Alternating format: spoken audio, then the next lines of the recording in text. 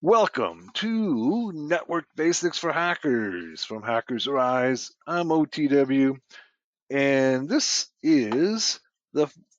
it's this is the second run of this course. Um, this course is designed to basically be the Linux basics for hackers for networking. Right, so you all are familiar with my book, Linux Basics for Hackers. Came out in 2018 and immediately became a bestseller. It's still the best-selling Linux book out there. Um, it's one of the best hacker books out there. This new book coming out, Network Basics for Hackers, is meant to be the same, but for networking. So it's how networks work and how hackers can take advantage of that information, that knowledge to take control of a system, to gather reconnaissance, to take control. So that's what we're going to focus on. But before we begin to do that, we need to develop some critical understanding, some fundamental understanding of how networks work. Once we have that fundamental understanding of how networks work, then we're going to go ahead and show you how that information can be used by an attacker hacker. So in this course, I'm hoping that you have a installation of Kali. Let me show you what I have. Okay, I've got, yeah, here we go. I've got 2023 running right here in VirtualBox. Okay, you can have any of them. If you got 2022, 2021, 2019, that's fine. Okay. Um, I haven't really been too keen on what they've been doing with the Kalis in recent years, and so I'm sticking with 2020, but it doesn't really make any difference what version you're running. It's all going to work the same. Okay, it's Debian Linux. Okay, with a bunch of tools. Right. Um, but I've got versions of Kali going back for over 10 years. Okay, back to, gosh, probably back to 2005 when it was called Backtrack. And I think probably 2019 was my favorite, but this is 2020. If you got any of them, you should be fine. All right, let's go back to our presentation. All right, as I was saying, this course is designed to provide the aspiring cyber warrior the basics of networking, network protocols, and how hackers can use them and attack them. I'll be using Kali Linux 2020, Wireshark, and TCP dump. Don't worry about Wireshark and TCP dump because it's built into your Kali. All right. And if not, you can easily just download it by going sudo apt install Wireshark or TCP dump or what have you. Okay. So also a little bit of housekeeping. Here we are, we're starting approximately at 3 p.m. UTC. We'll run for about an hour, hour and a half, take a 15-minute break for bathroom, coffee, what have you, and then come back and do another hour, hour and a half. I'm trying to keep the courses under 4 hours a day. I found that people, they lose their attention span gets stretched beyond that. So we're trying to keep this under 4 hours. That means that we will be done at the latest at 7 p.m. UTC. So 3.5, 4 hour class. All right. So this is what we're starting with. We're going to look at our outline is going to involve introduction, some infrastructure, networking infrastructure, networking protocols, TCP/IP, IP addresses, routing, DHCP, DNS, SNMTP, ARP, SMB. These are all TCP/IP protocols. And then we're going to switch a little bit, okay, into some radio, okay, networking. Bluetooth is radio networking, RF networking. Wi-Fi is radio networking. And lastly, SMTP, if we have time, okay? So we're going to try to cover all of those. The book is going to cover even more subject matter than we have here. I think the book has got a few other subjects that we won't have time. This is going to cover all the key, probably the most important protocols and networking. So let's start off. What is a network? It's where two or more computers are exchanging information over wire or radio connection. Okay, we can't ignore radio connection. Some of you have probably recognized that radio networking, radio systems are kind of my passion at the moment. That's why we have the software-defined radio hacking course. We'll be running it, I think, in August again.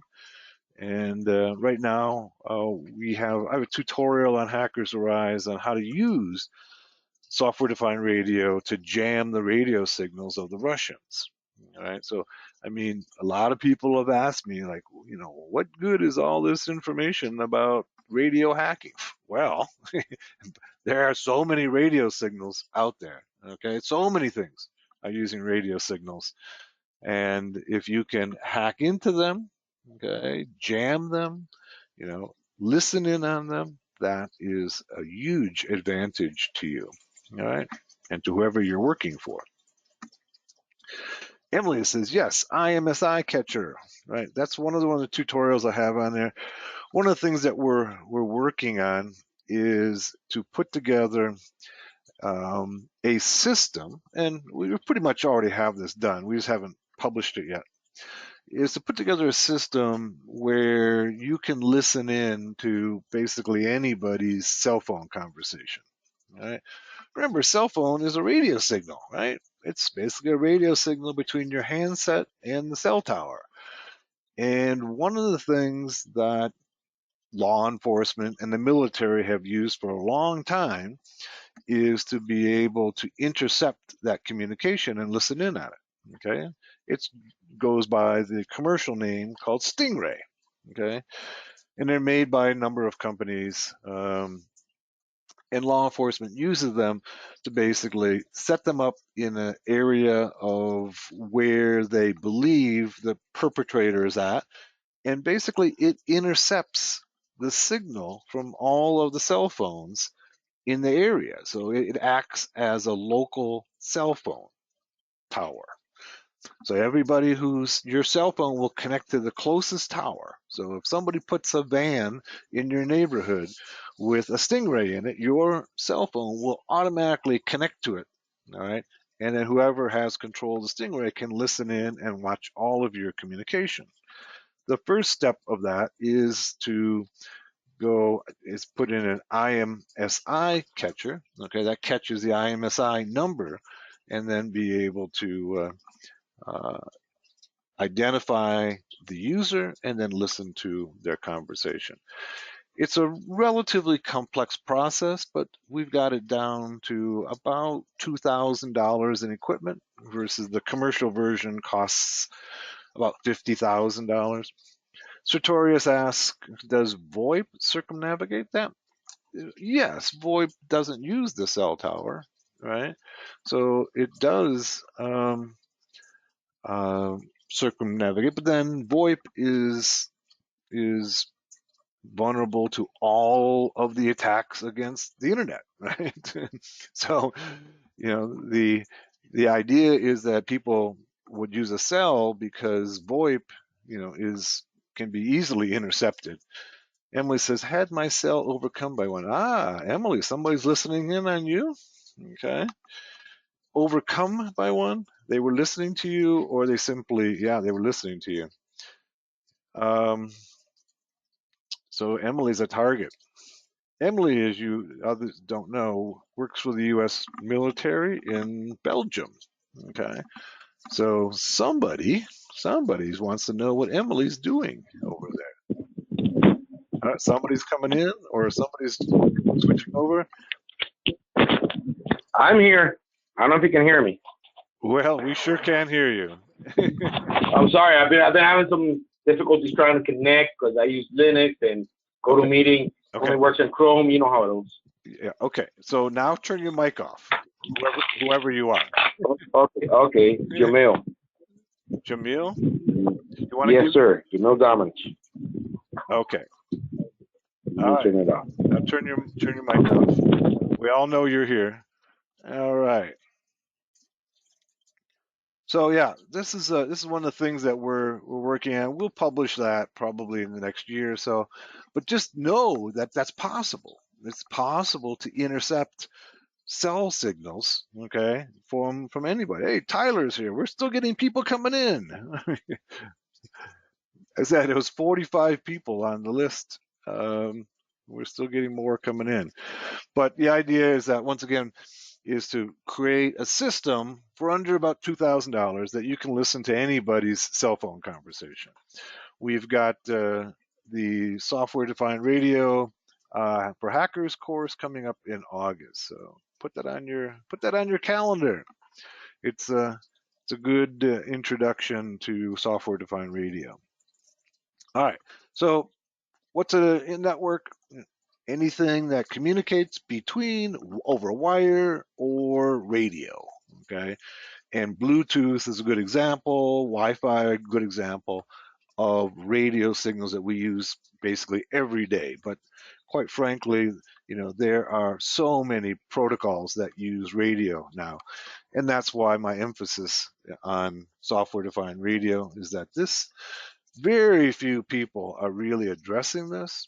Um, I know that the military is addressing it, the espionage agencies are addressing it, but very few other um, training programs or books are addressing radio hacking. So that's part of my emphasis.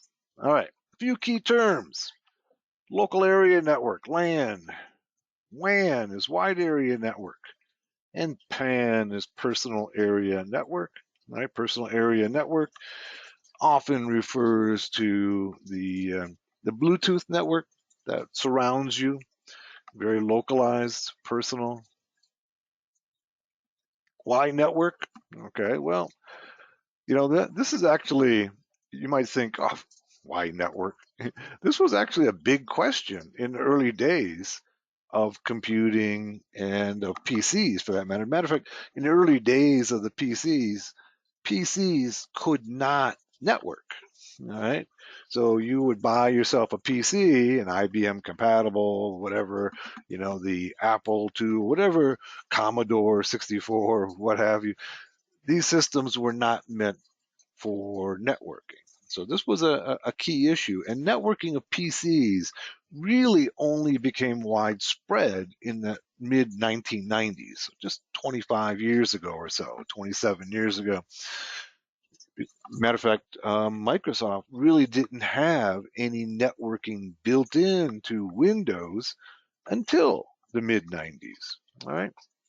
So why do we want to network? We want to share files. We want to share resources. We want to share programs. We want to share the internet. Okay. Servers and clients. Most networks are configured with servers and clients. The server usually has storage, files, printers, and other resources. The clients are usually less powerful computers with less resources. This terminology is reversed when we're starting talking about SCADA systems. SCADA are the industrial control systems, and the terminology that we usually think of in servers and clients is reversed in that environment. Key elements. Oftentimes people will simply call this a NIC, okay? Network Interface Card, or NIC. Here it is right here, all right? Networking cable, okay, here's some network cable. This is a network switch, a network router, wireless networks, and network software, okay? Different size of networks include LAN, WAN, MAN, metropolitan area, okay, meaning covering a wide area. We got somebody else coming in. This class is getting big now. Metropolitan area. Ah, John's here. Okay. Let's see. What countries do we have covered here? We got a bunch from the US.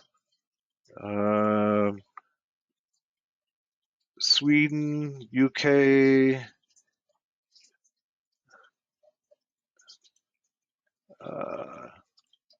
we got a good spread around Europe and the U.S. Nobody from Asia looks like. I can't recognize anybody from Hawaii. Angus is in Hawaii, so Angus is kind of in Asia.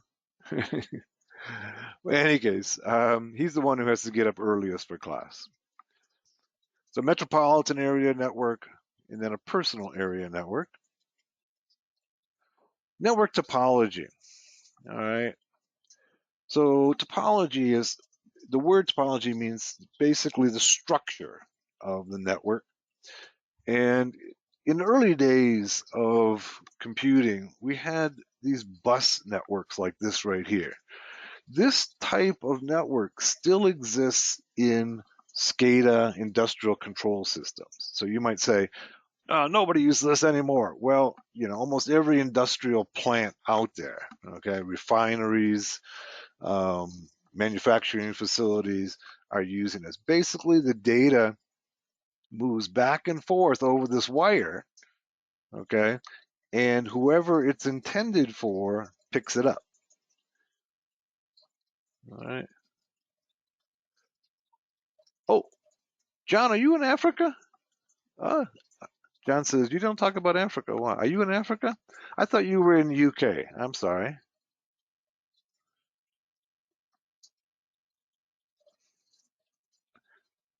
John, are you in Africa? What country are you in?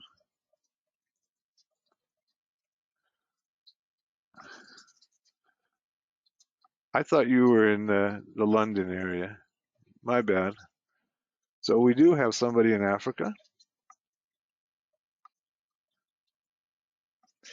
So this is the original topology of networks. Was basically one system sent. You're Ghana. Oh, you're Ghanaian based in the UK. Okay, there you go. I thought you were in the UK. The data flows back and forth over this wire. There are terminators on both ends, okay, so that the data bounces back and forth. It's really not a very efficient way to communicate. But in the early days, when there wasn't that much data going over the wire, it worked just fine. Okay. Um, then you end up with the star topology, which is more common today, right? Like this here, where there's a central switch or router, and everybody connects to it. And this is, you can see kind of a star. Oh, and YAML's in Puerto Rico, so not really the United States. It depends upon your perspective. But yeah, YAML's in Puerto Rico, territory of the United States. Um, so we're spread around quite a distance here. Star topology. Now I don't have a image up here of the ring topology. A ring topology, as you can imagine, is simply a circle, okay, of machines that are communicating in a circle, in a ring, and the data just goes around the circle. And when the target sees the data that's intended for them, they pull it off the ring. Okay, this is an old technology that IBM used to use. You don't see this very often. Okay, and then we have kind of a combination of all of those in what's called the mesh technology. Now, meshes, I think, is something that you should pay attention to. Um, I have a tutorial on Hackers Arise about an app that will work when the towers are down. So when the cell towers are down and the internet's down, if everybody has an app, you can create a mesh where everybody can communicate to each other without the cell towers, without the internet. Okay, there is no central servers. All right, and in this case, the app I'm talking about is called Briar, and I put it out there for the Ukrainians to be able to communicate with each other if Russia takes out the cell towers, if Russia takes out the internet, okay, which they have in some communities, then you can create what's called a personal mesh where every phone essentially becomes a router. All right. Now, another application for this is you may be aware that um, Elon Musk, his SpaceX company, has a new internet service, okay, called Starlink, and they use a mesh technology among their satellites. All right. So the satellite, so when you communicate up to a satellite, and then the satellite, say this is your satellite right here.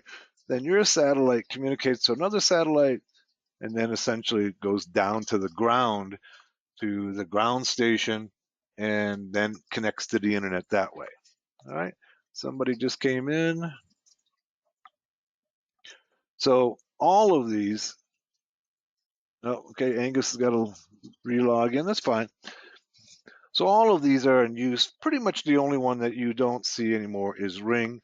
The mesh, although it hasn't been used much in the past, you're going to see it more and more in the future. All right. And Elon Musk's Starlink is a good example, or the Briar app on your phone also use mesh technology, mesh topology. Some of the keys in the infrastructure include cables. All right, you've probably all seen Ethernet cable, patch panels, network switches, and a router. A patch. We're going to show pictures of each of these in a moment. So if you're not familiar with them, one of the things that most people who are new to networks hate is the OSI model. But I'm going to emphasize to you that you should know it. All right. It might seem overly simplistic or theoretical, but people in our industry all talk in terms of the OSI model. Okay, people always are talking about, well, this is a layer 3 technology, or this is a layer 2 technology, or a layer 5 technology. So you've got to know what these layers are. So let's start off with the very top. There's 7 layers to the OSI model. You should know all of these. Now, I'm going to give you a mnemonic that will help you to be able to memorize them.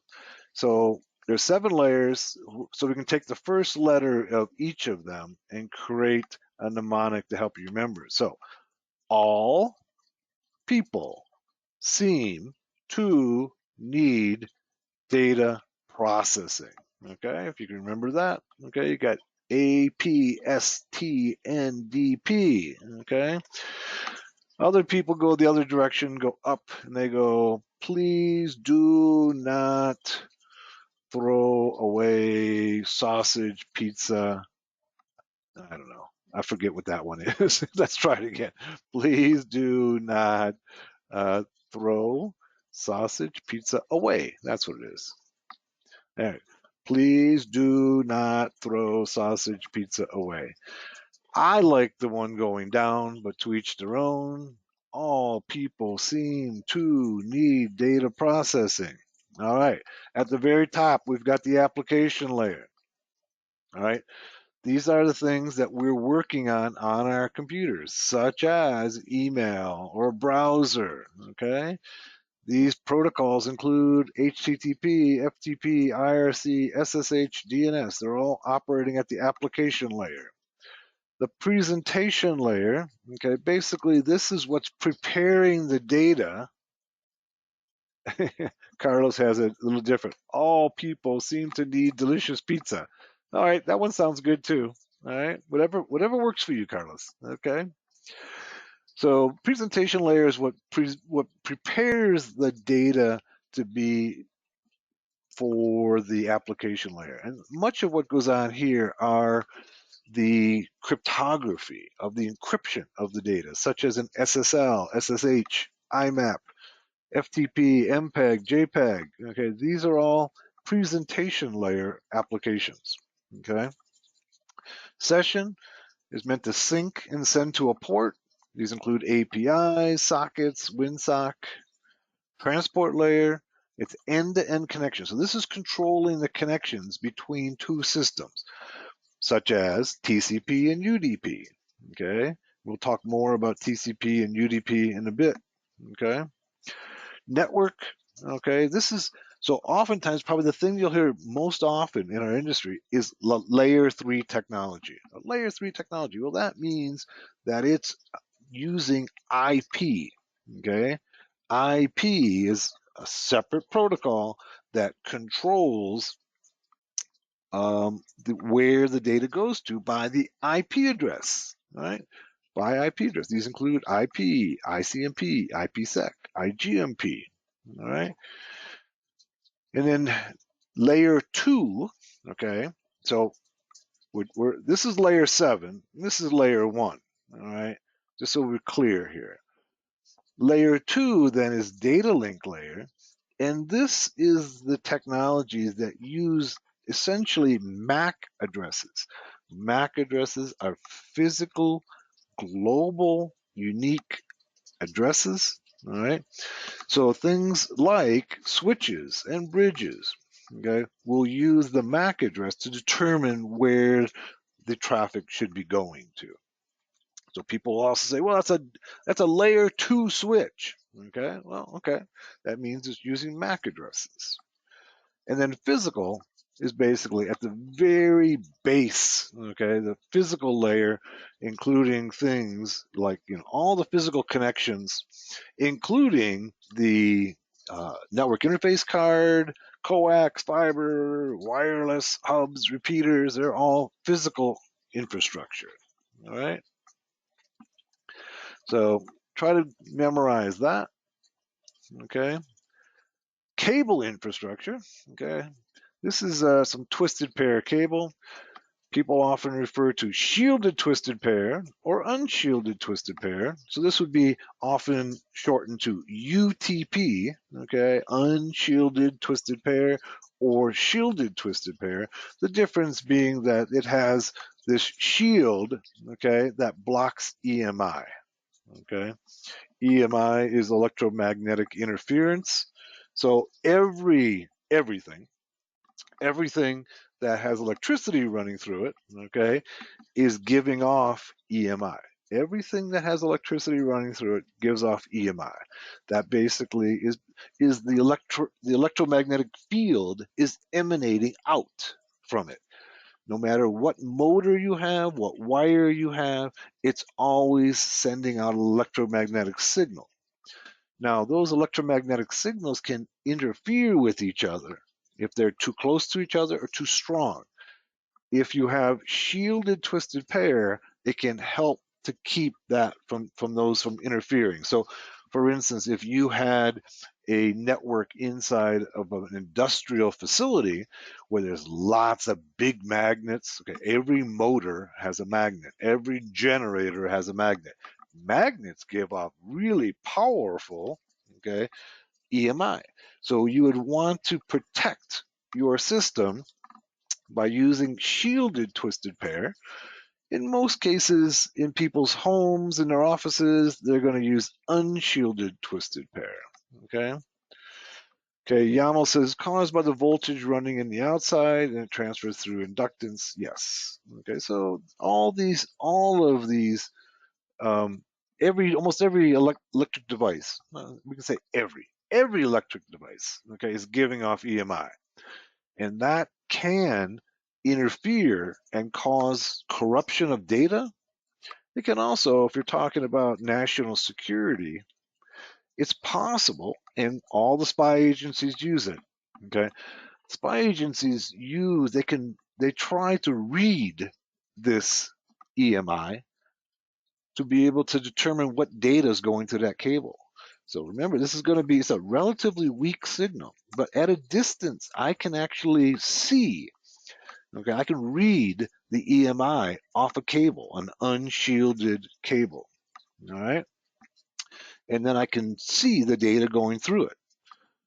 Now, in highly confidential environments, okay, like the military or like the spy agencies use, they actually have walls that will not allow any type of EMI to enter or leave. Okay, so They're very aware that their EMI can be read by other nations' actors. Here's the RJ45 connector. Okay, these are the ones that you might right now have connected into the back of your network interface card. This is a patch panel. Okay, patch panel is where all of the systems, okay, are able to connect into the network. These are often referred to as patch cables, okay, patch cables into a patch panel.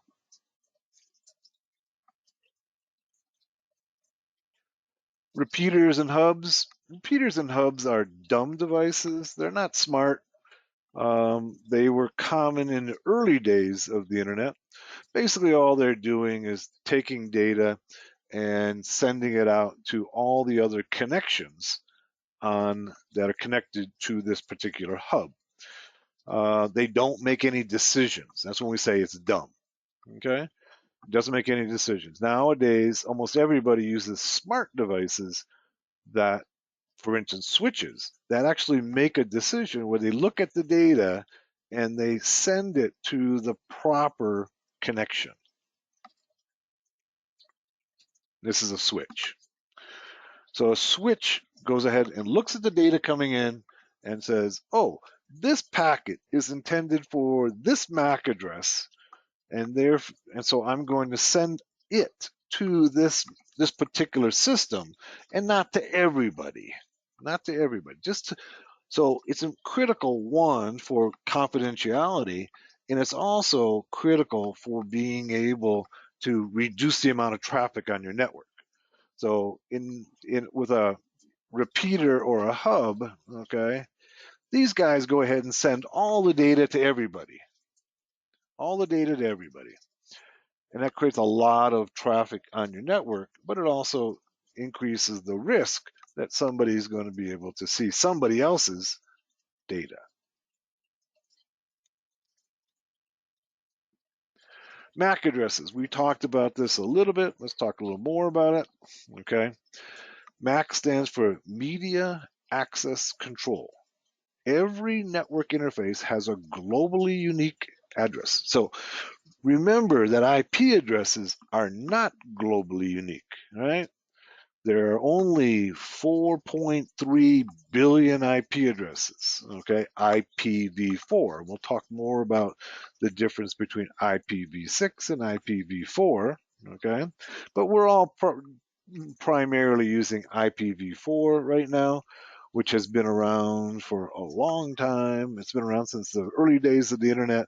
There's only 4.3 IP addresses, 4.3 billion IP addresses, and there's 7.5 billion people on the planet, right? And most of us are using multiple IP addresses, right? So you might at any given time be using 3, 4, 5, 6 IP addresses. You can see that there's not enough IP addresses. And so as a result, that's why we have this distinction between private IP addresses and public IP addresses. This is to take care of the shortage of IP addresses. IPv6, when it's fully implemented, will take care of this. In the meantime, we have these globally unique physical addresses. These are physical. Every device has a unique globally unique ID. All right, this is the MAC address.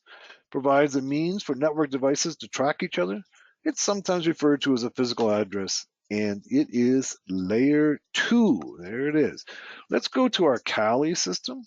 All right, let's talk a little bit about our MAC address. Okay, hopefully you have Kali there. If you don't, you can just watch me. But so one of the first commands you'll learn in networking in any system, okay, whether it be Windows or Mac or Linux, is how do I find out my IP address? And in Linux and in Mac, okay, it's ifconfig, right? and it comes back and says command not found. And that can be really confusing to somebody who's new, because what you need to do is use sudo, okay, ifconfig, or switch to the root user. So these new Kalis, they require you to use sudo or switch into the root user. I'll be using sudo throughout class, okay. So go sudo ifconfig, it asks me for my password, and it shows me all of my interfaces. All right, it shows me the interfaces, and it also shows me, all right, the MAC addresses. Now let's go through each of the things. Let's skip this one right here because this one isn't connected to anything. Here, yours is probably ETH0. Okay, it's Ethernet 0, Ethernet 1, and this is loopback. Okay, so loopback, we'll address that one first. Here it is, it's 127.0.0.1. Okay, that's a reserved address for your own machine. Some people refer to it as home, okay, or loopback. So that when so for instance, if you're running a web server on Kali, okay, that's going to be your IP address, right?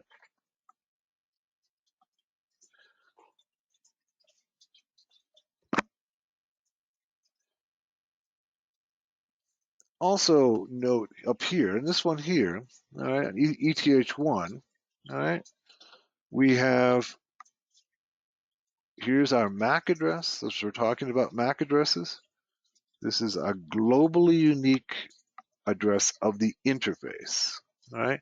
Here is my IP address, all right? Here is my net mask. Here's my broadcast. Now we'll talk about broadcast and net mask in just a little bit, all right? Most important thing I wanted you to see is that this is a globally unique MAC address. So on a local area network, this is really the way that routing is done on the local area network. It's done by MAC addresses. And we'll talk a little bit about ARP later on, where in the ARP protocol, we basically map IP addresses to the physical address. That's what ARP does. And this is what it's mapping it to. It's mapping, so an ARP, we'll talk more about ARP, so if you don't catch this right away, ARP says that this MAC address is using this IP address. That's what ARP does. All right, back to our presentation. Yeah, Sartorius says IPA works as well. Give me one moment. I've got somebody who just is trying to get in, and so for some reason he's not getting the credentials. Give me 1 second to help him out, and we'll be right back to class.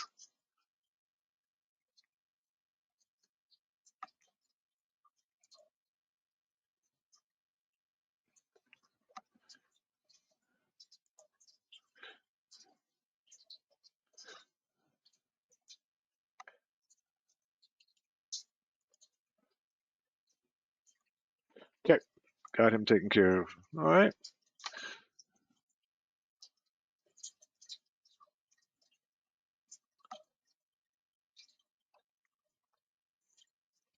And here's our MAC addresses showing you.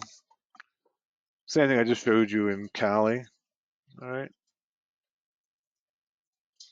It's basically the globally unique. This is the only machine in the world that has that address. All right. It's 48 bits in length, and there's 280 trillion addresses. So that should be enough for a while. Okay. Remember, there's 7.5 billion people. Only about half the people on the planet are on the internet. So it gives you some idea that you're part of that class, okay, of half the people on the planet who actually have internet access. I don't know if you see that as a good thing or a bad thing, You would have thought by now that there'd be more than half the people on the planet, but most people can't afford, one, even a phone, or two, have internet access to their locality. Okay, so it's about, I think last figure I saw was about 48% of the planet has access to the internet. Okay, let's talk about packets. Okay, packets are analogous to an envelope carrying a message from a source to a destination NIC. Okay, contains header information as well as data in the payload. So in the header of the packet, that's the key information that's going to get it to where it's going. The payload is going to be the information, the data. All right. So we have packets that include both of those things. All right. And typically, you're going to have in most of your communication, you're going to have a combination of TCP and IP in your packet. All right. So this is what these are just the headers. All right. And in the IP header up here, you can see that probably the most important things are source address right here and destination address. All right. You can see a few other things that you might be familiar with. The time to live. This is how many hops will it make before it stops hopping, going from router to router to router, trying to find its destination. This field right here is the protocol that says I'm combining IP with protocol 6, which just happens to be TCP. Okay. Over here we have flags and fragment offset. Flags, in this case, IP flags are different than TCP flags. This flag basically determines whether or not the packet is fragmented or not. So it's either DF, don't fragment, or MF, more fragments. Adi just made it. Hey! So this is the way, one of the beauties of TCP/IP is that its robustness, that it can handle a lot of problems, like, for instance, lost packets, what have you. It can also handle fragmentation of packets. And this is where it would signal that the packet is fragmented. And here is, if it's fragmented, where do we put them together again? How do we put them together? We got a fragment. Where did they break at? That's what the fragment offset is. So this is a feature that is used for robustness of TCP/IP. The hackers can use it for a number of reasons, number of ways. One is if I've got malware and I want to send it past your IDS, I can fragment it. So you're looking for, a particular signature of malware, and I can take the malware and break it up into pieces and then send it past your IDS, and it doesn't recognize it because it's broken up into pieces. All right. And of course, those pieces will then get reassembled at the destination, and the malware then works. Now, most IDSs in 2022 try to capture this, and it takes a lot of work. It takes a lot of CPU cycles, because imagine that you get this IDS working out there, and it's seeing these packets, and it has to go ahead and take the fragments and collect them all and hold them in memory someplace, and then reassemble them and then scan them. All right. So it's not 100% perfect, but most of the time, fragmentation of malware, whereas it was very common and very effective 10 years ago, doesn't work necessarily anymore. Okay. On the TCP side, the most important thing are ports. Source port, destination port. Okay. Sequence number, acknowledgement number. All right, let's be clear here. Port is, if you're not familiar, port is kind of like, think of the IP address as like a building address. So it's the address of the building that the traffic is going to, say a big apartment building, okay, or a big office building, right? So that would be the IP address. And then within that building, apartment building, office building, there are individual offices, and that would be the port. All right. So IP address gets us to the proper machine. Port gets us to the proper office, okay, location within that machine. So for instance, HTTP uses port 80, right? HTTPS uses port 443. DNS uses port 53. SMB uses port 445. SNMP uses port 161, on and on and on. Okay, you should know the top 50 or so ports. Okay, that's one of the things that you should study and know before you proceed. People are going to talk about, traffic by port number, and you have to immediately know what that is. And there are 65,536 ports, all right, but only about 100 are commonly used. So those 100 are the ones that you should know. The other ones, of course, nobody's going to memorize 65,536. Now, you might wonder where these numbers are coming from. 65,536 is 2 to the 16th power. Okay, so remember, everything is zeros and ones, right? This is all a base 2 system. Okay, so ports are 2 to the 16th. All right. IP addresses are 2 to the 32nd power. Okay, that's where 4.3 billion comes from. Okay, 4.3, 2 to the 32nd power is 4.3 billion. 2 to the 16th power is 65,536.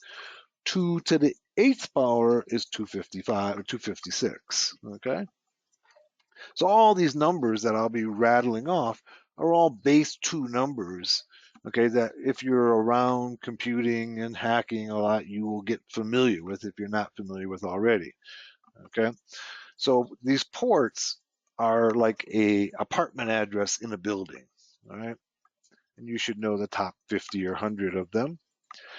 Sequence number, acknowledgement number, these are the ways that TCP, once again, one of those robustness features of TCP IP is that it makes sure that every packet arrives. Okay, if it doesn't arrive, it then will send the packet again.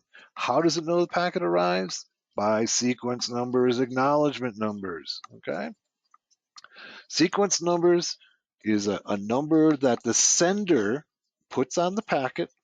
Okay, and if it arrives, okay, to the destination, the next packet is going to have an acknowledgement number of that sequence number. It's basically going to echo it back so that the sender knows that the packet actually did arrive. If that acknowledgement number isn't received within a specified period of time, then it goes and sends the packet again. That's how the system works to make sure that every packet arrives. Now, if you're a little bit familiar with UDP, okay, the user datagram protocol, which we'll talk about a little bit, it doesn't have this feature, okay? It doesn't know if a packet arrived. So some of these things that we have built in and we take for granted in TCP/IP are not necessarily built into other protocols.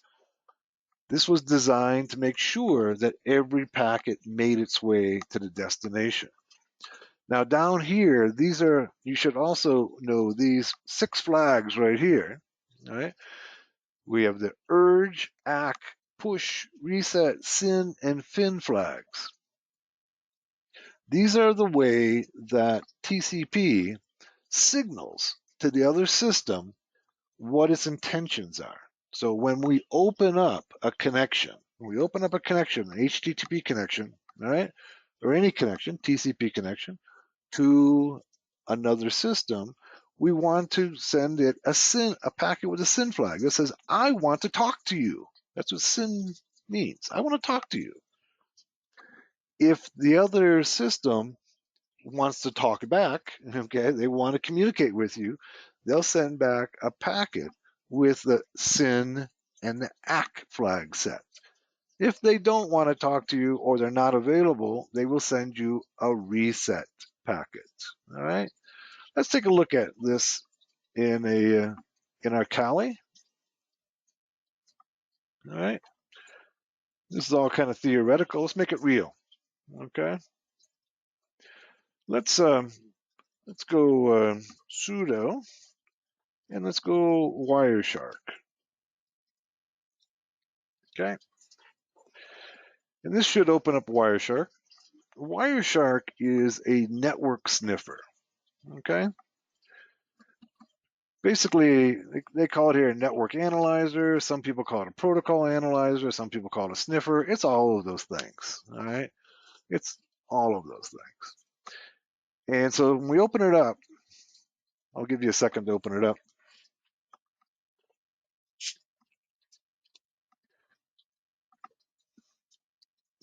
The first thing it asks us is, where do you want to sniff on? What interface do you want to listen on? And so what I want to listen on is right here on ETH1. I could listen on ETH0, but there's nothing traveling on ETH0. And I could choose any, so it goes ahead and listens on all of my interfaces. Notice I have some other possibilities here. If I was using Wi-Fi, I would probably want to select WLAN 0 or WLAN 1, which would be my Wi-Fi adapter.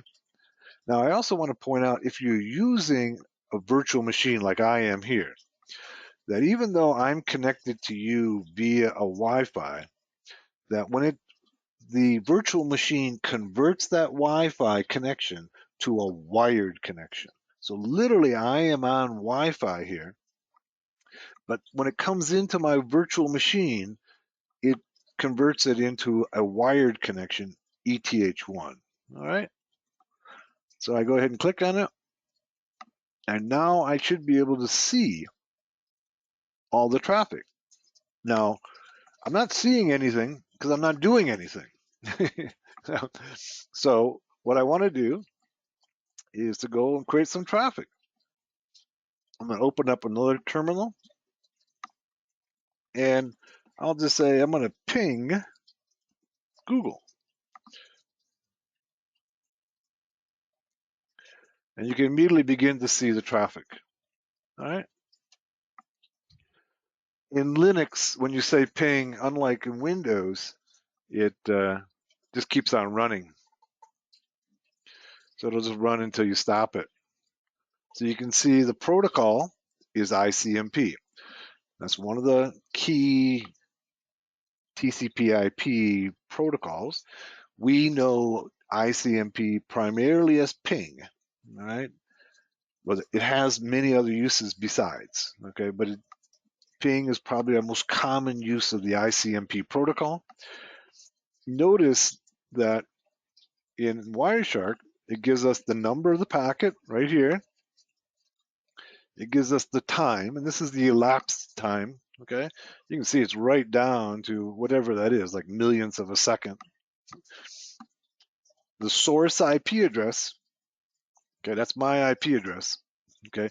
Now this is my private IP address, so we'll talk more about private versus public IP addresses, but this is not a IP address that is going to be recognizable to anybody on the outside world, because this is only available inside my network, okay? It's a private IP. We'll talk more about this if you're not familiar with it. And then this is a public IP for Google. Yours may be different because Google has multiple servers around the world, all right? And then here's the protocol. Here's an ARP coming, all right? You see this ARP? Okay, this is where it's assigning the IP address to a MAC address, to the globally unique address. If we can go ahead and grab any packet, just click on it, all right? And we can get details. We double click on it, we get this window here.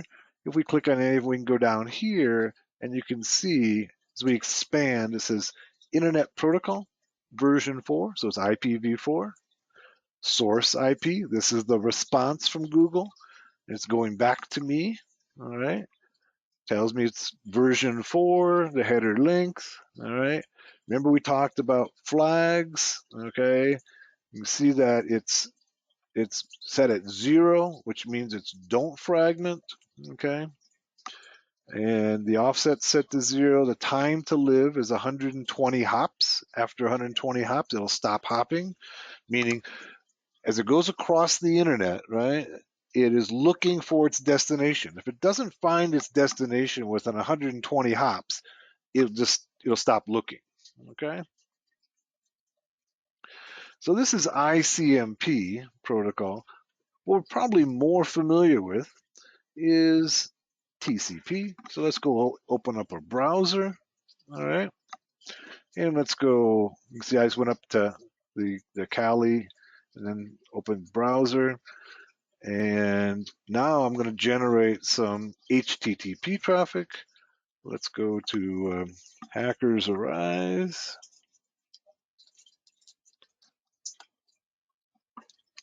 And when I do this, I can see that the traffic is going to start to change. Okay, you can see the TLS, you can see DNS.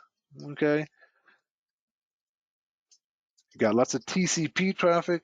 See in the protocol here. Let's go ahead and click on one of these.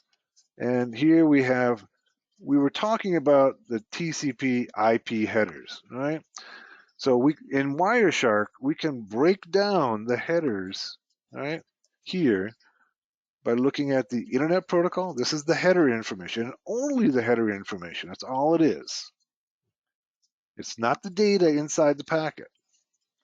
And then here's the TCP header. Let's look at that. Okay, so we have TCP, Transmission Control Protocol. The port it's coming from is port 80. Destination port is 33,332. There's the sequence and acknowledgement numbers we had talked about. All right. Source port, destination port. All right. Sequence numbers. So here's the sequence number. This is a relative sequence number. And here's the raw. This is the actual real sequence number on there. Acknowledgement number. Okay, the raw acknowledgement number. Here's the flag. Okay.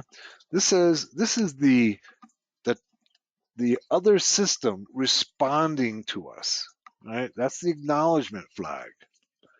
Window size is another one of those features that TCP/IP has built into it that allows for the robustness of TCP/IP. In other words, what it does is that it manages flow control.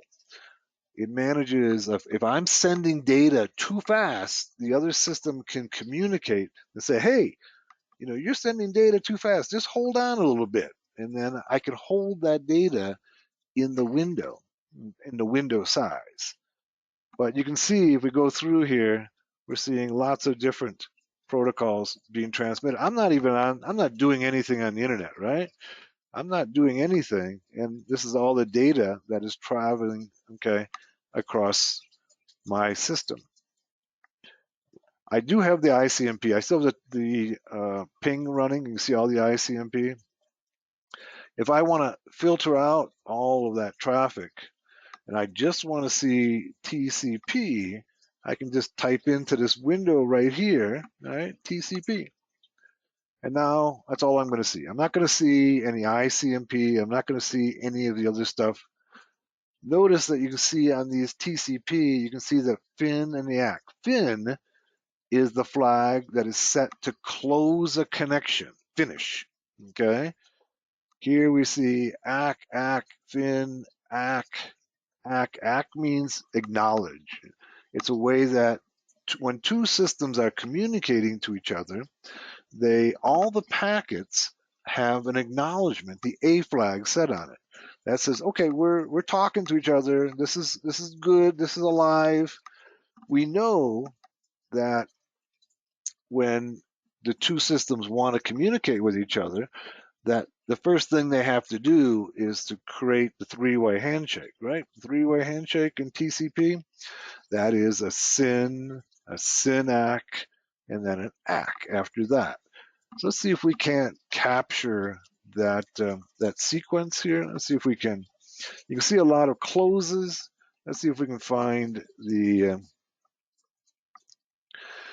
we're going to look for the, let's go and look for the TCP flags and look for the SYN, okay? So this says, I want just TCP protocol and I want the flags. I'm looking just for the SYN, all right? Just those packets that have SYN, all right?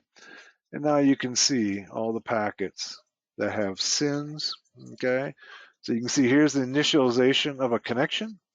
It's port 51916. That's coming from my system to another system on the out. This looks like some on the outside or somewhere in my network going to port 443, SYN, SYNAC, and then there should be an ACK as well. But we're not looking for that. So this is the three-way handshake here. SYN, SYNAC, and then there'll be an ACK. Every TCP-based connection starts off with that three-way handshake.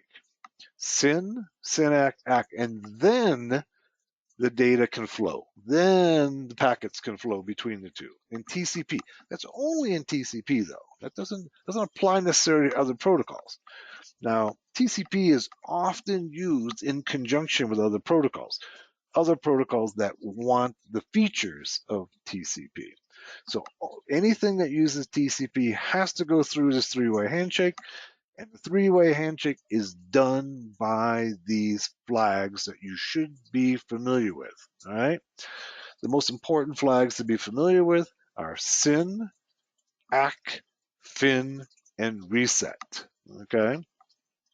SYN is opening a connection. FIN is closing a connection. ACK says, I want to continue to talk to you. And reset says, I don't want to talk to you. You know, reset actually plays a really key role in communication, because if I try to connect to the wrong port, okay, if I try to connect to the wrong port, then I'll get back a reset, which says, you're in the wrong place, buddy. With that having been said, I've got 18 minutes after the hour. Let's take a 15-minute break, and we'll come back and do some more. I've got a few people still trying to get into class, so I'll see you in about 15. Take a bathroom, coffee break, and be back at 33 minutes after the hour. Okay, we're back. And when we left off, we were looking at some of the details of TCP/IP from Wireshark. Wireshark is going to be one of those critical tools that we're going to need to be able to dissect the details of TCP/IP. Let's go back to our presentation now. You've got a little glimpse into the inside of these packets, all right? And let's go back and talk some more. One of the things we really haven't discussed yet, the whole IP structure, the IP address structure, and we'll get to that in just a minute. But this is the header of TCP/IP, and I think it's really important that you understand the header. I mean, you need to understand how these systems work to break them. Right? You can't break a networking protocol unless you understand how it works. Right? So I mentioned that we can, one of the things that we can do is to fragment packets, and this would appear here in the IP header. To be able to do a man-in-the-middle attack, the sequence number and acknowledgement numbers become key, all right? And these become key for any type of reconnaissance on a system. So that's how all that plays out for the hacker, all right? Here's Nmap. It's an excellent tool for opening ports and services, all right? So Nmap is one of those tools that basically takes advantage of these protocols to be able to understand whether or not a system is actually running and what ports are open on it. Let's go over to our Kali system and let's take a look at that. I'm going to close my Wireshark. All right. I can choose to stop and save or stop and quit without saving. Stop and save means I'm going to take all these packets that have passed my wire and put them into a file for later analysis. In this case, I don't want to do that. But if, say, for instance, I had an ongoing attack, I'd want to go ahead and stop and save so that I could go ahead and analyze them later. All right, stop it. And we're going to have to open up to really demonstrate the power of Nmap. Let's go over and open up another system. Let's see what I have over here. I got this OWASP BWA system. I got an email server. I got a Win7. Let's go ahead and open up the Win7 system.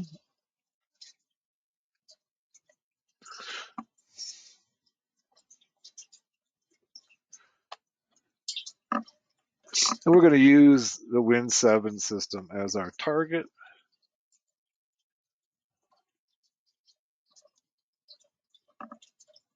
I have a better idea. I'm not going to open the Win7 system. I'm going to use another Kali. Let's do that.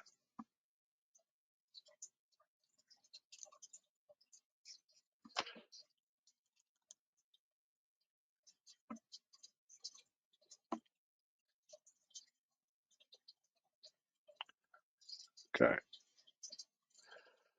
It should be easier for other people to replicate what I'm doing then. I'm going to go open up another Kali. I got a Kali 20.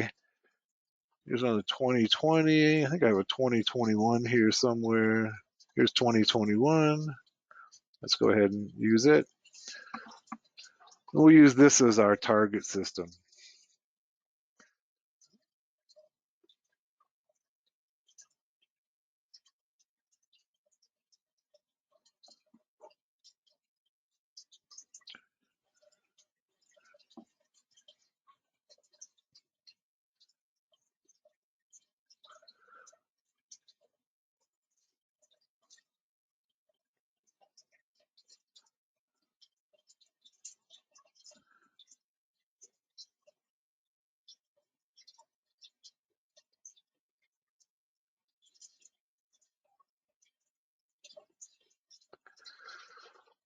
All right, let's log in.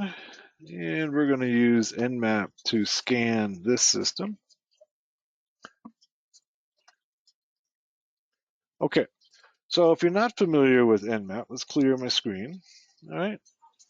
Nmap is a simple tool. It's been around for over 20 years. It's a tool that basically sends out packets, TCP/IP packets, to your target. And depending upon what response it gets, it determines whether or not the port on those system is open. First of all, it determines whether or not the system is actually there. Okay, it's up and running, and then determines what ports are open. So how does it determine what ports are open? It sends out packets with the flag SYN that we just looked at, and if it gets a reset back, that means the port is closed. If it gets a SYN ACK back, that means that it's open. It's very simple, right? So it's just using an understanding of TCP/IP to determine what the other system is running. So let's go and do nmap, sudo nmap, and then do -h. And here's our help screen. And there's a lot of information there. But really, we can really boil it down to this is the way Nmap runs. Okay, if you want to go ahead and see whether or not the other system is up and what ports are open, it comes down to simply sudo nmap, okay, and then the type of scan -s, and we'll say we want a TCP scan, okay. That means getting a three-way handshake to determine whether the port's open. And then the IP address, okay, of the other machine. All right, so let's go back and let's find out what the IP address is on this machine. Before we go ahead and scan it, let's first of all check our IP address.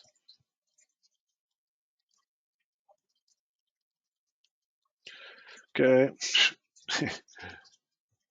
that's not going to work. Sudo ifconfig Okay, our IP address is right here. Okay, 101. All right, let's go check the other system, this one here, and check to see what its IP address is so that we can target it. Sudo ifconfig. Okay, so here's the IP address of this system. Okay, they're on the same network. Notice 192.168.105. All right, and let's go ahead and scan it to see whether one, it's up and available, and then what ports are open. Sudo, all right, nmap -st 192.168.100, and already I forgot the IP address. 5, okay, 5. All right, let's go ahead and run it and see what nmap tells us. Okay, it comes back very quickly. Comes back and says all 1,000 scan ports are closed. How does it know that? It sent a packet with the SYN flag set, and it got a packet with the reset flag on it. That's how it knows. All right. So it tells us that the host is up. The first thing it does is sends a ping to the IP address to make sure it's up, and then it scans 1,000 ports. Okay. Now we know there's 65,536 ports, right? It only scans 1,000 of them by default. Now let's go over to that system and let's open up a port. All right. So let's go sudo, just back to my 2021 system, and we're going to go system control, okay, or service will work as well. Start Apache 2. This is be a web server, okay?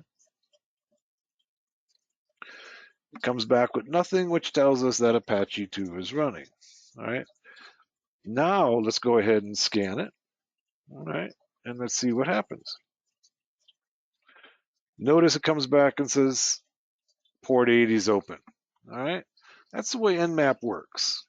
It basically sends out a packet with a SYN and then waits for the response. Okay, it goes through each one of those 1,000 ports. Okay, you see it goes through 1,000 ports very, very quickly. And if it gets a SYN ACK, it's taking advantage of the three-way handshake, we know the port's open. If it gets a reset, it says the port is closed. Pretty simple, right? Just using the knowledge of TCP to be able to scan that system. Now, if you've used Nmap at all, you know that you can also, just ask it to just scan a single port, okay? So we just want to go -P80. So I'm going to just scan for, see whether or not port 80 is open. Yeah, it says, yep, it is open, okay? And I can tell it to scan for a range of ports, say 445. And still, it only finds a single port, but it's pretty cool, right? It tells us, what ports are open. So from the information about the port, we can gather information about what services are running on that system. So before we attack the system, we want to know what services, because when you're attacking a system, very seldom are you attacking the operating system. Very seldom. That's pretty rare. Eternal Blue, for instance, attacks SMB. We would want to know whether or not SMB is open on this system, right? If we're attacking the web server, we want to know if the web server is open. If we're attacking a database, we want to know whether or not the database is running on that machine. So for instance, if we were to go, we want to check 3306. 3306 is MySQL, right? And we can go ahead and check to see if the database is running on that system, and it tells us, nope, it's closed. It's not open, okay? That's how we can determine what services. And then if we know that, for instance, MySQL is open, then we can develop an attack strategy to exploit that particular application. But the first step in any exploitation is to run some scans, reconnaissance against the system. Here, Nmap is the first tool that you probably want to use in doing that kind of reconnaissance. So what we're trying to figure out is what services are running on that system. In this case, the only service that we know is running is HTTP. All right. If we were to scan for, say, port 443, which is HTTPS, it'll come back and say, nope, it's not. It's not running. Or if we wanted to see whether or not port 445, which is SMB, which is what Eternal Blue exploits. Eternal Blue, if you're not familiar with it, was developed by NSA. It exploits SMB. I talk quite a bit about it in my book, Getting Started, Become a Master Hacker. It was stolen from the NSA by the Shadow Brokers, which is probably a Russian hacking group, and then was put out on the internet in 2017, in spring of 2017. It became the basis of the ransomware NotPetya and WannaCry. Both of them used it. A lot of other malware used it as well. And when we say used it, we mean it was a way to enter the system and then encrypt everything. You got to get inside the system first. And most ransomware relies upon social engineering. These two, NotPetya and WannaCry, didn't require social engineering. You could simply shoot it out at any IP address and pretty much get inside and then encrypt everything and then ask for a ransom. So this is the first step. So we want to go ahead and see what ports are open. So if we had a piece of malware that exploited port 445, it didn't exploit the port, it exploited the service running on port 445, and that would be SMB. If we had that, then we would know that we couldn't exploit the system because there's no SMB running on it. Right? We could use our exploit all we wanted against this system, but since SMB is not running, it's not going to work. Right? So we have to find another approach based upon what is running on that system. And on this system, there's very little running on it, just HTTP. So we would be looking, if we wanted to take over the system, we'd have to be looking for exploits that exploited, in this case, Apache 2. Okay. Also, one of the things that is nice about Nmap is that we actually have another switch that's useful, okay, -A, which will tell us not only, notice that we ran it here, we saw it's open, and it just tells us it's HTTP. That means it's able to communicate with HTTP, but it doesn't tell us what service is running on port 80. It doesn't tell us whether it's Nginx. It doesn't tell us if it's Apache 2. It doesn't tell us if it's IIS. All of these are HTTP services, all different. And malware generally is specific to the service, all right? So in this case, we want to know, okay, is this IIS? Or is it Apache, or is it Nginx, or is it Lightspeed? Is it some other HTTP server? Then we could use the -A and run it again. And -A attempts to determine what the service is actually running. It takes a little longer, you can see here.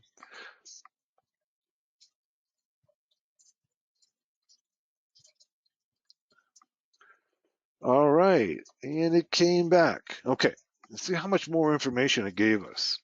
So it tells us that it's port 80 is open. Right there, you can see the state is open. All right, and it's HTTP as a service. But look at this. It tells us exactly what the service is behind it and the operating system.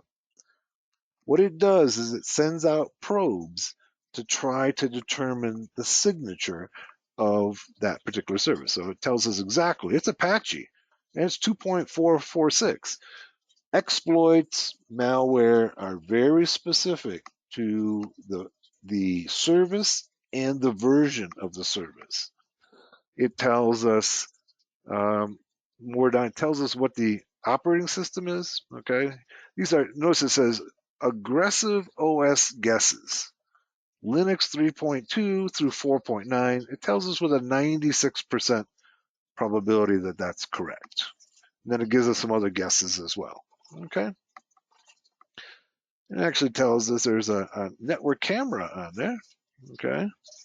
Among other things. So there's no exact OS matches. Okay. But, it's given us a 96% probability that it's correct. Now, it could be wrong, but this is what it does. This is what Nmap does for us as a hacker attacker. Go back to our presentation.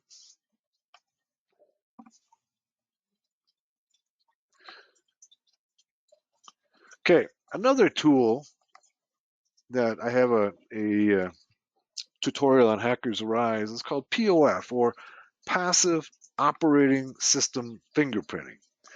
And what this does, this is developed by Michael Zalewski, who has probably, I think, 4 books from No Starch Press, the same publisher that Linux Basics for Hackers is from, who probably is the best publisher for hacking books.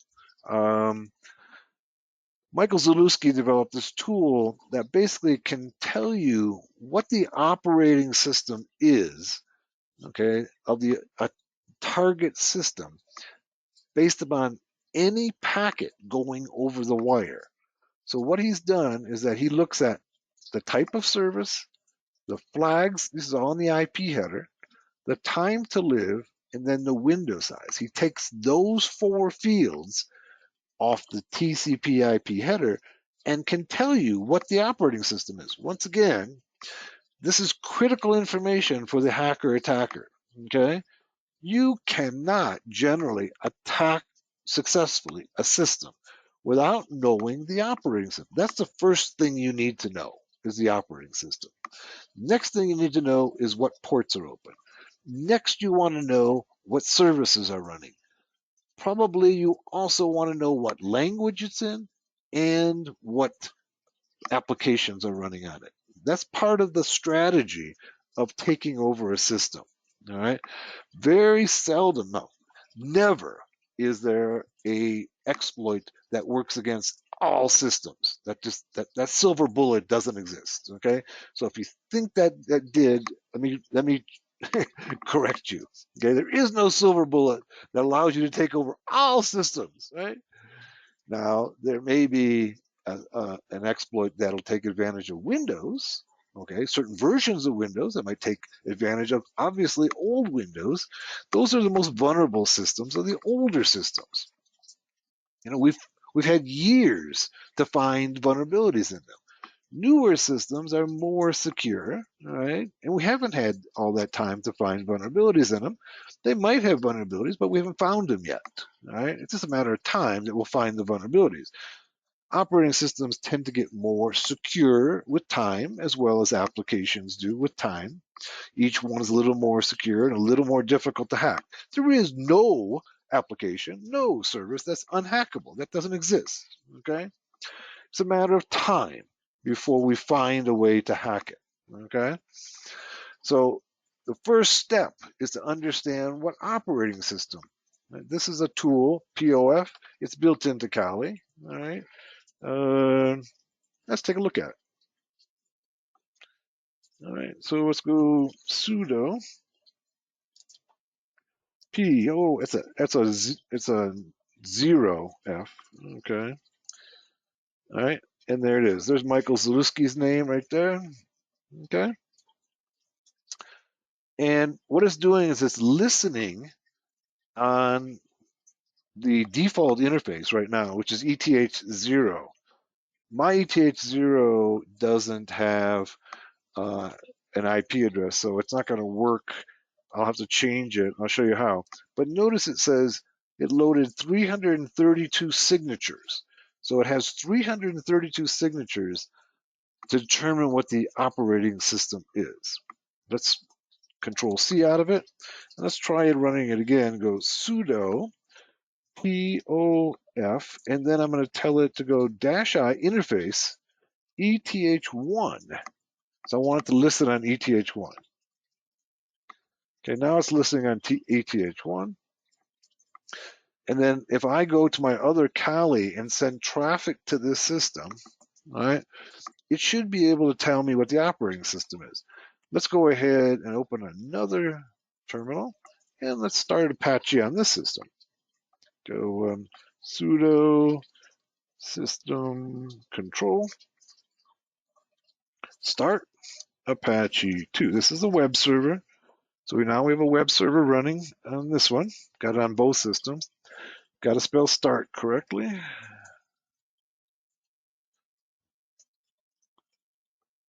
Apache Apache 2 is built in by default to our Kali. The web server is.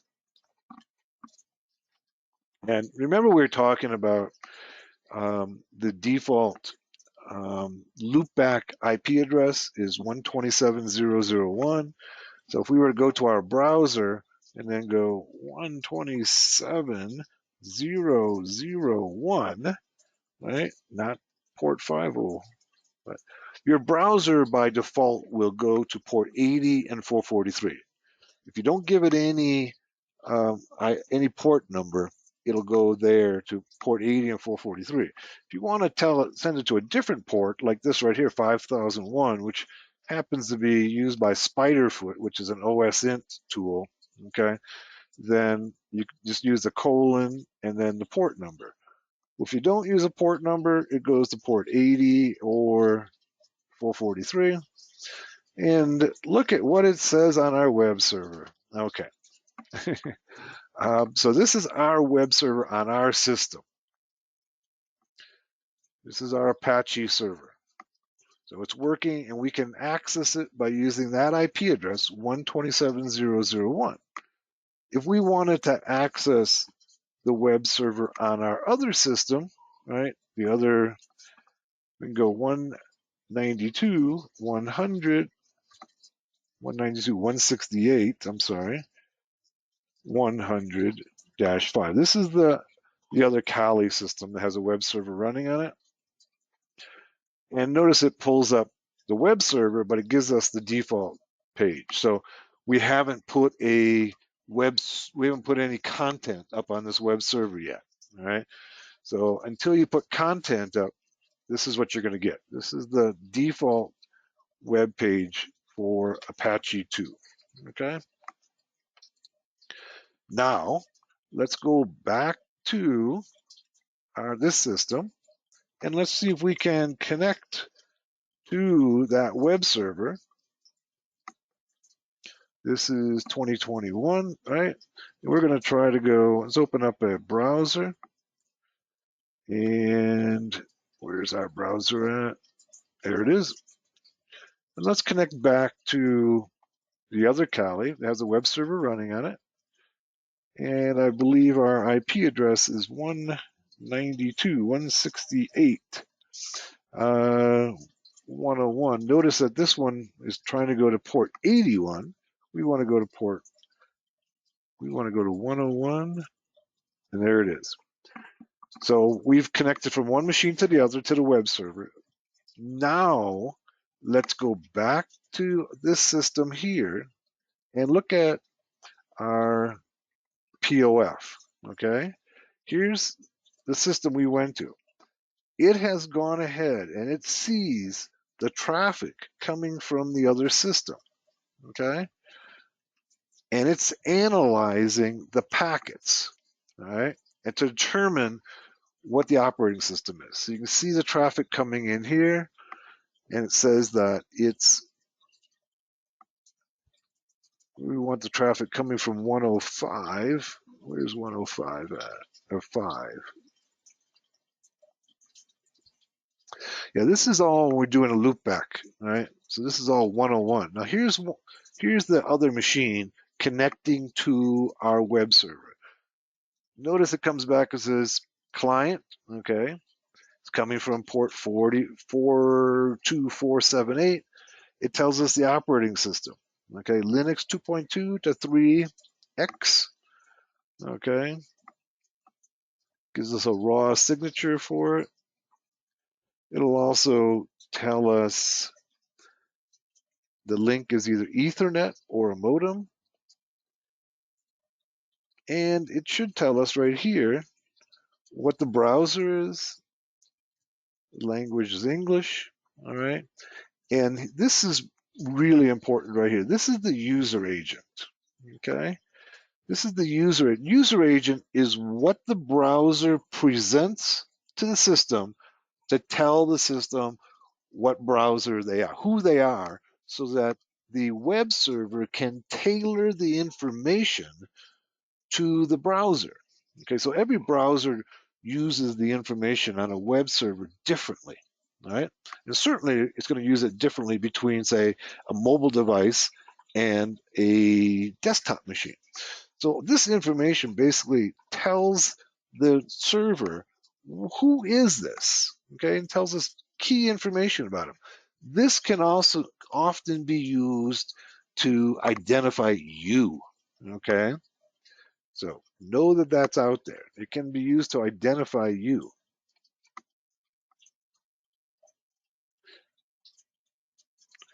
All right. So that's Michael Zalewski's POF. It's using the information that is being sent over the wire, okay, to determine certain key features of the target system.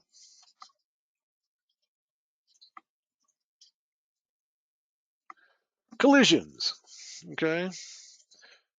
In networking talk, a collision is where two or more interfaces on a single cable try to send information at the same time. It can clog up a busy network.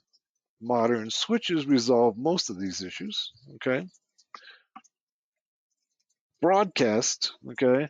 Broadcast packets are destined for every interface on the network, okay. The destination MAC address is simply FFFFFFF. This is all hexadecimal, right? So F represents the largest number in hexadecimal. Hexadecimal runs from 0 to F, okay? So this would be in decimal, it would be 255, 255, 255, 255, 255, okay? DHCP uses broadcast, okay? DHCP we haven't talked about yet, but this is Dynamic Host Configuration Protocol. DHCP is the service that assigns the IP addresses, so that when I boot up my system, all right, my Kali, for instance, I boot it up, before it gets an IP address from DHCP, it doesn't have an IP address. It has to be assigned an IP address by the DHCP server. All right, that's the Dynamic Host Configuration Protocol. Wireless networks use radio signals to communicate. Every wireless adapter has a MAC address, just like the wired adapter. Uses a wireless access point, or WAP, or just an AP. Okay, that is the system that you connect to. That's called the AP, or the wireless AP.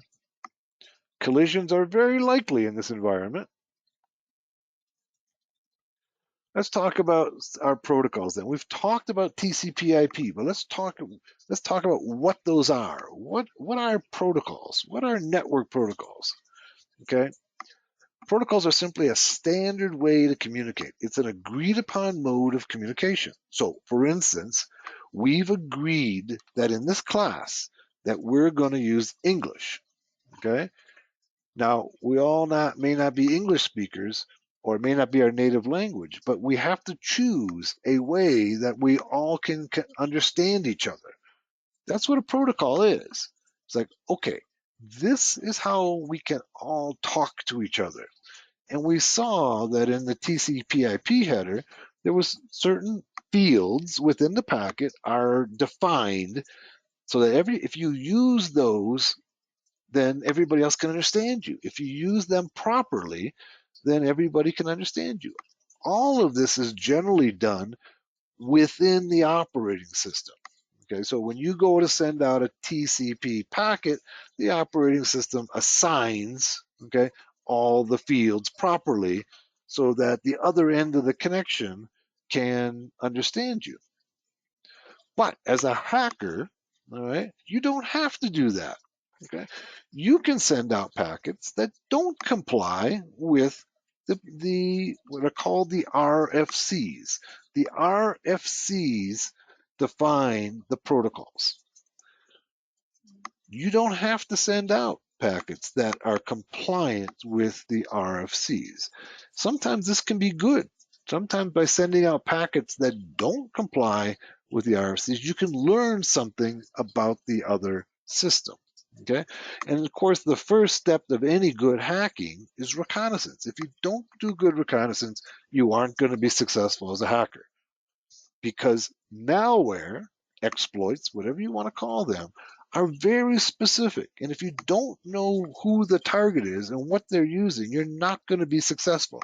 Therefore, reconnaissance is key. Okay?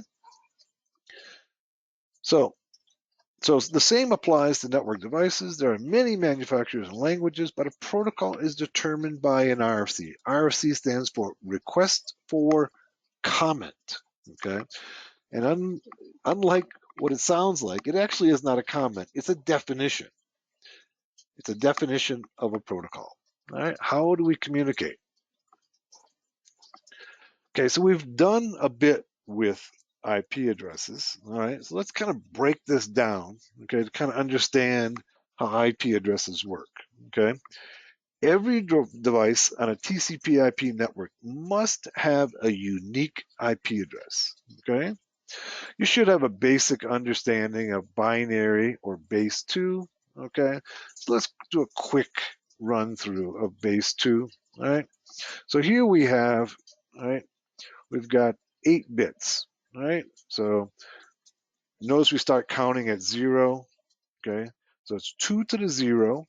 Okay, if that switches on, it represents 1.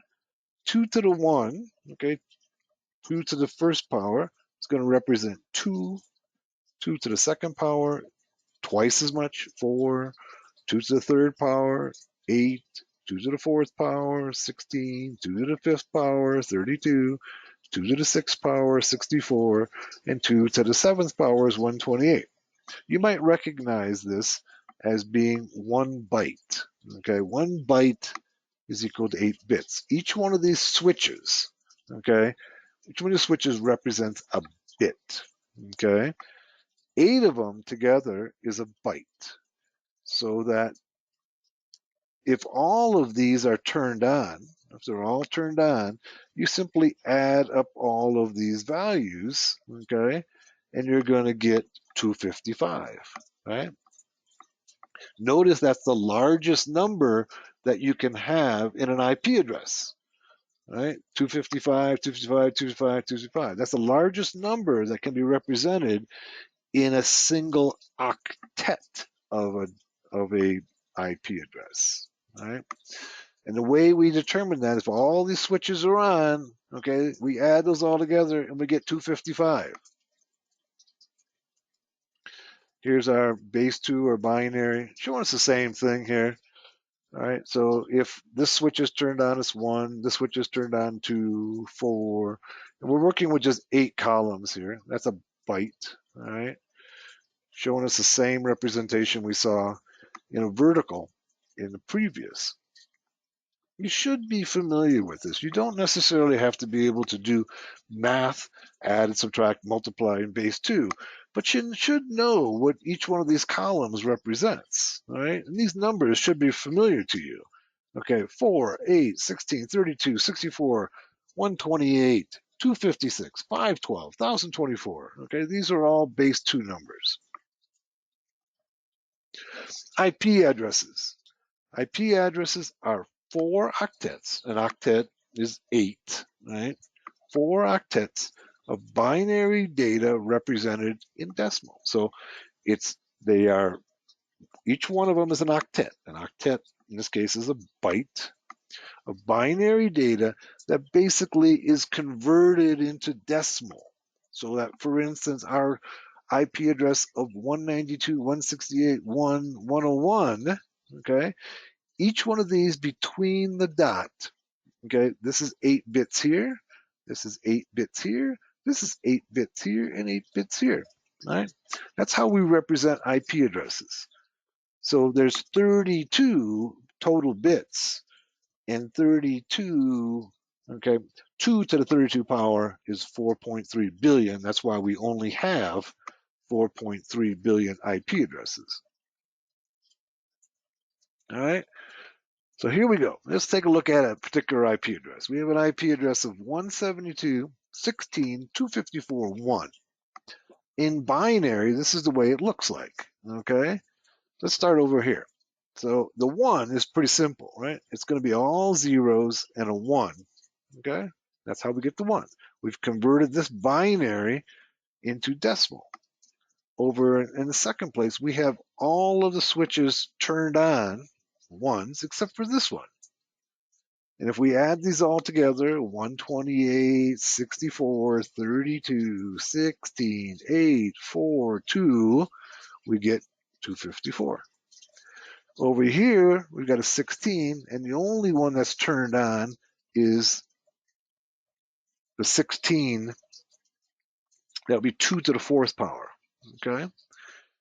And then we have the 172, which means the first bit is turned on, the third bit's turned on, in this case the 5th bit and the 6th bit, and we end up with, by summing those all together, we convert it into decimal, and we get 172.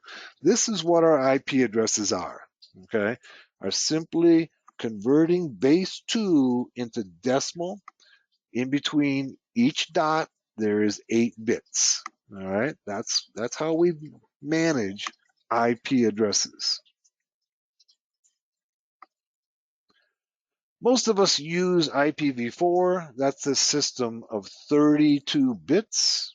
Okay, it's limited to 4.3 billion IP addresses. That's a problem. All right.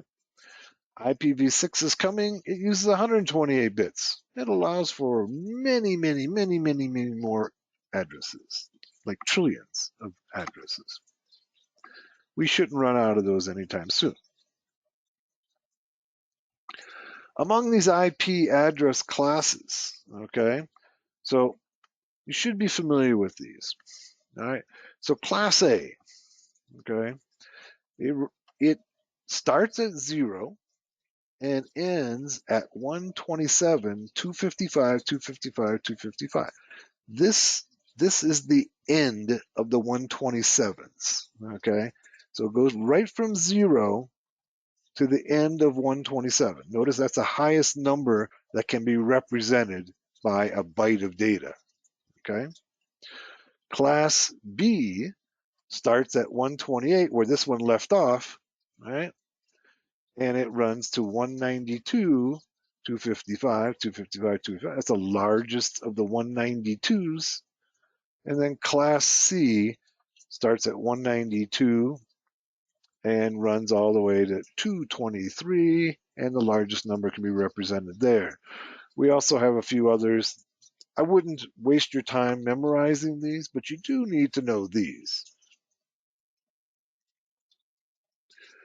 Class A IP addresses, all right, designed for very large networks. The first 8 bits represent a network, the 255, and 24 bits representing hosts. All right, so let's see if we can understand this. In a class A, this first byte ranges from 0 to 255. That means that there can be 255 networks. And the 24 bits, okay, that's remainder here, represents how many hosts can be on any particular network. In this case, 16 million, okay? It's actually 16.3 million, I believe. Class B Then the first 16 bits represent the network, and the final 16 bits represent how many hosts can be on each network. Class C uses 24 bits to break up all of the networks. Okay, so that's going to be what 16.7 different networks, and only 255 hosts on each network. All right. Here's a Class B, medium-sized networks. The first 16 bits are network, 65,536, and 65,536 for hosts. Class C are for small networks. This might be what's being used in your local network, your work network, your home network. Okay. Notice that my IP address, okay, on my network was 192.168.100.1, I believe. Okay. So that would mean that, let's go back here. Okay. It's going to be in a Class C right here, starting at 192. It's going to be a Class C, small networks. Only 255 hosts can be on that network. Here's our Class C. Private IPs. I recommend that you memorize these. These, if you don't know them, you should memorize them. Okay. This is the private. So we have all the other IP addresses. All the other IP addresses that are not in the ranges displayed here are public IPs. That means that they're routable. You can use them to communicate over the internet. Okay. These are private. They are only for communication on your local area network. So notice that my IP address was 192.168. This is part of the range of private IP addresses. These only work internally on your network. If you tried to send out a packet with that IP address, it would not go anyplace. Okay, it would not work. These only work inside your network. And the reason that we have this is to conserve IP addresses. Remember, there's only 4.3 billion IP addresses. We need more than that. So what we do is that we use these private IP addresses internally on our network, and then we hold the public IP addresses for communicating on the outside. And what we'll see in a minute is that we have what's called network address translation, or NAT, that takes these internal IP addresses and then converts them into a public IP address to be able to communicate over the internet. So these are only used internally. A NAT device then converts it into a public IP address and sends it out to Hackers Arise, for instance. Okay, so that when I'm trying to reach Hackers Arise from my machine is using 192.168.100.1. It says, I want to go out to Hackers Arise. To reach Hackers Arise, I have to send it out to the router, which oftentimes the router and the NAT device are integrated together. And it converts my IP address into a public IP address. It goes out to Hackers Arise over the internet. Hackers Arise responds back to my router. It converts that IP address into a private IP address and sends me the results. All right. This is what we've had to put together to maintain IPv4. Once we get to IPv6, where everybody has their own unique IP address, NAT devices will become unnecessary. You know, we've been working on trying to make that transition for over 20 years now. It still hasn't happened. So maybe it'll happen soon. But in any case, this whole concept, this whole workaround, that's what it is. It's really just a workaround to conserve IP addresses. This system will be obsolete once we all convert to IPv6. Subnets, okay? On a Class A network, okay, we have Network is spelled wrong here. And a Class A network, the subnet is 255. On a Class B, it's the subnet mask is 255, 255. And on Class C, it's 255, 255, 250. Now, this begs the question: what is a subnet mask? And that's what we're going to get to. Okay. Okay. Why subnetting? All right. Let's start. Why do we subnet? Okay. And then we'll talk about what these subnet masks do and how they work. Subnetting lets network administrators use the 32 bits, that's the total number of bits in IPv4, okay, more efficiently. They can create subnets within a Class A, Class B, Class C network. This enables the administrator to create networks with more realistic host numbers. Subnetting provides a flexible way to designate which portion of the IP address represents hosts and which portion represents the network. In addition, even if a single organization has thousands of devices, okay, so think about a very large organization like the military or a very big company, with thousands of people, tens of thousands of people, we don't necessarily want them running on the same network. We can break that network up into pieces, okay? The network would slow dramatically if everybody was on the same network. By dividing up the network, you can have different physical networks and broadcast domains. A subnet is a network within a network, namely a Class A, B, or C. Subnets are created by using one or more of the host bits to extend the network ID. As you know, Class A networks have 8 bits of network ID. Class B have a standard 16-bit network ID, and Class C has a standard 24-bit network ID. Subnet netting enables us to create network IDs of any size. Okay. Network mask. Okay. A network mask, okay, or often referred to as just net mask, is a binary mask that is applied to an IP address to determine whether two IP addresses are on the same subnet. A network mask works by applying binary AND operations between the IP address and the mask. The way to think about a network mask is that basically the reason it's called a mask is, think about it, is it blocks out. It blocks out certain portions of the IP address. It's a mask.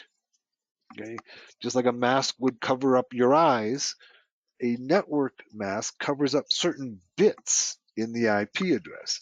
Now, if we go back to our Kali system, all right, let's go over here. And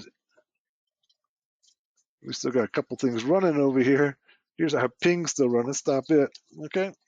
Use a control C to exit, and then I clear my screen with a clear. And I go sudo ifconfig. I can see the net mask right here. Okay. This says that everything here, okay, everything here is part of the network ID. 0 means that this portion can be used for hosts. This can, all of this over here has to be used for the network ID. So think of it as, remember that 255 means that every one of the bits is on. It's a 1. It is blocking, okay, that portion of the IP address. So think of it, the 255 goes down below this part. It blocks this and says this is not available for hosts. This 255 blocks all of this and says this is not available for hosts. And this 255 here blocks this octet and says this is not available for network ID. This is a 0. That means that none of the switches are turned on. So it says all of this is available for hosts. Okay. So these are masks. They are blocking a portion of the IP address for use in hosts. We'll show you some more about this in just a moment. Okay.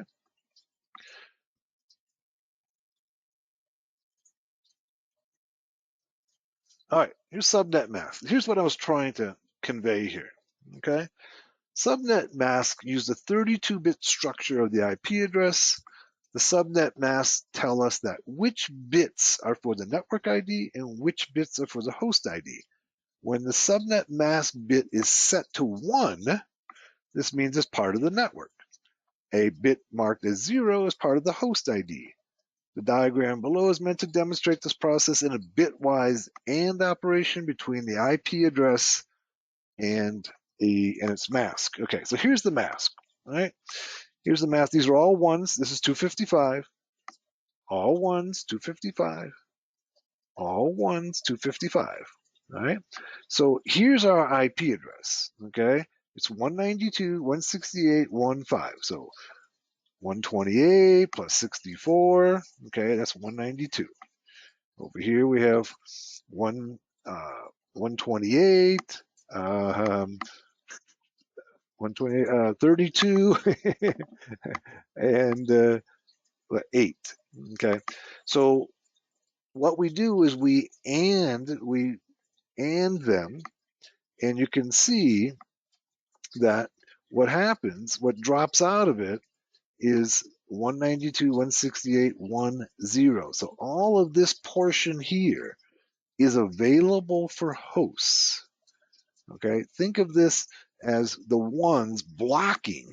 They block the use of this area here. And the zeros don't block.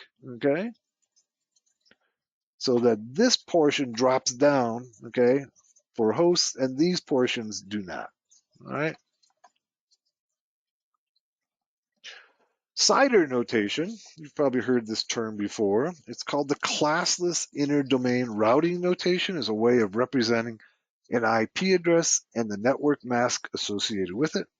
CIDR notation specifies an IP address and a slash and a decimal number such as 192.168.10.24, where 24 represents a number of bits in the network mask. So we're basically saying that the network mask is 255.255.255.0. That's what we're using 24-bit mask. Of course, the number of bits can vary depending upon the number of subnets, right? So for instance, let's go back to our Kali, okay? And remember we were talking about Nmap, right? So say that we wanted to use Nmap to go ahead and scan an entire network. We can do that, all right? And let's say that we wanted to scan the entire network that my system is on. So we could go sudo, okay, nmap, okay, -st. This is a TCP scan, it's three-way handshake scan, right? And then I could give it the CIDR notation of my entire network, all right, 192.168.100.0/24, all right?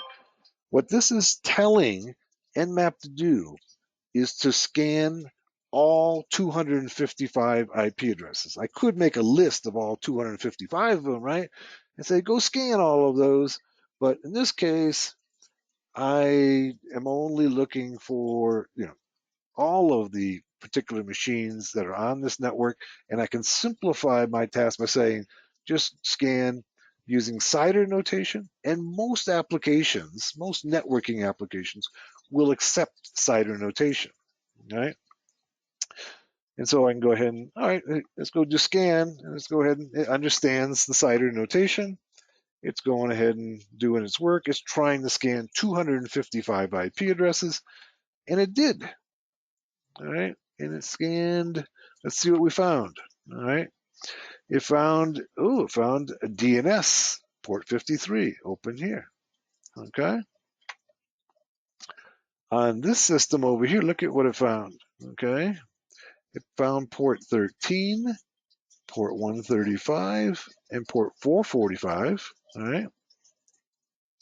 On 3, it found it said all of them are filtered. Now, when it says filtered, that means that there's probably filtered usually indicates that there's a some type of I'm sorry, firewall in place. Okay, that's what usually filtered means. Sometimes Nmap will come back and say open, or to say open slash filtered, meaning it's not quite sure. In this case, it tells me that there's a firewall blocking all the traffic there. Here we found port 80 open, and this one it found port 80 open as well. But you can see the important point here is that I can use CIDR notation as shorthand to say scan every machine on this network. Okay. Now, if I wanted to scan even more systems, like I wanted to scan 65,535 systems, so I got a really big network, for instance, right? I could use something like this and then use 16, or this is not really appropriate in a class C, but say I had a class A network or a class B network, okay? It might look like something like this. And then go ahead and scan 65,000 systems on that network, all right? So Nmap and most every other networking application will recognize CIDR notation. This is a shorthand to represent the net mask, okay?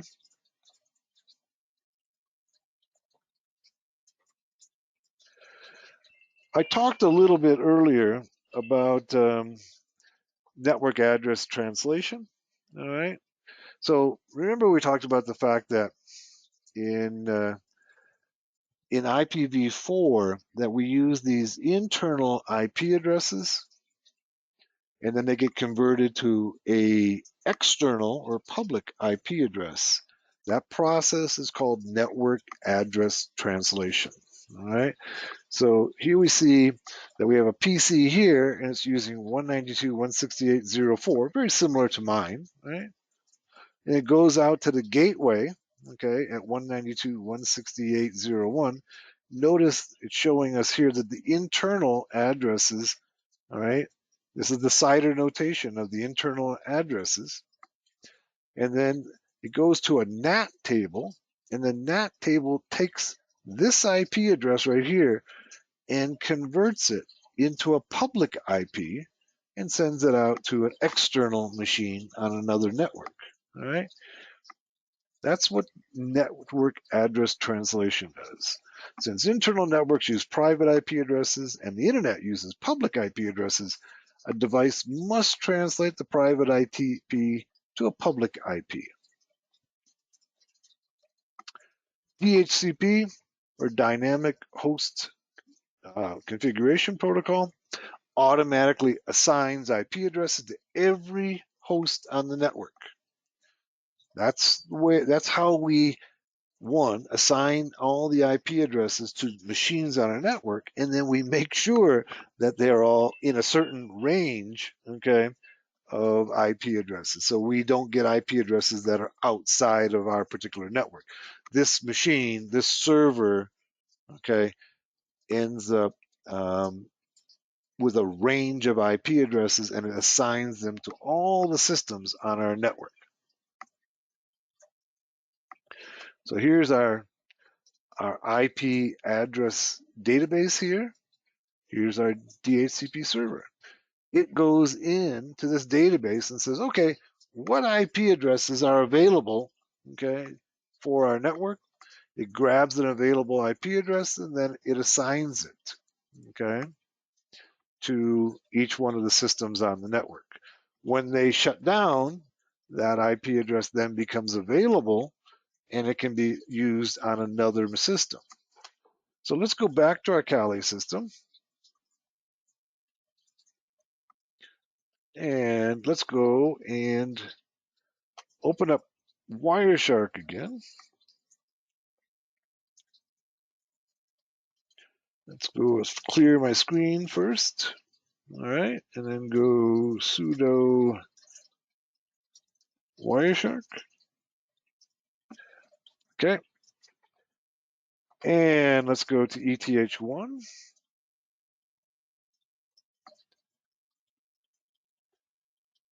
And let's start some, let's get some traffic running. Let's go out and do our ping of Google again. Oh, heck, we got another system on here. We can go 192. Let's ping our other Kali system. 168. 105. All right, there's our ping going out. All right. We can see the traffic beginning to run. You can see there's some ARPs going on here. Let's see if we can't find some DHCP. We may not find any because our system has already been booted. Oh, there we go. All right, here we go. This is DHCP. This is where we're going ahead and essentially the DHCP server is sending out a request, okay? And then there's an acknowledgement by my system, all right? What this is doing is it's requesting an IP address, and then it gets a response back. It says, okay, this is your IP address.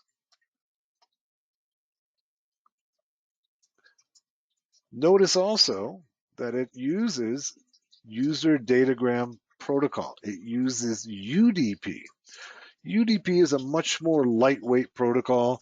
It doesn't necessarily guarantee that the packet arrives, which is one of its drawbacks, but it's also one of its strengths because it's lightweight. It's lightweight. It doesn't require as much overhead to run.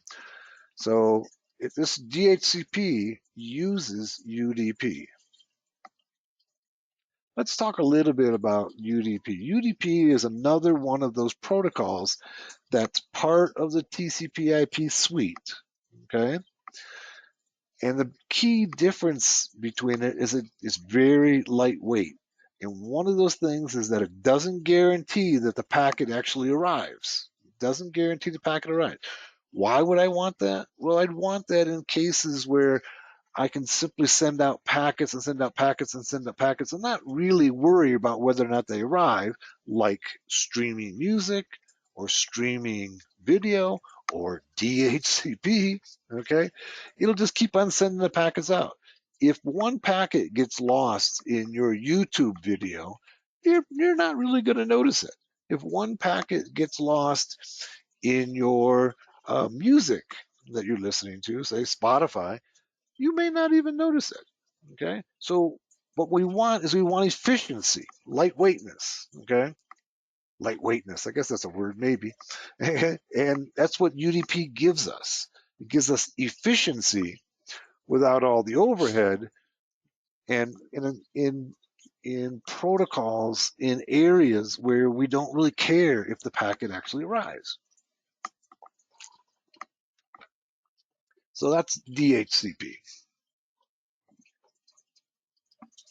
Other protocols that use DHCP, SNMP, Network Time Protocol, NTP, all use UDP as well. Hang on one second. I want to show you something here. Let's see if I've got a good diagram of, yeah, here we go.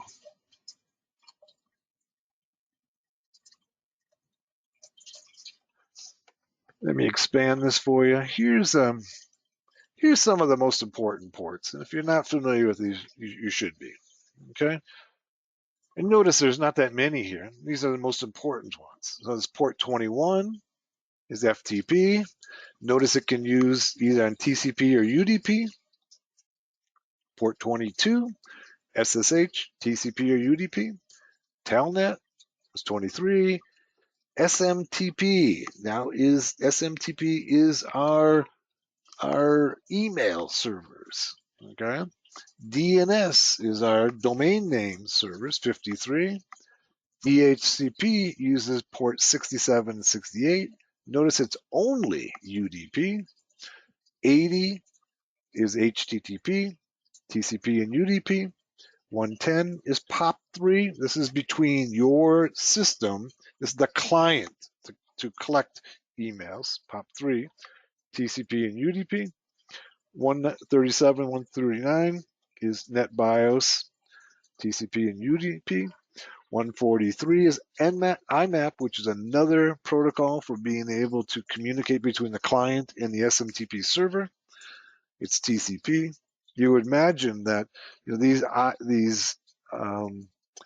protocols that are associated with email should be TCP, right? SNMP, this is where the network devices communicate with each other. We'll address this probably tomorrow. Uses TCP and UDP, depends upon what it's doing. Okay, in some cases it'll use TCP, in other cases it'll use UDP. 389 is LDAP. This is lightweight database service, okay, such as AD, okay, authentication is TCP or UDP. 427 is SLIP. 443 is HTTPS. 445 is SMB. 548 is AFP, and 3389 is RDP. Okay, those are kind of the key. I would say you have to know those cold. All right. All right. You can see we've got some more DHCP taking place here.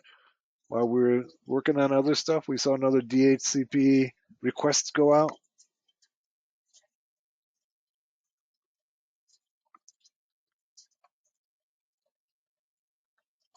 Here's our DHCP server. And we saw this taking place on our Wireshark. So the host A, okay, comes online and it goes ahead and says, I need a DHCP assigned IP address.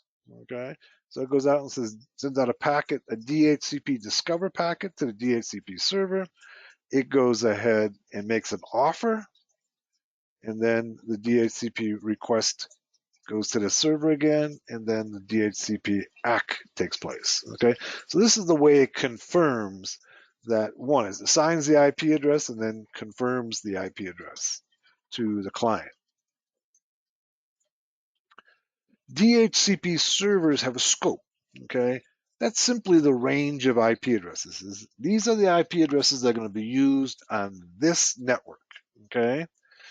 And they have a time limit. This is called a lease duration, right? Now, there might be certain IP addresses like the ones that you say your web server or file server is using that are going to be reserved.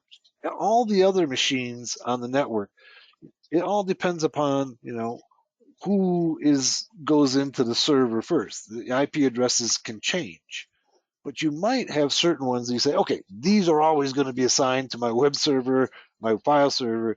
They're not going to move. That's what's called IP address reservation. All the rest of them can be changed. So they have this scope.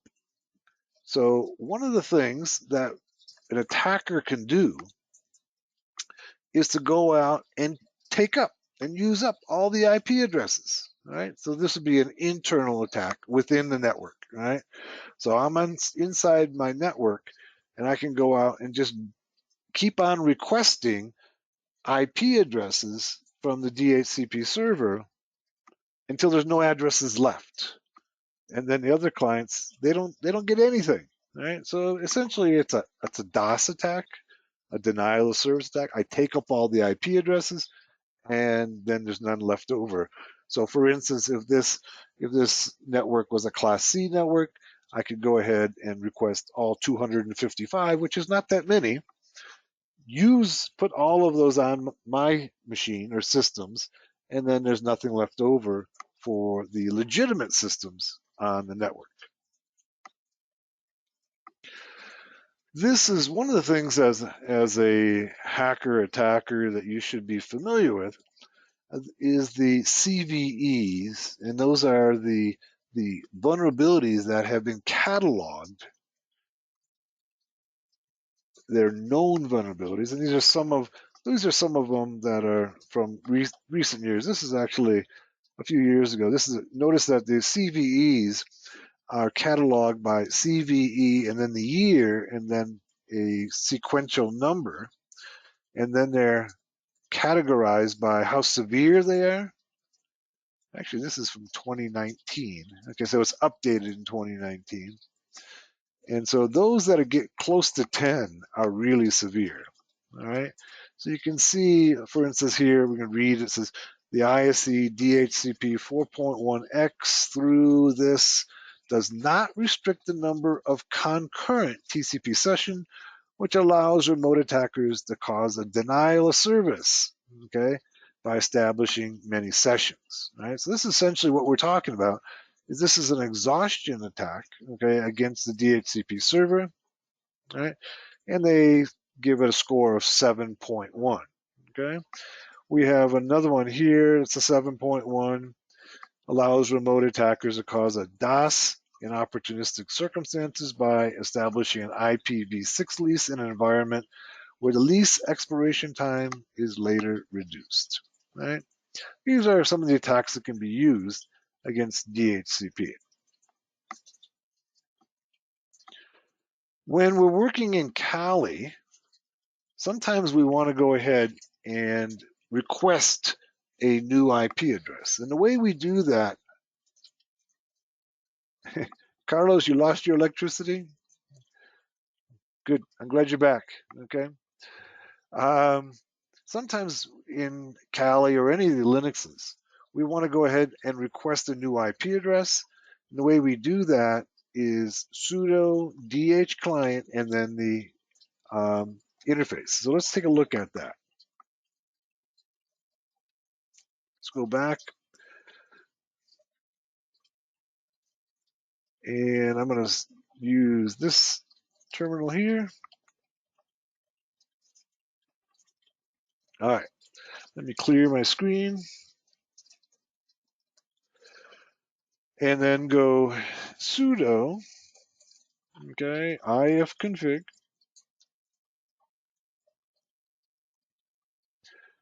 Now, you can see that this one has a DHCP assigned IP address, right? This Ethernet 2, okay? Ethernet 1, okay, doesn't have an IP address assigned to it. So let's see if we can get it an IP address so that it can actually be used. So we can go sudo, okay, DH client, okay, ETH0, all right? I hit enter, and now let's go sudo ifconfig, and let's see if we got a assigned IP address. Looks like we did, right there, okay? So now I can use that IP, I can use that interface for connecting, to anything.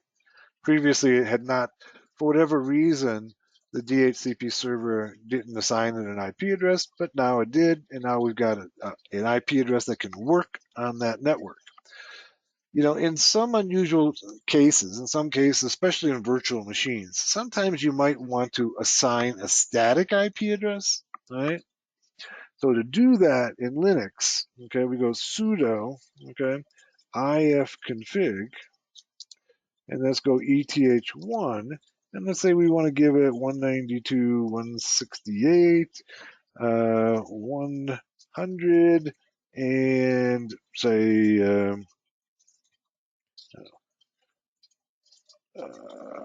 242. All right, that's how we assigned an IP address. Now this is a static IP address. All right, so now if I go sudo ifconfig, right, you can see the IP address has changed. All right, and then if I go and try to ping, all right, let's try pinging the other system on our network.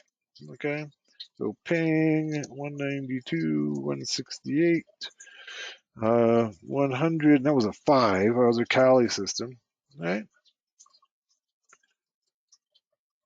Yeah, that's not a good example because I put assigned the static IP address on which was in the range of the DHCP server. Let's do let's take it assign an IP address. Let's assign IP addresses that are outside the range. Go see ETH on both of the interfaces. Let's go 10, 10, 10, 0, 0, 2. Okay, and then we'll go ETH1, and we'll make this one 3. Notice that these are on a different network. Okay, so now when I try to ping, okay, the other Kali system, right, network is unreachable. All right, so they are on different networks. We have assigned them IP addresses that they can't talk to each other.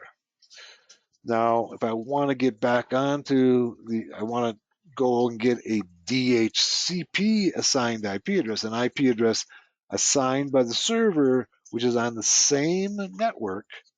All right, I can just do our DH client.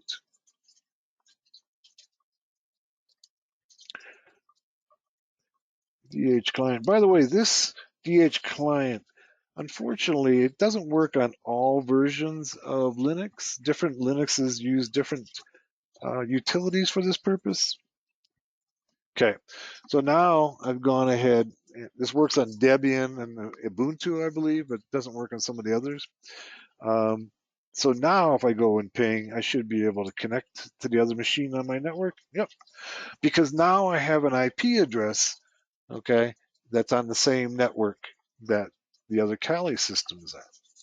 All right.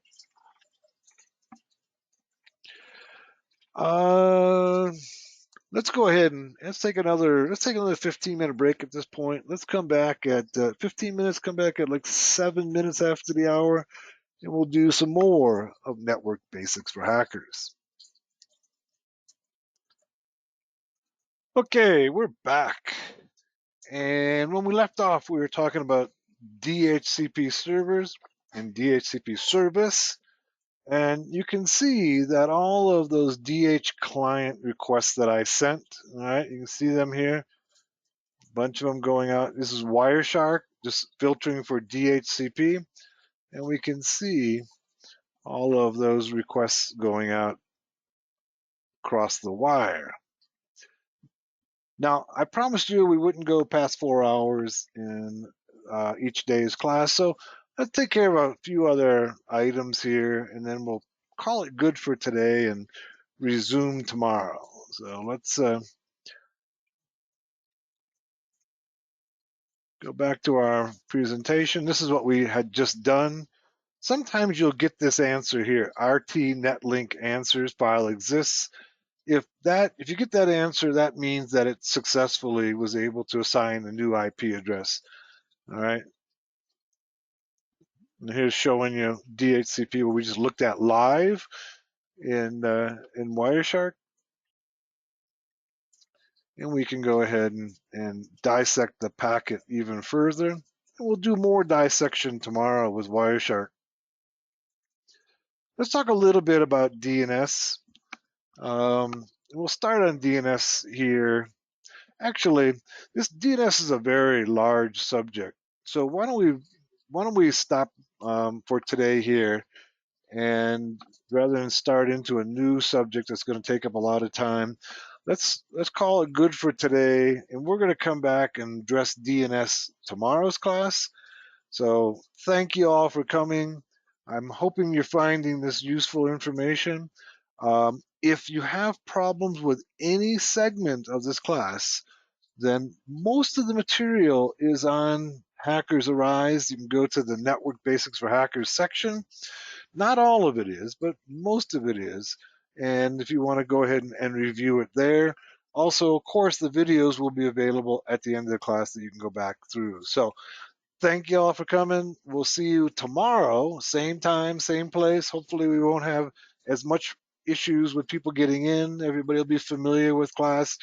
And we'll spend another 3 or 4 hours on Network Basics for Hackers. Thanks for coming. See you all soon. Bye.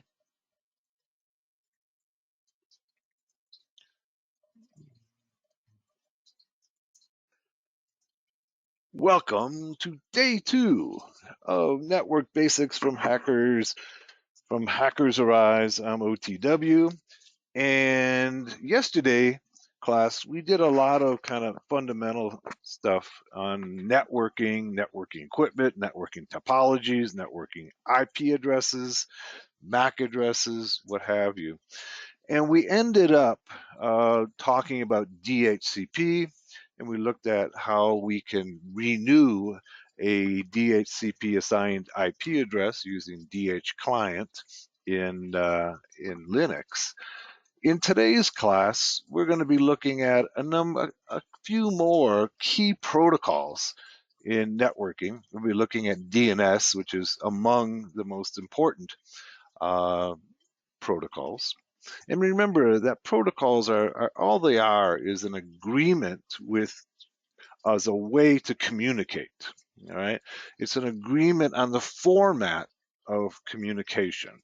So DNS has a particular format, TCP has a particular format, IP has a particular format. Yesterday we looked at the format of TCP headers and IP headers, which is pretty important stuff, I think. Okay, if you want to be able to break these networking protocols or use them as an attacker hacker, you need to understand the basics of how they're structured. All right. So make sure you're familiar with that. Make sure that you're familiar with the ports. We talked about some of the most common ports. Today we'll be looking at DNS. Okay, that's port 53. Okay, you should know that right at the top of your head. We'll be looking at ARP. Okay, the address resolution protocol. And we're looking at SMTP, which is port 25. So we'll be looking at those 3 protocols today, and we'll be looking how hackers can exploit those various protocols. So let's get started. All right, I'm gonna flip through forward into this presentation here. All right.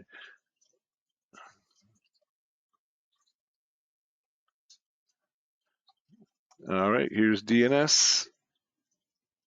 All right, we got a few more people come in. This is good. All right, we saw Nell came in, Angus came in. All right, good. Got a good sized class here, 13 people in it. So DNS, you're probably familiar with DNS. All right, DNS is the domain name system. Okay, it's one of those network protocols that makes the world go round. Maybe a little overstating it, but not by much. Okay, without it, we would need to remember innumerable IP addresses just to navigate to our favorite websites. So at one time in the early stages of the internet, you had to be able to connect to a service on the internet. You had to actually enter the IP address. All right, and there was no system of translating a domain into an IP address, and that's basically all that DNS does. It literally makes the world go round as far as the internet world go round. So this way, we don't have to remember all of those numbers of every site that we want to visit. We don't have to remember the addresses of Facebook, Amazon, Hackers Arise, okay? And imagine, we have 32-bit addresses. Now imagine what it would take to memorize 128-bit addresses in IPv6, which is on its way, okay? So this is simply a system that maps IP addresses to domains.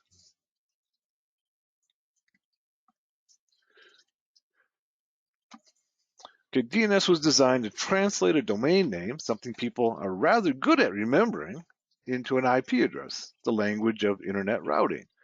Think of DNS as simply a translation of a domain name to their respective IP address.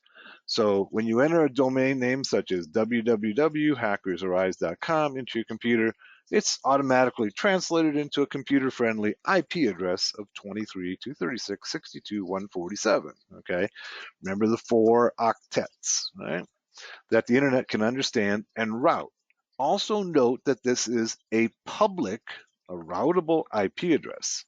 Okay, a routable IP. So remember that distinction we made yesterday between private IP addresses and public IP addresses. Public IP addresses can be routed across the internet. Private IP addresses only work inside your local area network.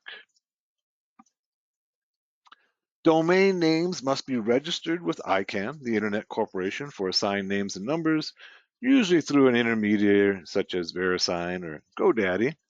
Top-level domains, or TLDs, include .com, .edu, .org, and many others that are typically seen at the end of a fully qualified domain name, FQDN. All right, and now we've expanded these top-level domains. You know, we've now got IO and US and biz, and on and on and on. Look, we just I got somebody who once again didn't we have somebody who, once again, isn't getting the email. Apparently, he's on the list, but let me just take a minute to make sure that he gets here. And just one moment. I don't know.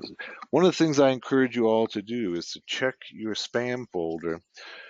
If I didn't check my spam folder several times a day, I would miss probably half of the emails that come from you. Okay. So I just regularly, when I check my email, I check my spam same time, all the time. Okay. Because spam filters are far from perfect. All right. Spam filters, they do their best to try to keep out spam, but they also keep, they make a lot of false positives. And so when you send me an email, very often it ends up in the spam folder. So I always check my spam folder, and I recommend that you do the same. So, and here's our domain names. All right. At the very top, we have the dot. Okay. And then we have these top level domains. These would be .com, .net, .edu, .org, .info, and now we've got many, many, many more that are out there.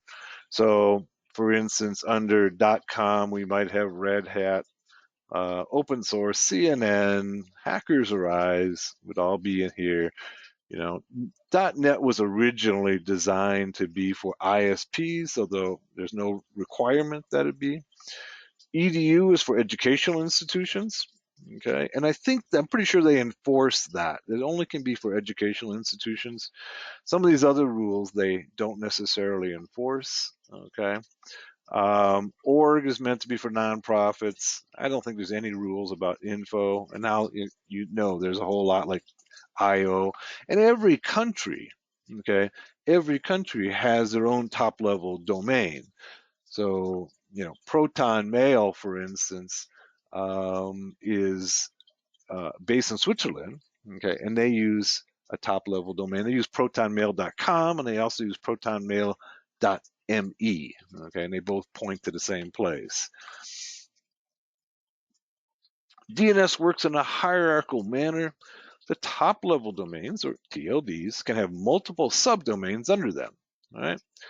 In a diagram in the previous slide, both Red Hat and CNN are part of the top level domain .com. The subdomain is a domain that is part of a larger domain. In this example, Red Hat and CNN are just referred to as the domain in the common parlance, but are actually the second level, okay, under .com. Host files. When the internet was very, very small in a universe far, far away, the association of domain names IP address could fit into a single text file. Okay. ARPANET was the originator of the internet. The predecessor and the prototype of the internet had just 4 sites. Okay. So when the internet started out, there was only 4 sites. So it was pretty easy to put it all in one text file. All right. Those 4 sites, if I can remember them correctly, University of California, Santa Barbara, Lawrence Livermore Lab, up at Berkeley, I think UCLA, and University of Utah, surprisingly. All right, those are the original four. And it was originally a Department of Defense project. Okay, this is late 60s, early 70s. So the host files were used instead of domain name system because this is all brand new. These guys, they're making it up as they go, right? So they didn't have a way to be able to, have a DNS server. So they used what we now know as a host file. Okay. This single text file was then and now referred to as a host file. As the internet grew larger, this host file proved inadequate. Okay. Uh, it was neither large enough nor could it be constantly updated. So DNS is constantly updated. As new domains come in and domains go out, it has to constantly be updated. Okay. Yeah. So these would be static files, and DNS is not static. DNS has to be constantly updated. Now, this is one of the strengths and one of the weaknesses of DNS. Okay, so if DNS has to be updated, it has to get the updates from someplace. Right? And of course, there's this whole hierarchical system. But how does DNS know that the files that it's getting, the updates that it's getting, are good? Okay, they're not coming from some malicious source. So, for instance, if I'm a hacker attacker, right, I can go ahead and give your DNS server some mappings of IP address. It's actually called a zone transfer. That's what the term is used in DNS. A zone transfer is when one DNS server updates another DNS server. And if I were to do that and give you malicious information, so that, for instance, if you're using, say, Bank of America, and this is an example that I use on Hackers Rise, of course, if you're using Bank of America as your banking source and it maps to a particular IP address, if I do give you a malicious update and update your DNS server so that when you type in bankofamerica.com, you don't go to Bank of America's website, you go to my website, and then you enter in your credentials. Okay, this is one of the ways that has been used in the past and in the present of being able to hack DNS servers, DNS systems. All right, so here's your host file, okay, in Kali. All right, let's go ahead and take a look at it. All right, I'm going to go ahead and go to Kali. Hopefully, I'm going to, and let's,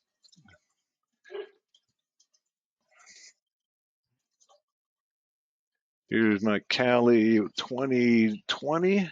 All right, let me close some of this stuff out, open up another terminal.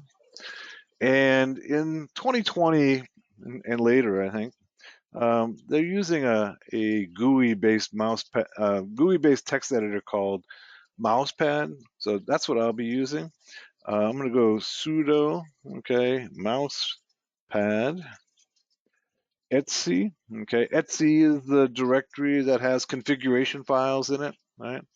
And so hosts is considered to be a configuration file. And here it is. Okay. Now mine's a little bit different. Okay. You can see that I've already put in a Bank of America and web scan test. So what happens, what this does is that if I go ahead and enter in localhost, okay, it goes to 127.0.0.1. That's what this does, all right? If I enter in Kali, it takes me to 127.0.11, all right? If I enter in web scan test, it takes me to this IP address, all right?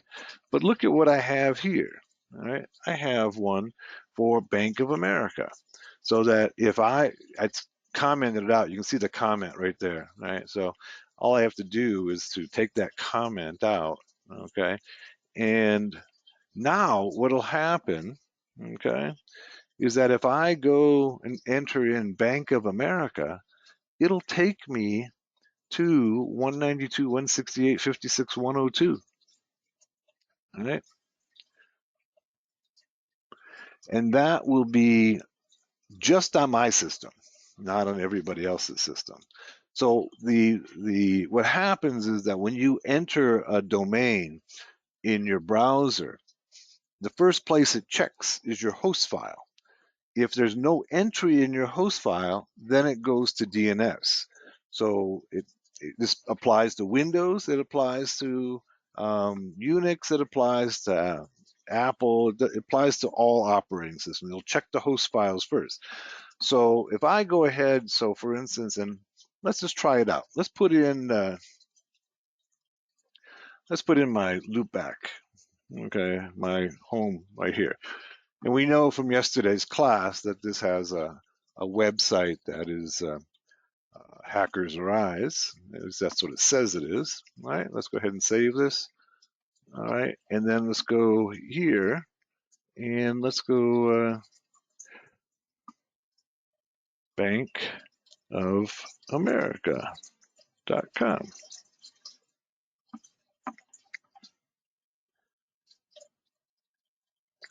Well, that didn't work. It went right past it. Let's go and see what we did wrong here. All right, Bank of America.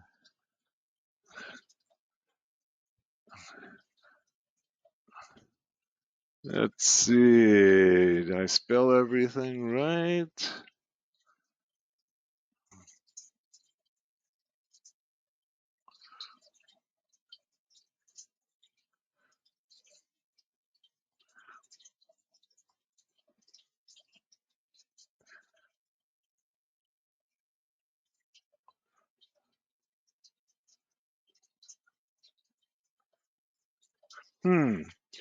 It should take me right to. Let's try and make sure that it's working. Let's try another. Let's try localhost. All right.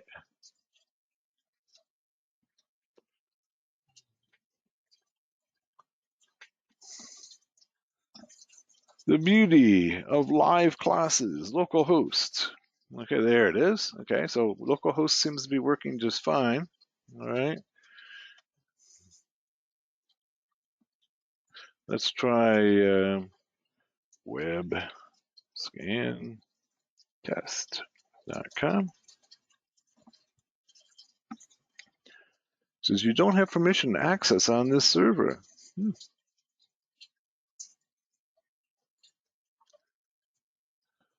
So this,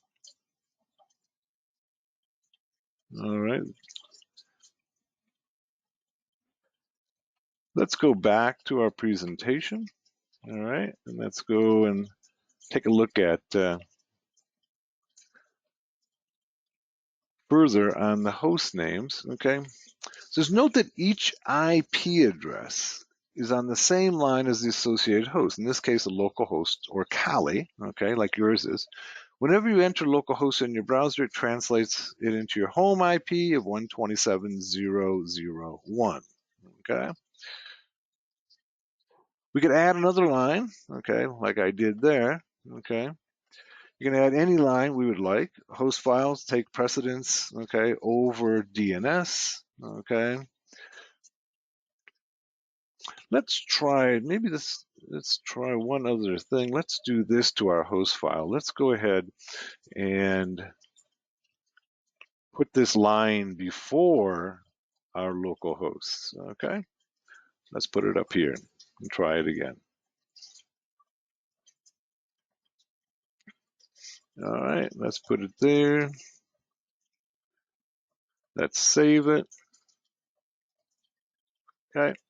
And now let's go back to our Bank of America.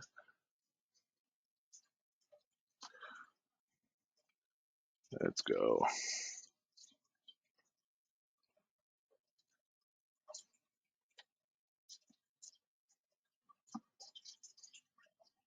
It's still bypassing the host file, going out to the DNS server. Well, while we're going through the DNS, let's take a look at I'll figure out why that's taking place. Let's go and take a look at what's happening from a Wireshark perspective on DNS. All right, let's go sudo Wireshark.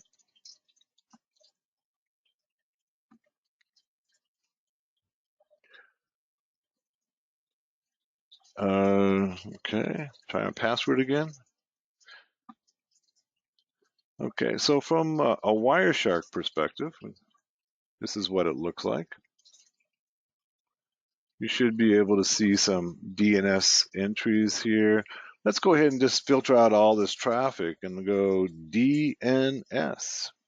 All right, and it's not showing any DNS. Let's go ahead and refresh this screen so it goes out to the DNS server again. All right, there we go. You can see in the background.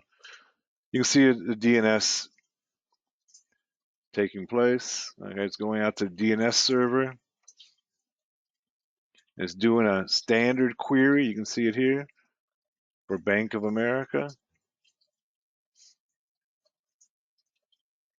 Then it responds. Okay. And then we can go ahead and we can click on these and get more information on it. You can see it. Well, let's go look at it down below here. We can see in the lower window here, you can see the ASCII Bank of America right there. This is all in hex over here. We go over here in the center screen, all right, and let's go IP protocol v4, I'm sorry, and we can go ahead and take apart the IPv4 fields. Notice that the protocol is UDP. Okay.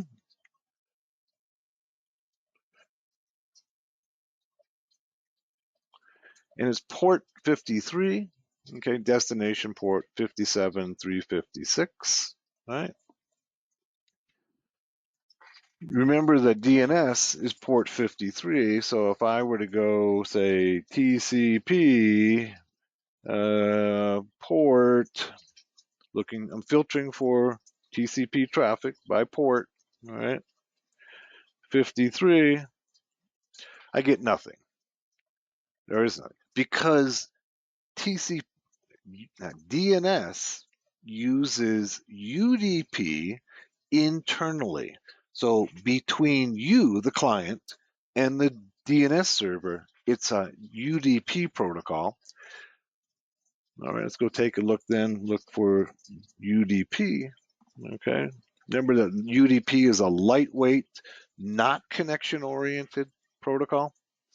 So it uses UDP to communicate between the client and the DNS server. So if you were to look, if you're in there looking for TCP port 53, you're not going to find anything at all. It's all under UDP. Now, it does use TCP. It uses TCP connecting between DNS servers. So when your DNS server, right, when your DNS server needs an update, it uses TCP because that needs to be connection oriented. All right, it needs to be connection oriented because it needs to only connect to where it's destined to go, right? It needs to go to the DNS server. If it accepted connections to anybody, then that would be malicious. Okay, it could be malicious and be a weakness in the system. All right. So YAML says it follows an order of execution. It does, YAML. As far as host files go, and it should go to the host files first.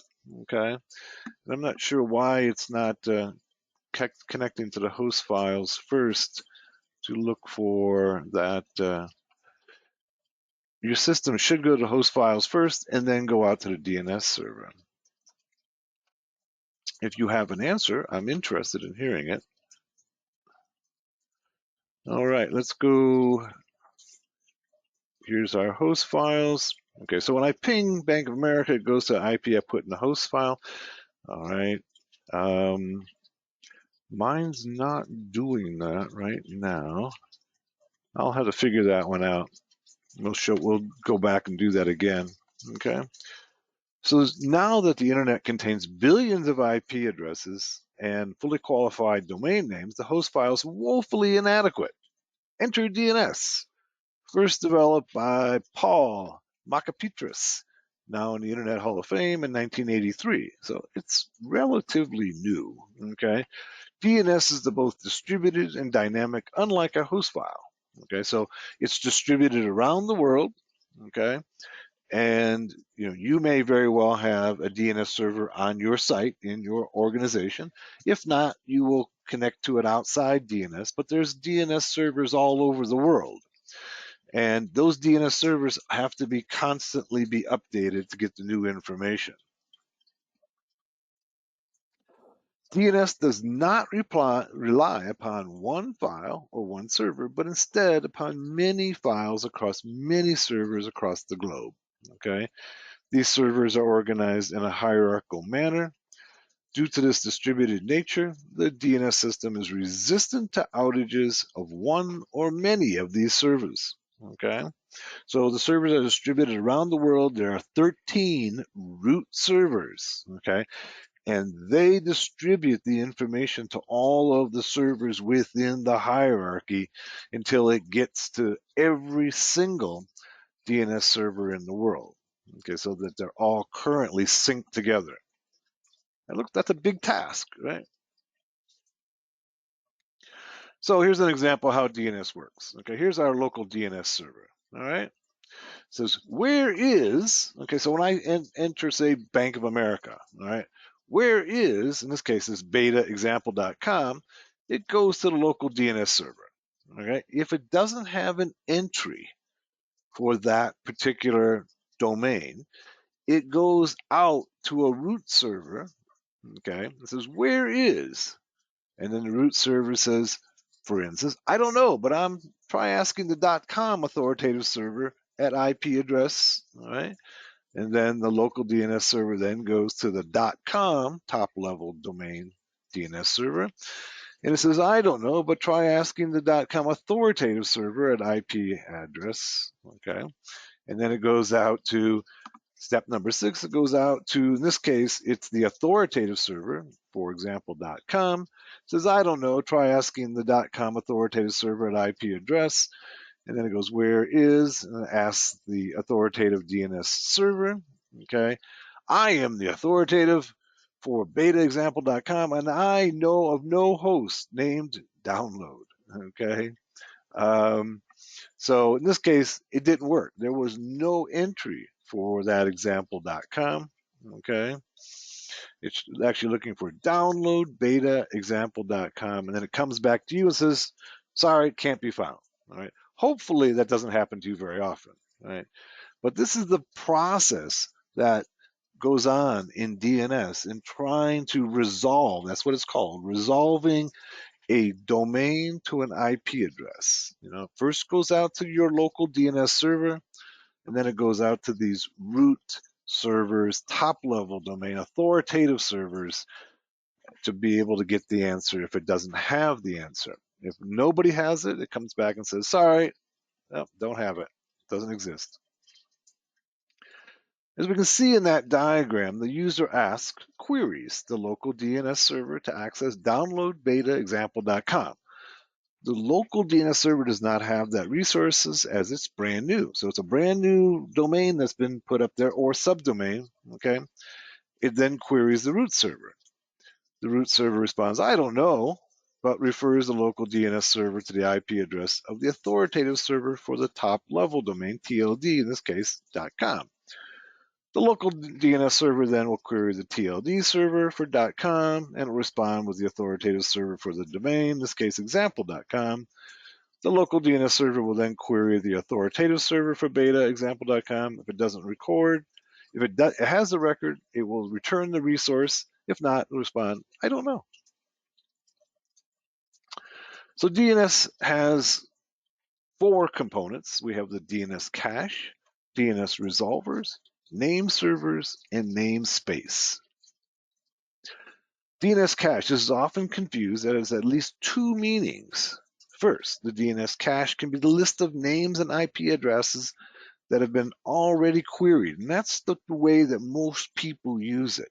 Okay, so the local DNS server will have a cache, okay, of IP addresses and domain names that have already been queried and have been resolved and are cached so that there's no more network traffic is generated. Okay, it makes it a lot faster. So once I go ahead and try to go out to bankofamerica.com, my DNS server says, oh, okay, we got that information. Let's put it in a little memory area. So next time he asks for that, we know where to go. Okay. The second meaning regards a DNS server that simply performs recursive queries and caching without actually being an authoritative server itself. Okay.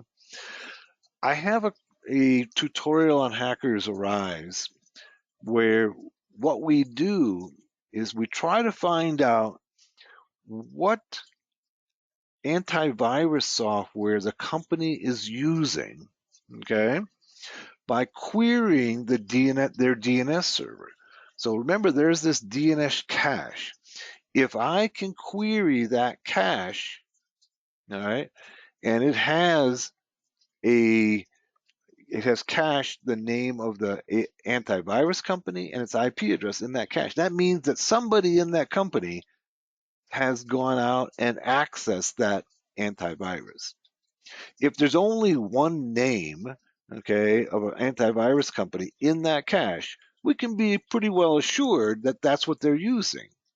If there's 30 different in there, we don't know. But if there's only one or two names in there, then that's pretty good indication that's the antivirus that they're using. Follow me? Okay. So every day your antivirus has to go out and be updated. And in that process, it has to go through the DNS service to get the updates. And then when it goes through that process, the DNS server has to cache that information. So if there's only one AV company's name in that cache, we know what antivirus they're using. How do hackers use that? Well, if I'm developing malware, one of the things I want to do before I use my malware is to test to see whether it gets detected by antivirus. And not all antivirus is the same. There's significant differences between antivirus, and some will catch malware and some will catch other malware. All right. So before the attack takes place, you want to go ahead and test your malware and see whether or not it gets detected. Because if you go through all that work as a hacker and all you do is get detected by the antivirus and it kills it, okay, you're not going to get any place. So before you attack, you test it on antivirus. Now, there's a lot of antivirus companies out there, 30, 40, 50 of them, right? And one of the things that you can do, of course, is you can take your malware and test it against a number of these services that actually will tell you whether or not it's been seen before by the antivirus software companies. But the only problem with that is that they report to the antivirus companies. There is one site called ScanII who doesn't report to the antivirus companies, and they'll tell you, okay, well, this malware will be detected by this antivirus, but not by this antivirus. All right. So this is why you want to know what the Adi says, editing the host file is working for me, maybe due to your cookies. It may take, yeah, I think you're right, Adi. I was thinking about the same thing. Adi says that he edited his host files and it took him right to, it may be that there's cookies in my system, or that it's it's cached in my browser. So I will reboot my system and it should work. Okay, but let's so if you want to, go ahead and change your host file and give it a shot. But mine has cookies or something else that's redirecting it past my host file. The DNS cache has valuable information. It contains every query entered by individuals within the organization. By querying the DNS cache, the attacker can determine with some certainty the AV the entity is using. That's what we were talking about. All right. For review of DNS cache attack, see this one, this tutorial on Hackers Arise is how to use ReconNG to determine the target's AV software.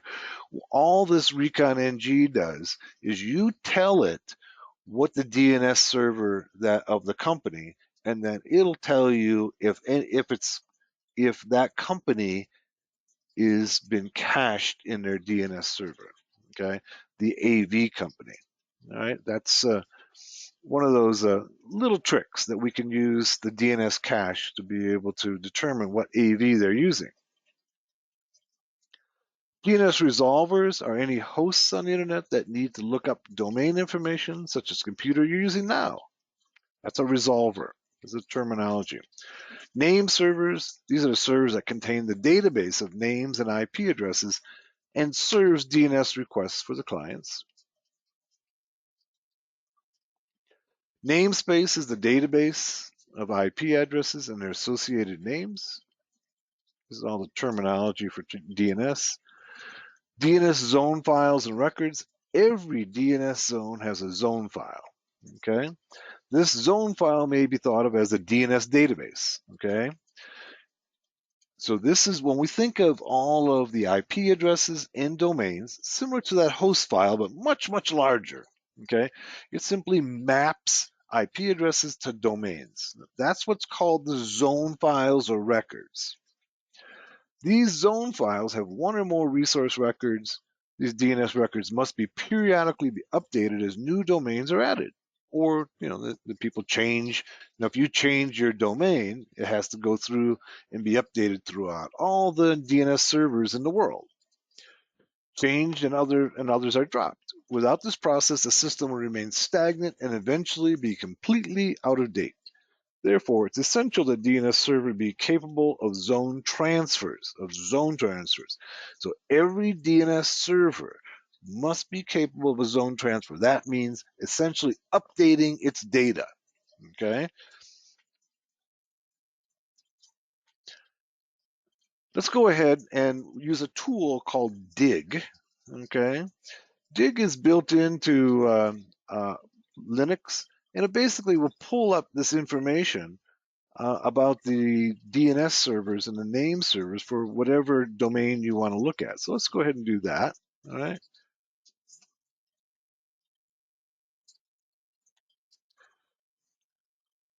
Let's open up another terminal. And I'm going to go sudo dig, and we'll use Microsoft. I like to pick on them, Microsoft.com. All right. And if we just don't use any extension beyond Microsoft.com, this is the information that we get. All right. So it tells us some basic information about their the authoritative servers for Microsoft.com here.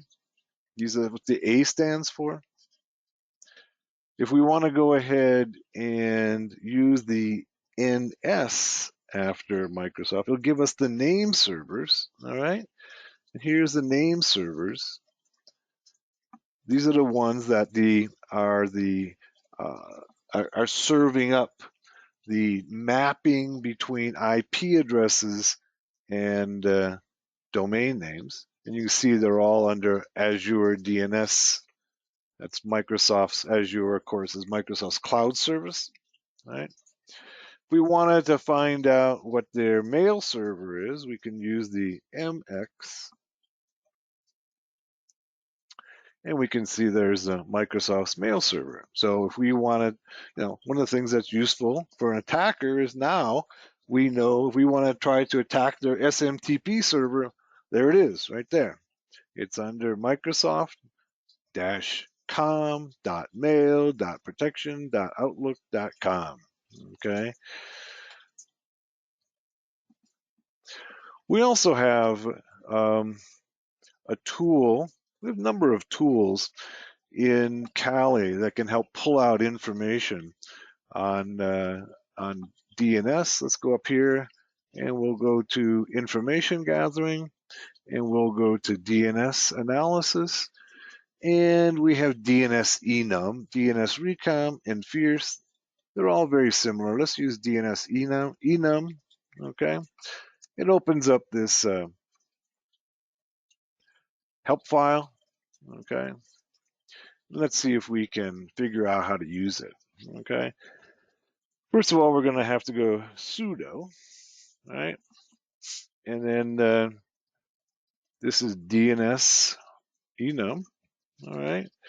And then it says, it should give us some usage, all right? Does it give us any, this one give us any usage? Yeah, here it is, usage. DNS enum, options, and then the domain, all right? So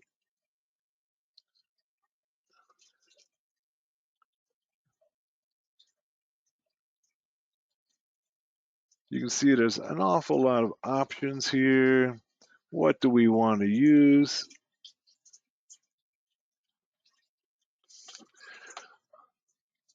Let's see.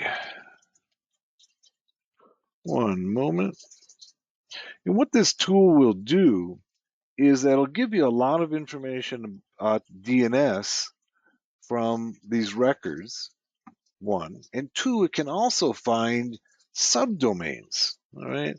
So if there's subdomains within the particular domain, it can try to enumerate those. And let's see if we can't abuse Microsoft's domain.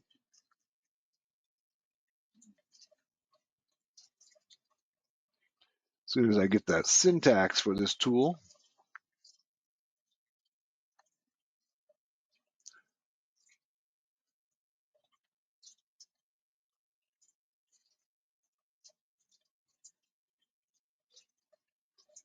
All right, here we go.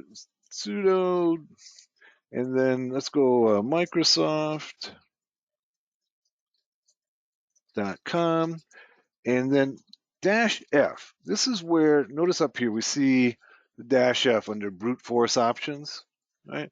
So what this does is that it reads subdomains from this file to perform a brute force. So what it's going to do is it's going to try to go inside of Microsoft.com and see whether or not there are subdomains like sales.microsoft.com, engineering.microsoft.com, HR. You get the idea. So every domain is going to have subdomains. And so what we want to know is what subdomains do they have? Because those may be more vulnerable, okay, than say the primary domain. They may have vulnerabilities that don't exist. They may have confidential information that we might want.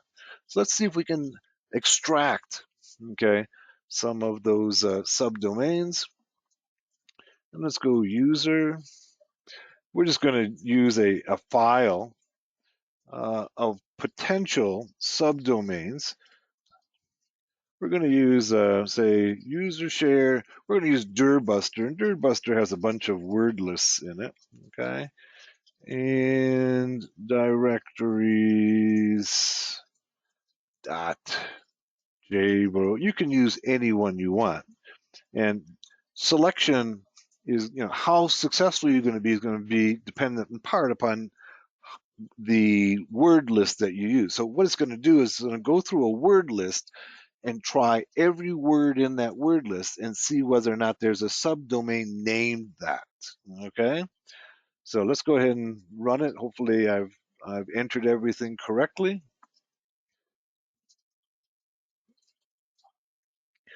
And then the first thing it does is it gets us the authoritative servers first, gets us the name servers for Microsoft, gets us the mail servers. Okay, they got several mail servers.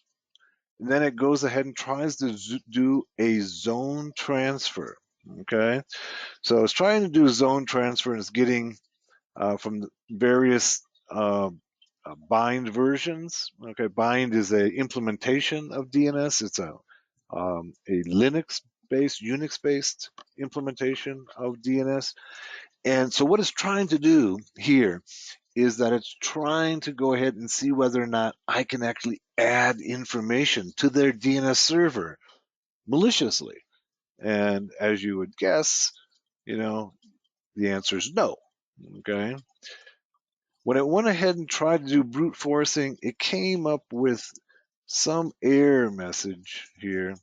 Let's go ahead and try a different word list and see if we can get it to work there. Let's go. Let's go locate word list. We're going to try to find a small one because we don't want to spend all day letting it run. It can, if you give it a good sized word list, it can take hours to do its work.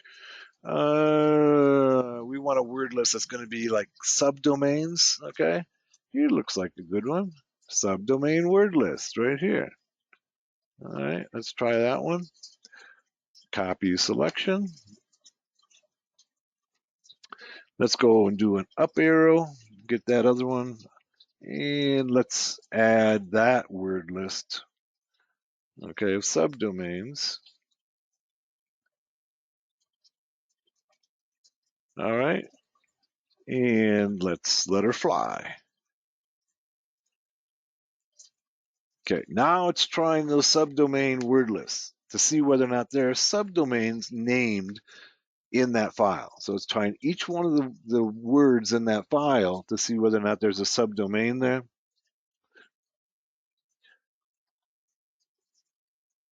And sometimes this can take a long time.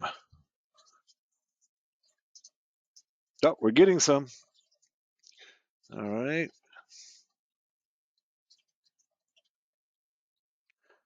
Okay. Academic, reroute, academy, reroute, account, Microsoft. You see we're starting to get some admin, Microsoft.com, advertise at Microsoft, Bing ads. Wow, we're getting some good ones here. AI, there's the AI department at Microsoft.com.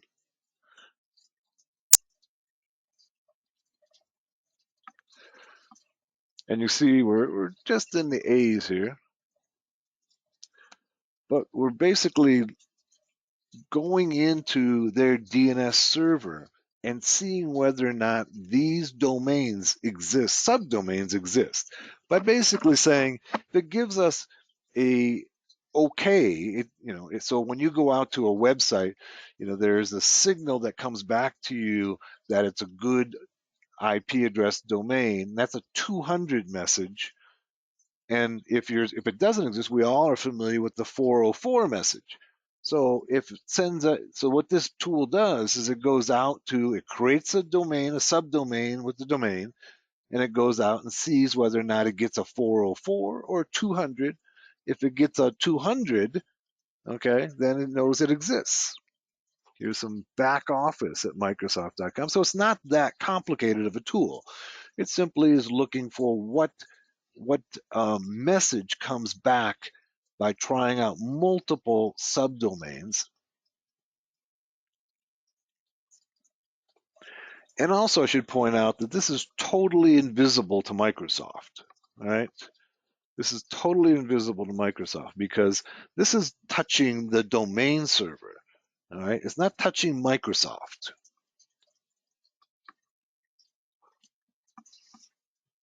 Here's Babel at Microsoft.com. I wonder what that is.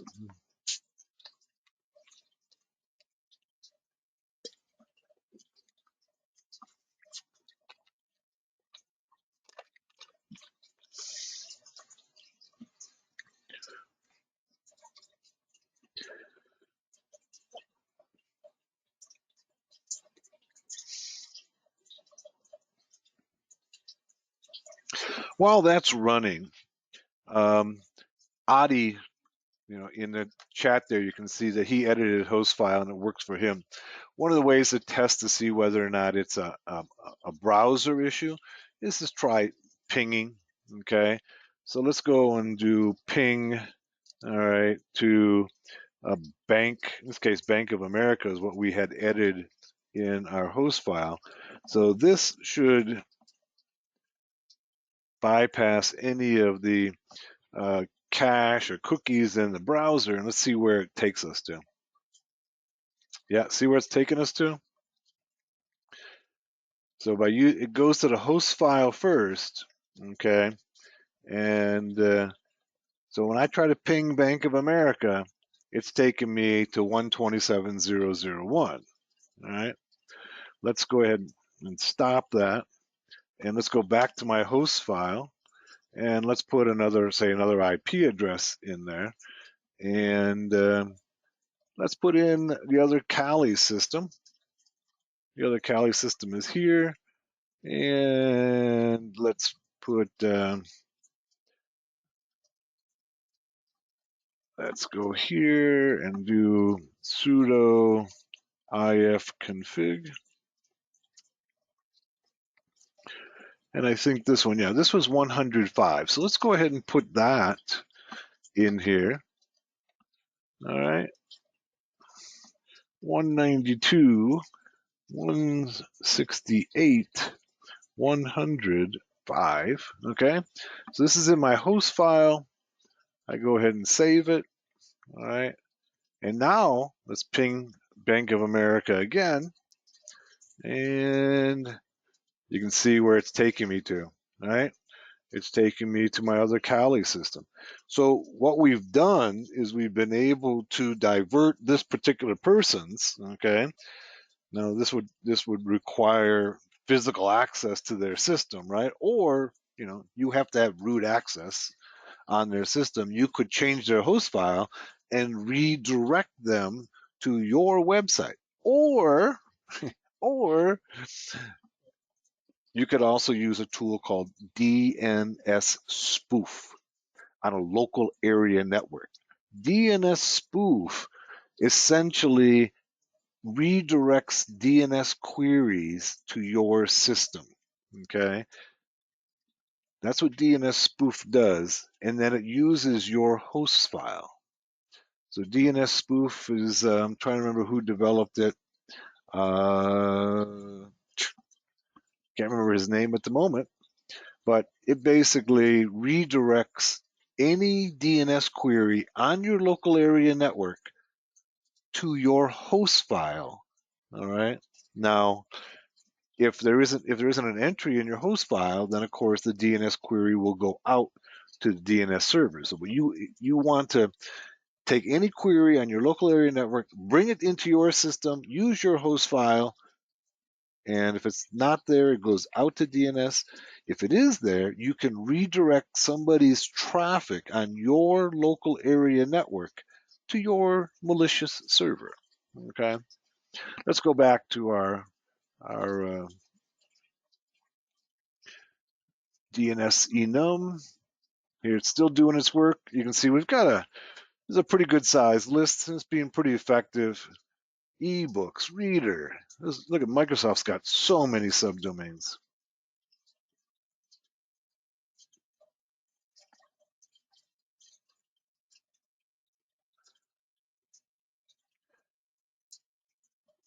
Let's go back to our presentation then while it's running. All right.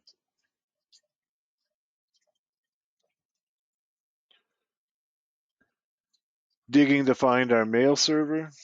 Okay. You can see this is a different different mail server, I think, than no, maybe it is the same one. Yeah, it's the same one than we looked at just recently. DNS and Wireshark, took a look at that. This is what it looks like. Standard query, standard response. Okay. And it's port 53 and it's UDP inside of your network. Outside of your network, it is TCP. And here it is showing us it's a user datagram. All right. Port 53, standard query.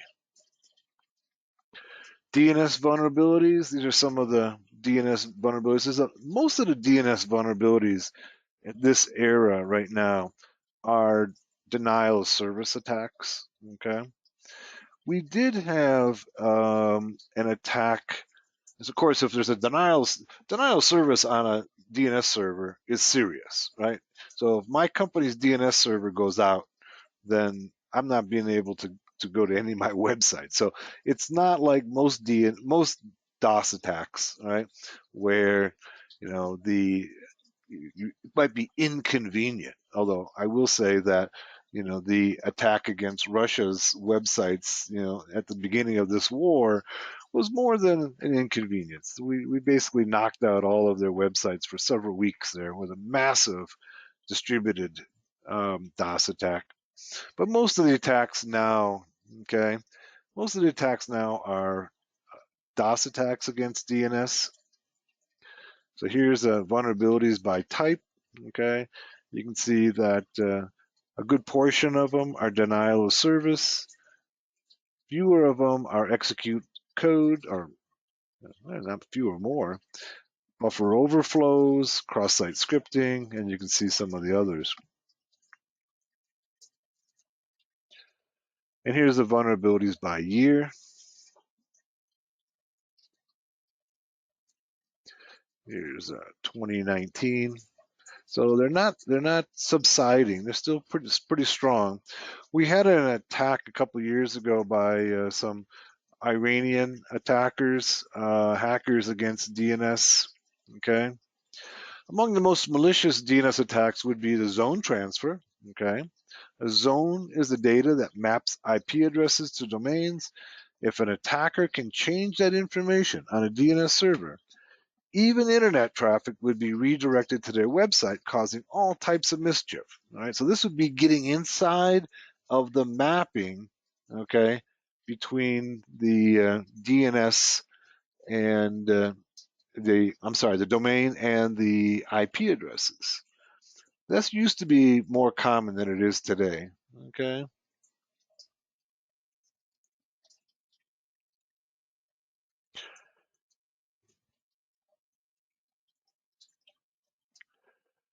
Another type of attack against the DNS would be to simply change the settings that directs the DNS queries to another malicious DNS server. All right.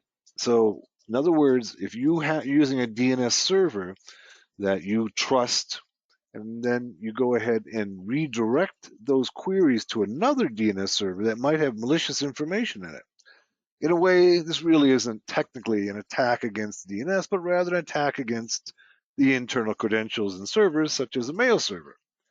You can read below the details of an attack the U.S. CERT warned against in early 2019, where credentials of the sysadmin or other user with authority to change DNS records and redirect users' DNS queries to their malicious DNS server. This is what the Iranian attack against DNS servers.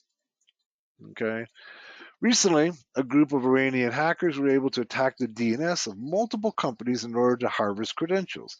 They did this at least three different ways. One, the attackers changed the DNS records for the victim's mail server to redirect it to their own mail server. Attackers also use Let's Encrypt certificates to support HTTPS traffic and a load balancer to redirect victims back to the real mail server after they've collected login credentials from the victims on their shadow server. Number two, the same as the first, but the difference is where the company's legitimate DNS records are being modified. In the first technique, attackers change DNS-A records via an account that account at a managed DNS provider, where in this technique, attackers change the DNS name server records via a top-level domain provider account.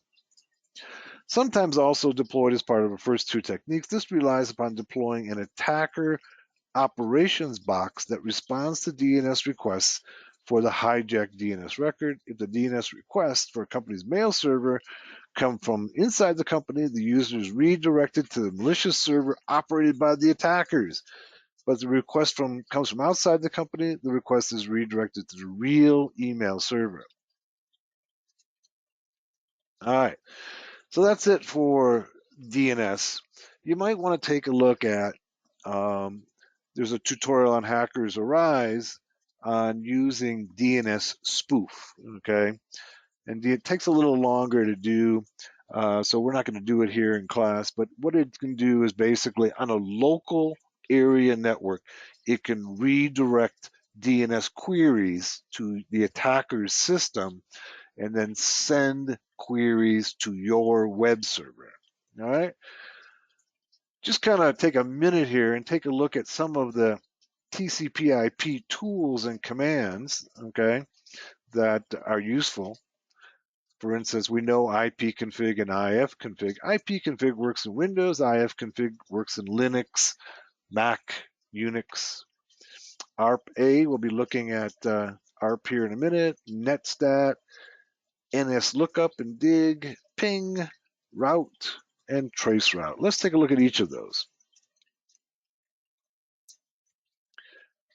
Let's move this off screen. All right, and you see that we're still having our subdomain search. We're brute forcing subdomains on Microsoft.com. To save some bandwidth, I'm going to go ahead and stop it. Okay. And so let's go through each of these commands. We've looked at sudo ifconfig. Okay. And we have IP addresses, we have net masks, we have the MAC address. Okay, that's what this is right here, and some other information about each one of our interfaces. If we had a wireless or a Wi-Fi connection, it would also show here under WLAN 0. Okay, maybe I'll just attach one. Let me attach a wireless adapter here and I'll show you what it looks like. We'll be doing wireless tomorrow. One moment.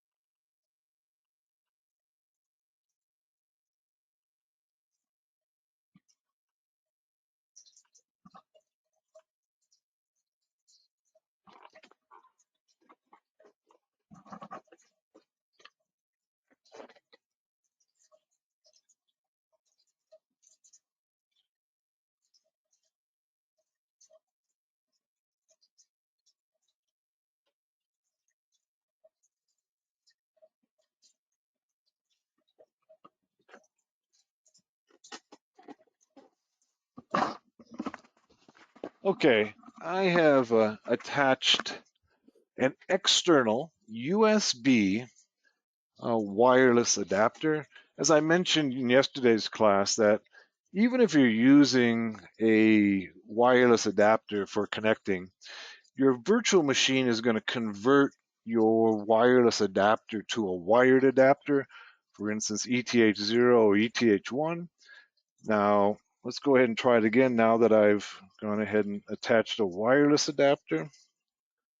And you can see there it is, WLAN 0. So if you're using a virtual machine, you're going to need to use an external USB. You can see it doesn't have an IP address yet. All right. To get it assigned an IP address, we would have to do this. Remember that we have the DH client, so we can go sudo, okay, DH client. In this case, it'll be WLAN 0. And it should go out to the DHCP server to get it an IP address. And you can see it's taking a little while.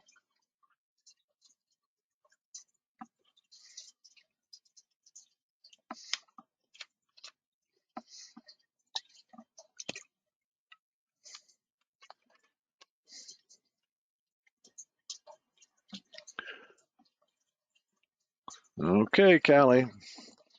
Oh, you know what? What happened is the wireless adapter died. Let's go ahead and looks like it might have gotten disconnected.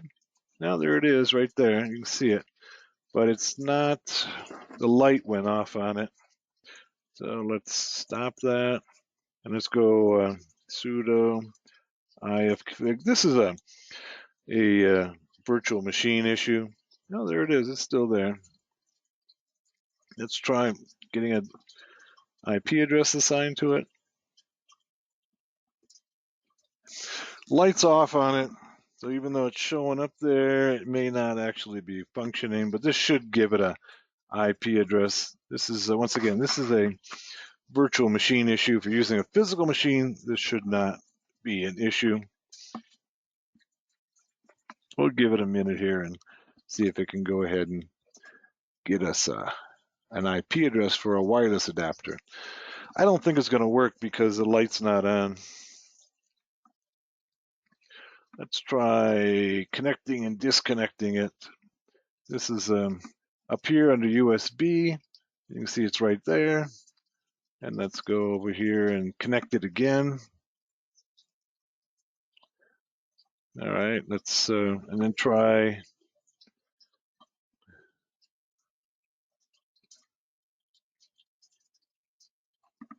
lights on. So it looks like it's connected. Light just went off.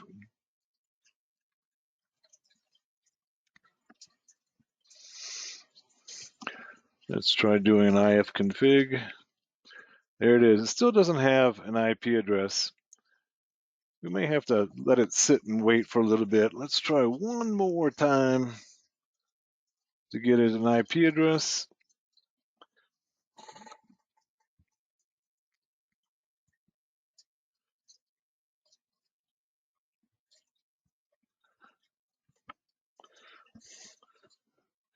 This is probably as good a time as any to go ahead and take our 15-minute break, and we'll see whether or not Kali can assign it an IP address.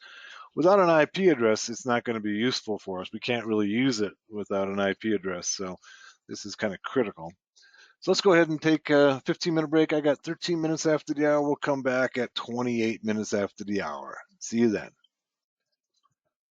Okay, we're back, and you can see that my sudo DH client WLAN 0, okay, looks like it's successfully executed. Let's check and see whether it did. Gave it an IP address. It looks like it still failed to give it an IP address.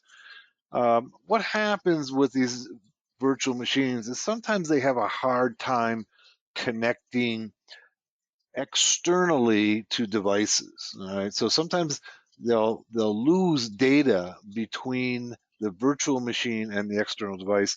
Sometimes you have to reboot. So if I were to reboot this Kali, it'll probably connect and be able to assign a IP address. Before I do the tomorrow's class, when we talk about Wi-Fi, I'll reboot my Kali and we'll get an IP address then. So rather than having you all wait for that, we'll just keep on going. Okay, so I wanted to show you a few more command line tools for working in TCP/IP. You're familiar with ping. Okay, remember we changed the host file. So if we were to go ahead and ping bankofamerica.com, okay, we can see that's redirecting to my other Kali system. All right, let's go back to our host file and change it, or just take out that line. Okay, let's take that line out, or let's just put a comment in front of it. All right, so it doesn't see it anymore. Let's save it. And then let's go and ping Bank of America again. And you can see it goes to the real Bank of America website now. Okay. Other command line tools. All right. We talked about, let's see what we talked about. Dig. Okay. We already did dig. How about netstat? Okay. Let's look at netstat. Let's go ahead and use netstat. Go sudo netstat. So we get, and let's do -a. All right. And what netstat will give us is all of the connections, okay? All of the connections to our system. Interesting, right? These are all the, you can see that the state here, these are, it tells us the type, okay, the protocol type, all right? You can see here, it goes TCP6, okay? We've got, that basically is our loopback adapter. We've got some others here that are UDP. We have a raw socket here, and then we have a number of other connections, okay, with the path to the service that is making the connection. These are largely listeners. These are some connected services here. So that's netstat-a, all right? It's going to show us all, look at how many connections there are. You probably weren't aware that there was that many connections going on in your system.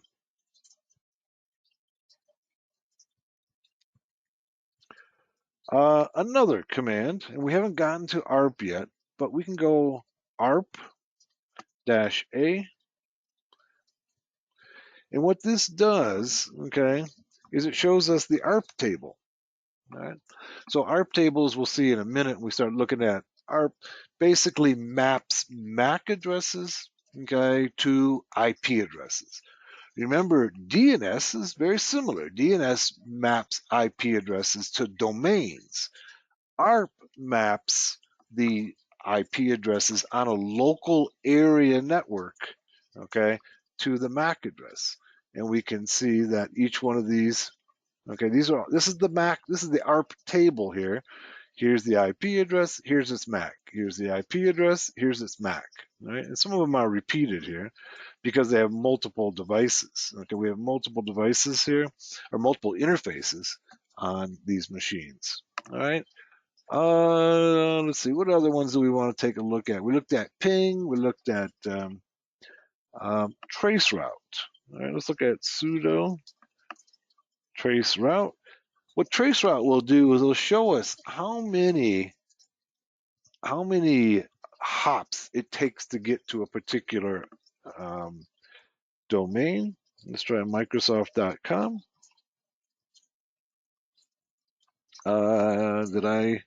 Looks like I spelled that wrong. It should be tracert.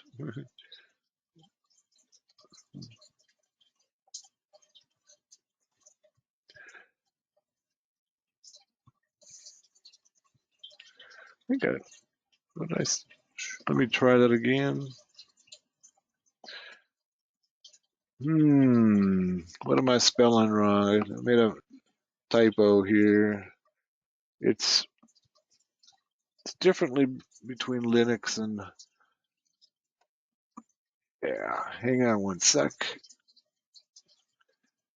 YAML says NetDiscover. NetDiscover is a tool that uses the ARP cache, and we're going to get to that when we get to, is it fully spelled out, traceroute? Is that what it is? Okay, let me try that. Trace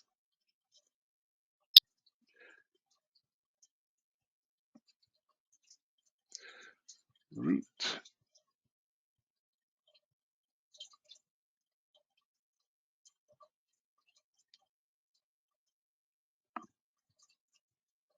There we go. Thank you, YAML. Traceroute, and it's going through and it's going to find out how many hops it takes to get to, okay, Microsoft. It's hopping along, hopping along. This seems like an awful lot to get to Microsoft. Notice it'll go 30 hops max, and it didn't get to Microsoft. Let's try our friends at Google.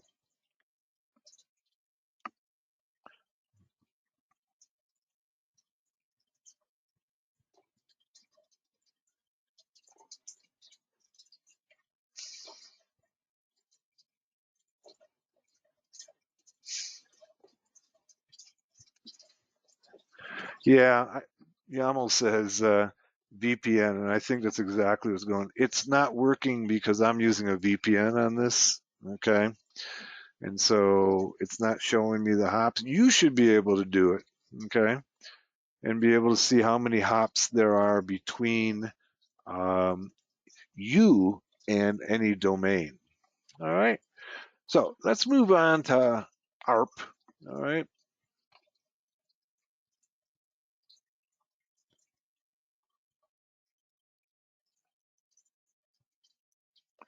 Okay, address resolution protocol. Basically, it's a real simple system. It simply maps MAC addresses to IP addresses. All right, and that's what it's showing us here. It says looking for physical address of a node with the IP address 141.23.56.23. It sends out a request, and then that machine will reply and say, hey, this is my physical address right here. Address Resolution Protocol, or ARP, as it's commonly known, is used on Ethernet networks to assign IP addresses to globally unique MAC addresses. All right, so communication on the local area network is really done via MAC address, the hardware address. In this way, when a new system, a new computer, enters the network, its MAC address is assigned an IP address within the range of IP addresses on the network. This is the method that networking devices such as gateways, routers, and switches know which machine has which IP address and can route the traffic destined for that IP address, the logical system, to the proper physical machine, the MAC address. Here's how ARP works. ARP uses a simple message format sent over the link layer and network layer, layers 2 and 3. Remember, layer 2 is the physical, I'm sorry, it's the MAC address. Layer 3 is the IP address. So it uses both of those, all right? This message contains one request and one response. For example, assume two computers on an Ethernet LAN. Computer 1 needs to send a packet to computer 2. Computer 1 knows that computer 2's IP address is 192.168.1.101. To send the packet to computer 2, it needs the physical address of the computer or its MAC address, okay? Computer 1 can find the MAC address of computer 2 by doing a lookup in the ARP table, what we just did a minute ago. The ARP table is mapping of known physical addresses to logical addresses.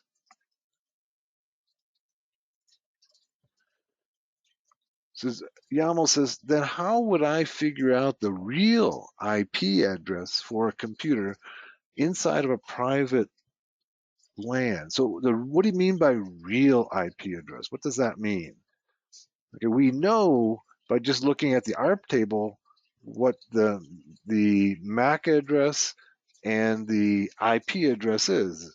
What do you mean by that's the IP address? What do you mean by real IP address? What does that mean? So if computer 1 finds the MAC address of computer 2 in the ARP table, it goes ahead and sends the packet to the MAC address. Okay, so it's sending it to a MAC address, not to the IP address.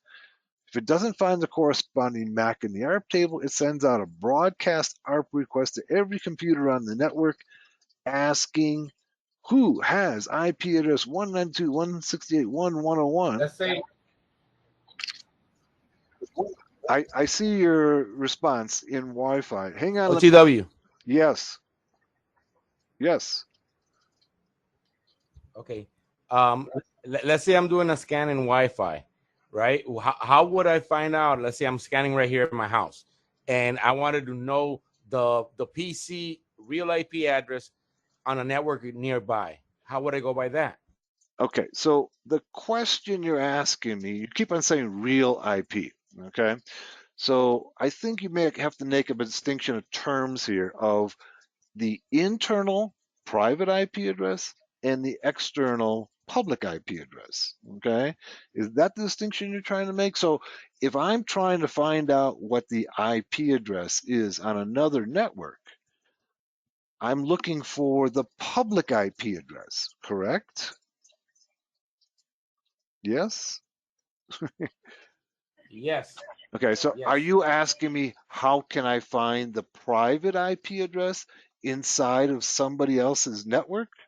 Is that what you're asking? When you say Exactly. okay, Exactly. that is not decipherable.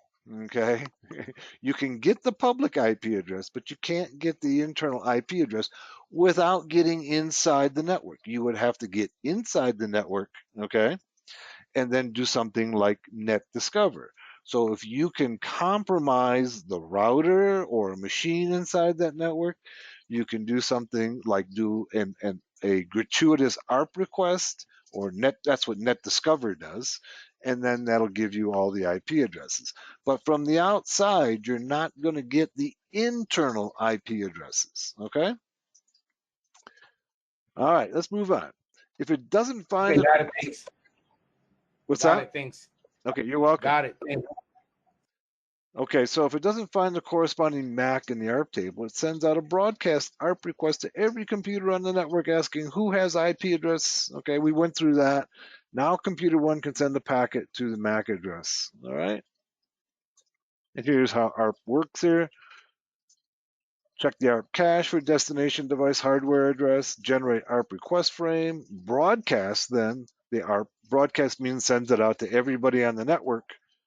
Process the ARP request frame, generate the ARP reply frame, update the ARP cache, okay, that's the table, and send an ARP reply frame, process the ARP reply frame, and then update the ARP cache. We looked at the ARP command, okay, and it gives us all the mapping on our local area network. Let's take a look at ARP in Wireshark. All right, let's go ahead and go to our Wireshark here, and then we can define the ARPs. We can just enter the protocol, okay, ARP, all right, and you can see here's the ARP request. All right, let's take a look at it. Okay, it's going out and it's asking, let me move this here, it says, who has 192, 168, 103, okay, and the response is 198, 168, 103 is at, and it gives a MAC address. So this is what it's doing. It's going out and sending out these requests to everybody on the network asking who has what IP address and what their MAC, they respond with their MAC address if it's them. And then the table is updated. So the table remains updated all the time by going through this process. You can see in the little bit of time that we've been running here, you can see we've got a lot of ARP requests, right? I also want to, what do you think? Okay, let's go ahead and look at, you can see that the address resolution protocol, it's Ethernet 1 is the hardware type. It uses IPv4, okay? Here's the MAC address. Also, I want to, before we leave Wireshark here, I want to point out to you that if you don't know the particular filter, you can always go up here and go to Analyze, okay, and Display Filter Expression here, and it'll bring up a window. Just a minute. There it is. And this has all of the fields that you can search for. All right. So like we were just looking for ARP, and we can see that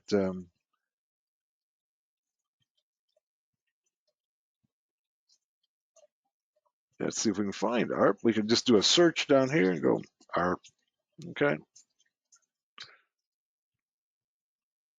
And it finds us every place where ARP occurs. Okay. And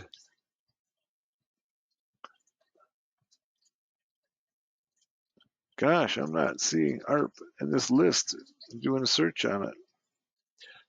There it is right there. There's ARP. Okay. Here's all the fields that we can search for. Okay. Within ARP. Now, more commonly, what you would want to do is you probably want to go ahead and do a search, something like TCP, right?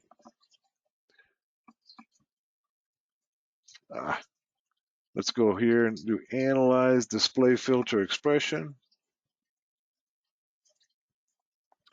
and search for TCP, for instance, okay? And then it'll show you all the fields that you can go ahead and let's go to TCP. TCP appears in the name of so many different protocols. Here it is. These are all the fields that you can search for in TCP. Now, the things that you're commonly going to look for are things like ports and flags, okay? But there's an awful lot else that we can find within TCP. So if you don't know exactly what the, so TCP port, okay, say equal, okay, 80, and when it turns green, we know that we've got our syntax correct. And now it'll show me all of the packets that are destined using port 80.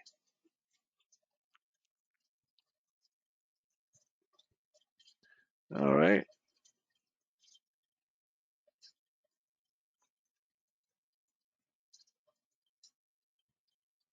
And then we can just select any one of these and dissect right down to every field, including, this is down here, shows us the payload of that particular packet. All right. If we wanted to look specifically for something in the payload, so all these fields are pretty much header fields, right? If we wanted to find something that was inside of the payload, we could go TCP contains, say, hackers, all right? And we find one where we probably went out to Hackers Arise. Maybe we did. Yeah, there we did, right there. I can see it.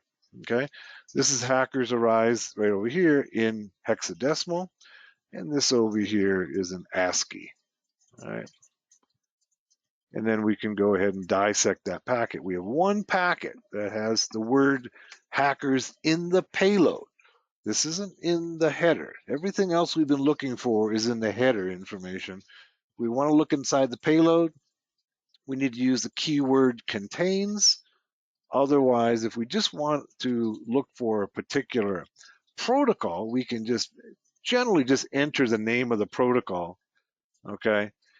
And then if you want more information, you need to go ahead and specify the protocol and then say flags. All right, so we want flags equal, say, the SYN flag. That would be the opening the connections. And notice it's equal. It's not the single equal, it's a double equal sign, okay? And now we'll find all the packets that have the SYN flag set on them in TCP. But we were talking about here ARP, all right? And so this shows us the ARPs, lots of ARPs. And this goes on automatically in the background behind us, you know, even if we're not doing anything at all. It's always updating, trying to update the ARP cache to keep it current. If the ARP cache is not current, then the system breaks down, right?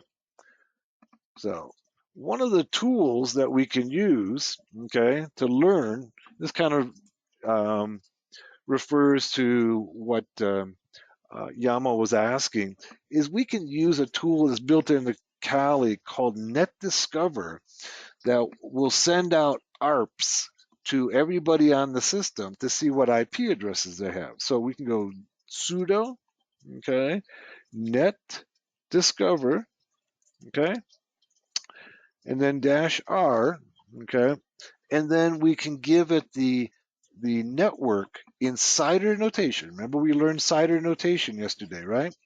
So we can put it in CIDR notation of the network we want to go ahead and explore and look for all of the MAC addresses and the IP addresses on the network, okay?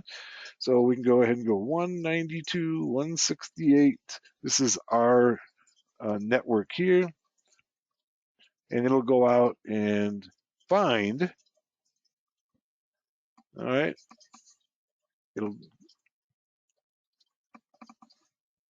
it finished and came up with nothing.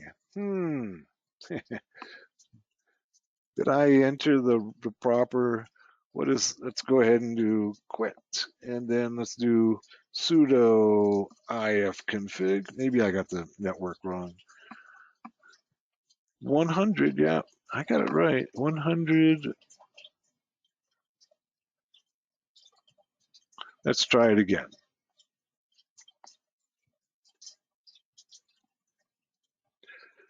100.0/24. It should be able to pull up all of the systems on this network.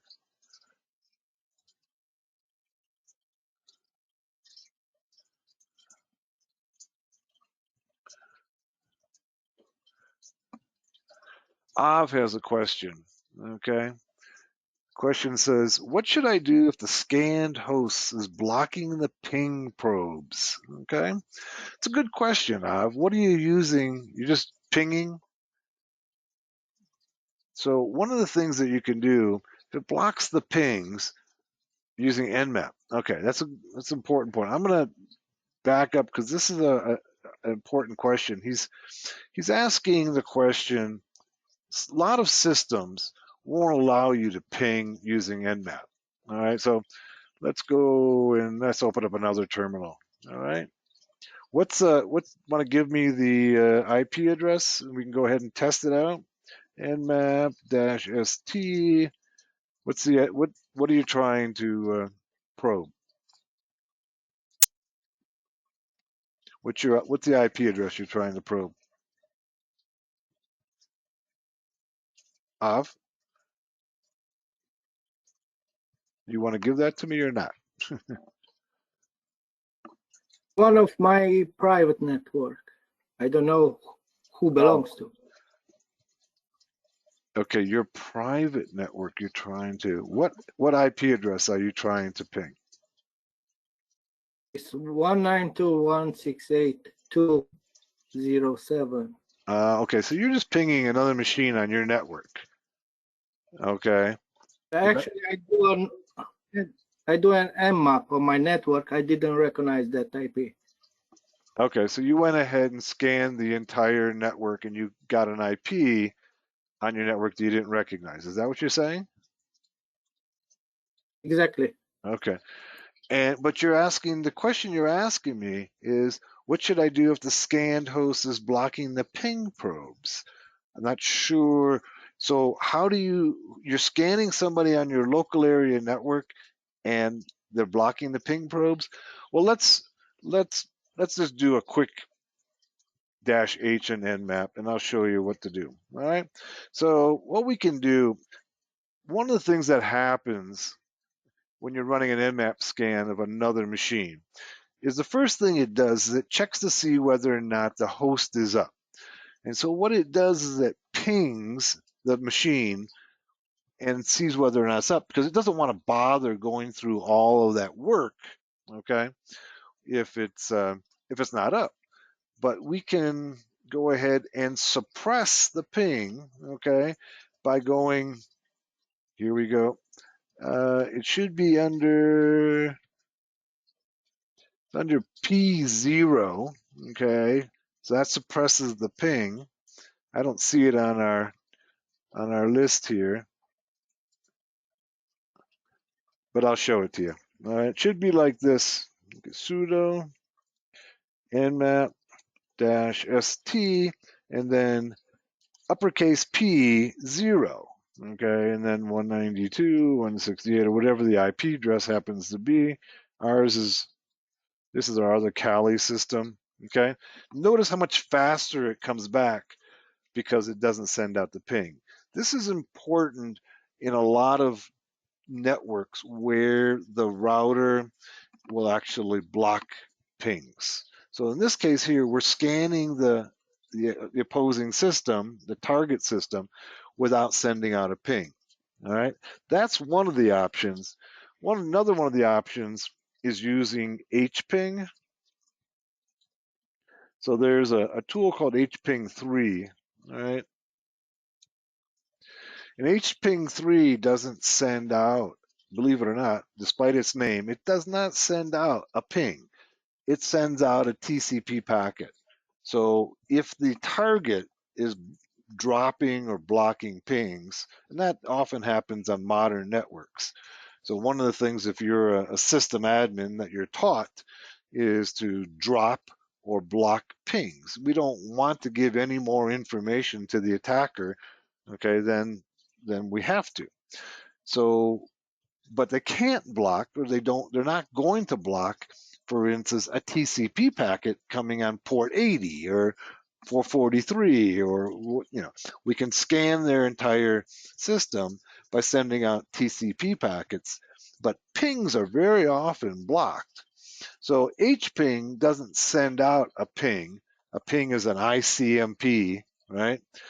And it goes ahead, and we have many ways that we can go ahead and explore the target system without sending out a ping. So those are two methods that you can use if the target system is blocking your ping. You can just use the P0 in Nmap or use HPing to go ahead and explore the system. All right. And there's a number of other ways as well, but those are the two most commonly used methods. Now let's go back to our Net Discover, okay, and see why it's not working. Hopefully that answered your question, Av. Okay, let's go and let's see, sudo net discover. I may have the wrong switch. That may be why. Let's go and all right, net discover the device and the IP range. Yep, that looks like I got it right. The only thing I'd say is I got multiple devices, network devices, and let's go ahead and let's specify -I ETH1, then -R, okay, and 192.168.100.0/24. Let's see if we can't get any results on it. It finished and nothing. Let's try the other interface. Try ETH0.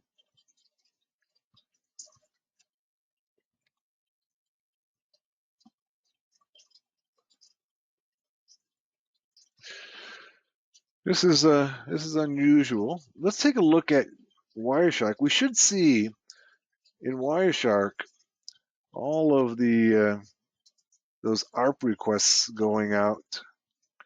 All right, so we just went out and sent out a bunch of ARPs looking for. You see it here. This is what Net Discover is doing. All right, so here we go. We asked Net Discover to go out and look for who has. You see, this is Net Discover right here. Who has 192.168.0.1? Okay. Who has? Who has? Who has? Who has? All right. And it's going out and just sending out ARPs. There's no authentication in ARP. Okay. So anybody can go out and send out an ARP, and that's what we were doing. The only thing I see that's odd is that notice it's saying here tell 192.168.100. That's not on our system, okay?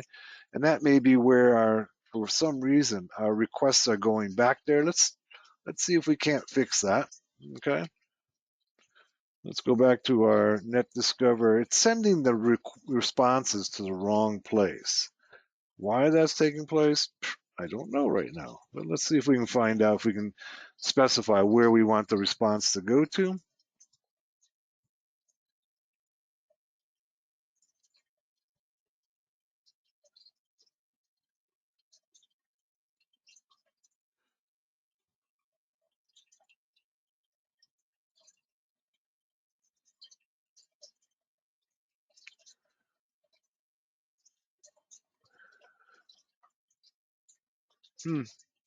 I don't see any way to do that. I've never quite seen. Well, wait a minute.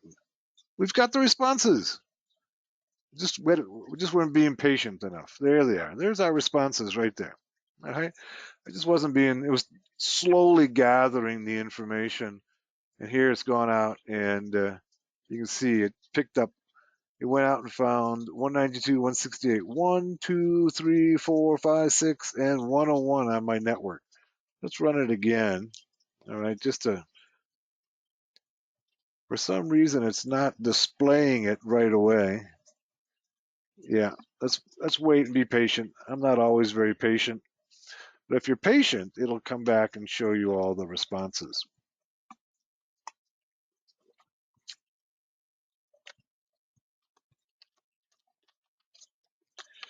The other thing, you can put the responses into a file as well. I'm going to go Q, okay, and maybe we should just try putting it into a file, and that way, it's for some reason it's not coming out to my terminal. There is a switch. It says file, scan a list of known MACs. Okay, that's not what we want. We want to go scan a list of ranges in the file. How about these are print the results in a format suitable for parsing by another program and stop after a scan. Let's see. I guess that's what we could do. Print the results in a format suitable for parsing by another program and stop after an active scan. Let's do that.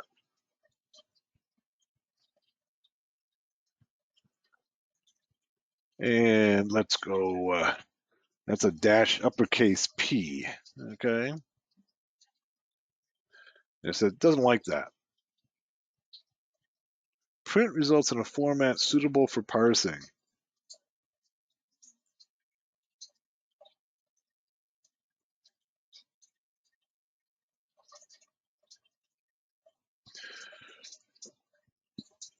Let's take the P out.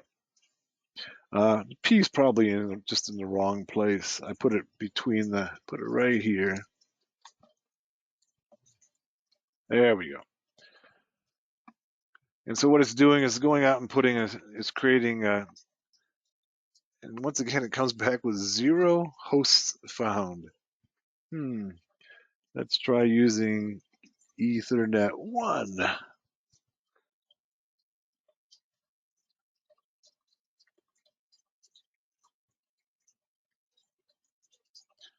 And it comes back with 0 hosts found. For some reason, it only worked on that one time, and it gave us all the information we needed. Yeah, YAML says it takes some time. So usually, when I've run it in the past, it'll come back and almost immediately give you line by line, but for some reason, it's taking a little longer. But what it does is it's basically is sending out, okay, these ARPs. We can see them in Wireshark, where it's going out and just sending out what's called a gratuitous ARP to all the machines on the system and trying to find out who has what MAC address and what IP address. So the question that Yamo was asking earlier about how do I go ahead and find the real IP address, and what he really meant was the internal IP address. And this is one of the ways, if you're inside the other network, you can discover the internal IP addresses of all the machines there, so that when I am able to exploit one machine on a network, I can then go run NetDiscover to explore all the other machines on that network. Also, ARP can be exploited in other ways as well. So you can do a man-in-the-middle attack using ARP. Let's go back to our presentation. Dawid says, got problems using NetDiscover with VM sometimes. Yeah, and I think that's probably what's happening here, is that the Oracle's VirtualBox has some issues. All right, so if I were to run this on a physical machine, usually it'll come back right away with all the lines, but sometimes by communicating out of the virtual machine, sometimes the communication is less than ideal. As a matter of fact, let's do this. Let me go ahead and reboot this system. And there's a couple things that we ran into problems with, and I'll bet if we reboot it that we can resolve those problems. Let's go ahead and turn it off. And this is usually what you have to do when you're using a virtual machine, and you'll just kind of get used to it. I will tell you that I think that in general, that virtual VMware's VM workstation works better. It's not perfect either, but it just gives you fewer problems. But it also, it's about $300 for it. I've got it on another system here, and I use it in my lab. I use VirtualBox in class because it's what most of the students are using. Let's go reboot it again and see what we can get a few things working here a little better.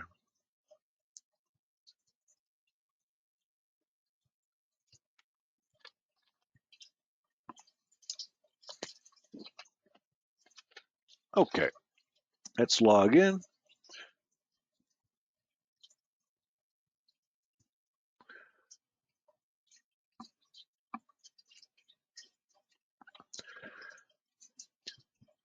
Previously, we had an issue with the IP address on our Wi-Fi adapter. Let's see if we can resolve that. Let's go sudo ifconfig.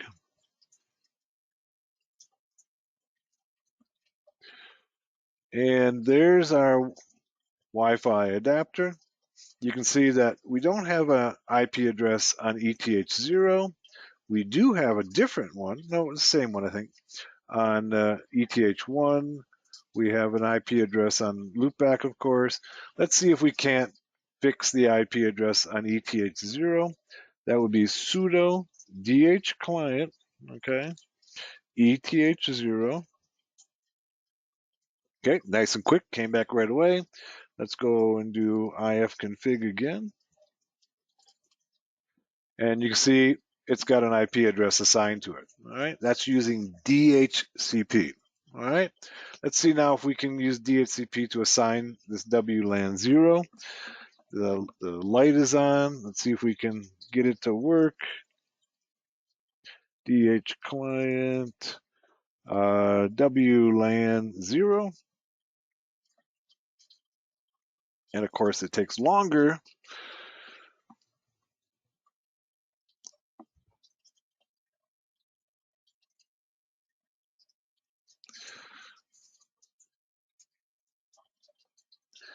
And while we're waiting for that, let's go try doing netdiscover now again. Okay, sudo. And let's go netdiscover. And the -I, let's use ETH1. And then -R, which is the range of IP addresses. That's what the R stands for, is range. 192.168.100.0/24 CIDR notation for our network. And let's let her fly.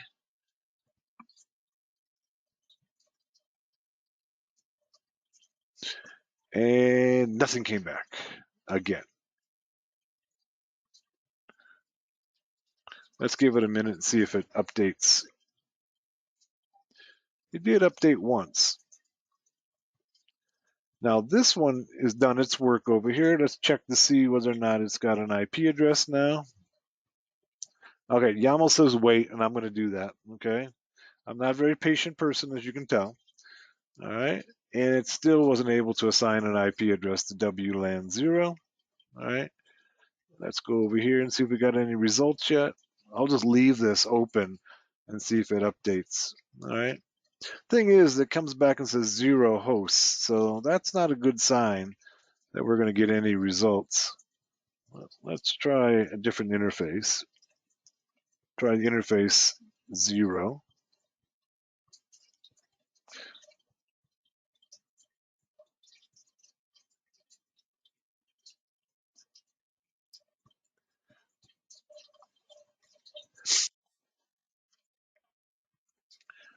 We'll just let this one sit and see if we get any results coming back from it.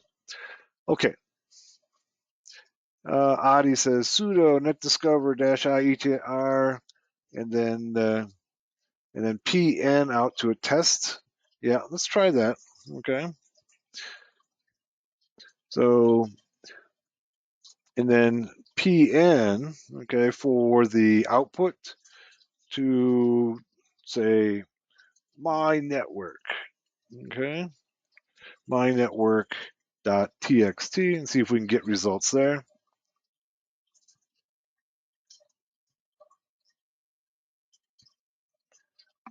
Thanks, Adi, for that. Let's go ahead then and more. Okay, my network.txt, and still found 0 hosts. So it's a quirk of a virtual machine. It's not communicating well over the network. Let's go ahead and make sure we can ping other machines on the network. Let's go ping 192, 168. We're getting the use of a lot of our TCP/IP commands. I think it's 5 is our other machine. Yep. Now ping is ICMP, and that's what will often get blocked by the router on another network. So if you're trying to ping a machine, say a web server inside somebody else's network, oftentimes the gateway, the router will go ahead and block ICMP. But there's other ways to get inside there, and that's by using a TCP packet. They cannot block TCP packets because that's part of what that's what they want to come in. If you got a web server and you're blocking TCP, well, nobody's going to be able to connect to your site. So you got to find a way around. And ping is, it's pretty easy to block, but it's also pretty easy to get past by simply you could use a UDP packet, you could use a raw packet, you could use a TCP packet, and you could create your own packets to get past those kinds of devices that are blocking you from discovering hosts. All right, so we had some success, but limited with NetDiscover. Normally it works really well. For some reason today, we've only got it to work one time. There's something about the this virtual system, this virtual network that is blocking our NetDiscover. So let's continue to talk about the ARP protocol. Okay. And we talked about ARP and Wireshark. We looked at it.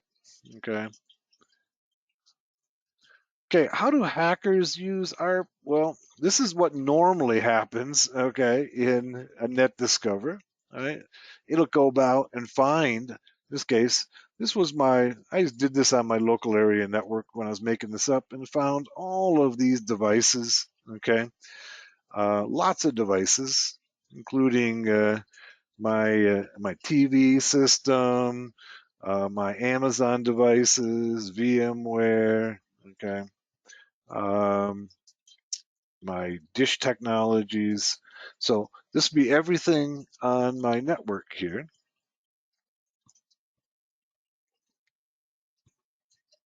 Next slide. Also, hackers can use ARP, okay, in a man-in-the-middle attack. So remember that there's no way of authenticating these ARPs. So they just go out on the network and everybody just responds to them, right? So what I can do is that I can go ahead as an attacker and convince the devices that I am somebody else. All right. I can go ahead and send out packets that say, hey, I have the IP address it's somebody else's. And then their traffic will come to me. Right? So this is what it's showing here. Okay, here's Bob. Okay, here's Alice. Okay, and there's a switch in between. Okay. There's an attacker over here. Okay, Bob has 10.0.0.1. Alice has 10.0.0.7.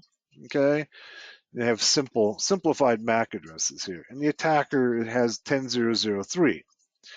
What the attacker can do is go ahead and tell the switch that they have, say Bob's IP address or Alice's IP address, or both of them. And then the traffic from those systems will come to the attacker. There's a tool that's built into Kali and a number of other systems called ARP spoof, and that's exactly what it does. Some of these tools that exploit ARP include ARP Spoof, DriftNet, EtherCap. These all are built in. So to go ahead and use ARP Spoof, you just go sudo ARP Spoof -I, which is for the interface, then the interface you're using, and then -T for the target. And basically what you want to do is to be able to tell it to switch, okay, to change the ARP cache to include you. And you can put yourself in the middle between two systems and get the traffic intended for the other. And then the last step of this process is to go into the kernel of your machine and then change the proc sysnet IP4 forward that allows the traffic to go through your system. Okay, so if you're putting yourself in the middle between two machines, what you want is the traffic to go through your system so you can eavesdrop on it. Okay, but you don't want it to stop there. If it stopped there, then the other target system would know that they're not getting any traffic. In this case, it goes right through you to the other system. And of course, you can use things like Wireshark or other sniffers to view the traffic going through. So if you go in, let's go to Kali. Okay, let's go ahead and open up EtherCap is a little simpler to work with. Let's go ahead and find it. Here's EtherCap graphical. Okay, it wants root privileges. Okay, this is EtherCap. All right, and basically what it does is it's essentially it's a graphical use of ARP spoof. All right, so we tell it what interface we want to use. Okay, and we're going to go bridge sniffing. Okay, let's go set it up, and it starts doing its work over here. Right.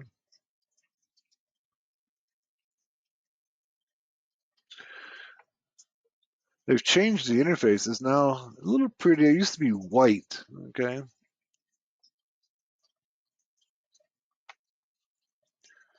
Okay, let's go ahead and set up our targets. Okay, here's our select targets. We can select by MAC address or IP address. Let's go ahead and put in 192.168.105. What port we want to listen on. Okay, say port 80. And the other target we're going to put in is 192.168. 100. Oh, I don't know. Let's see. This is 101. We're going to have to open up another machine. Let's go ahead and basically we're going to put ourselves in the middle here. Now I got a Windows 7 system here. Let's go ahead and start that one up. Here it is right here. We'll put ourselves in between the other Kali system and our Windows 7 system. Let's give it a minute to boot up.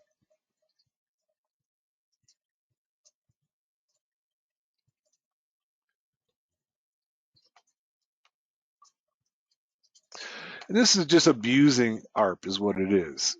Okay. I've lost my mouse.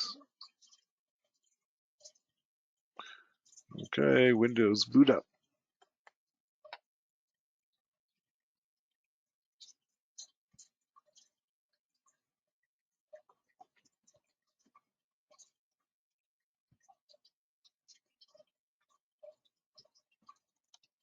There's my mouse. Okay.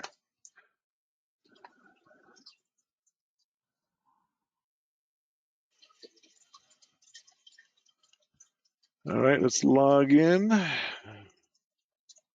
our Windows 7 system.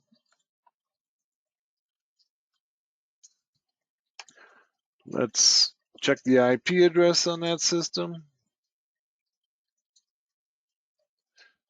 We got to make sure at the very least that it's on the same network. Okay, I can't see if we can get rid of this stuff here. And let's go IP config in Windows. And you see it doesn't have an IP address, so we're going to have to take care of that. Okay, let's go IP config, renew.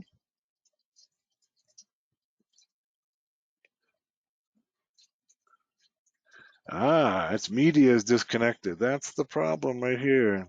Okay, let's go. So the media is disconnected here. Let's go into control panel, network.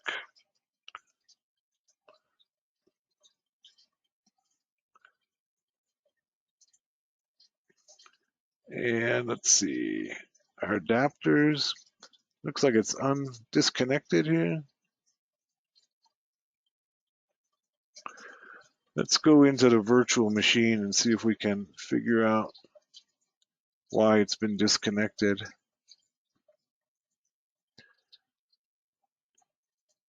Let's go devices, network settings. Let's connect the network adapter. Looking at it right here, it's trying to connect. There's a whole science and art of working with virtual machines. See if we can't get this one on our network. It's trying.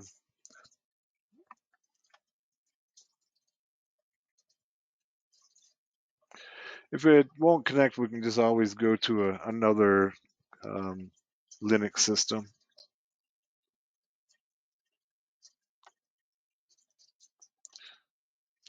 Or often, what'll work is just trying to reboot the system. Let's try that. Let's shut it down and reboot it and see if we can't get it to connect.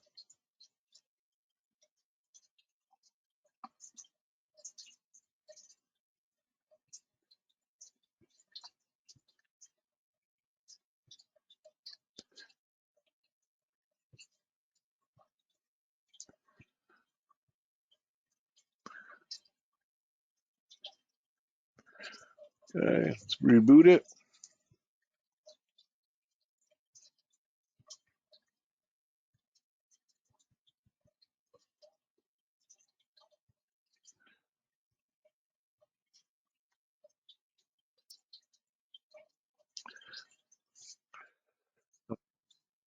Let's log in and see if we can't get.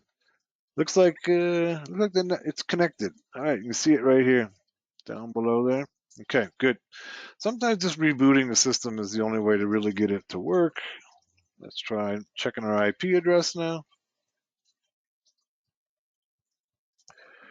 And there it is. It's on a different network, okay, than our other systems. So let's make sure up here, and let's go up here and go network settings. And see, it's on, I've got a network that's called Hackers Arise here. And there it is. Let's put it on that network. And then let's renew its IP address and see if we can get it on the same network. The operation failed. There's no adapters in the state. Now, see, it's still trying to reconnect to this network. Let's give it a minute.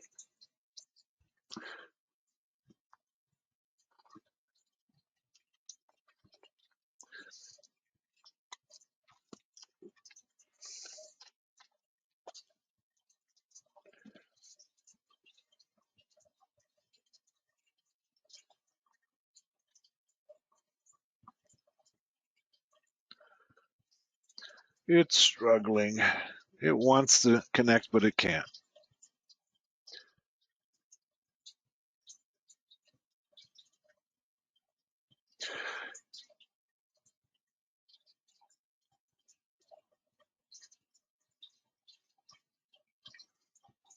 All right, let's do this. There's another workaround here, and this is a workaround that I often have to use. We can go ahead and put everything on a bridged adapter, okay, like that there. Then let's go ifconfig. Oh, I'm sorry, it should be ipconfig in Windows.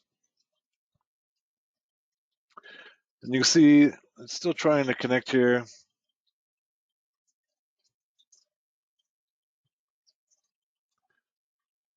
Let's see what else I have running here that we can use. The Windows machine doesn't want to connect. I got some more Kallis here. Let's try those, see if we can get those to work.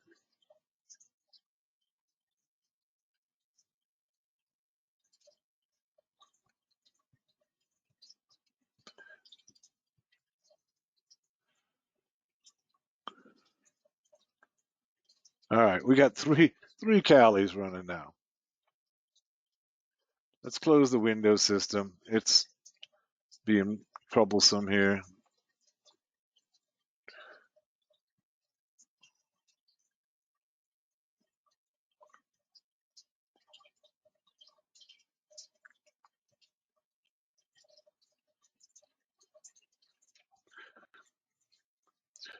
Imagine that, Windows being troublesome.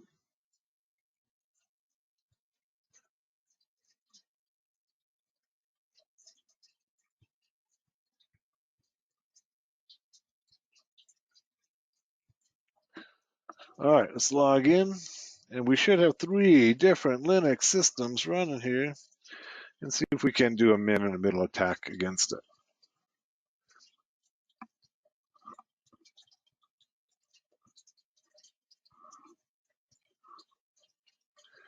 Let's open up a terminal.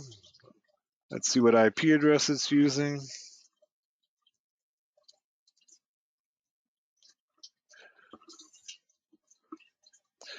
Okay, it's using 104. All right. So that's this one.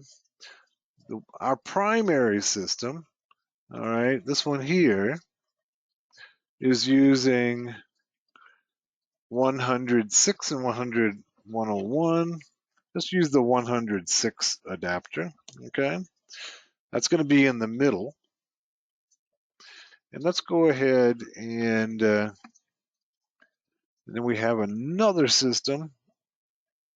Gosh, I'm trying to keep all of these straight. And this is 104. And this one is 106. And this one is 5. All right. So what we're going to do is we're going to try to put ourselves between 4 and 5. All right. That's our plan here. Using EtherCap. So here's 5 and here's 4. All right. There we go. And we're going to use port 80.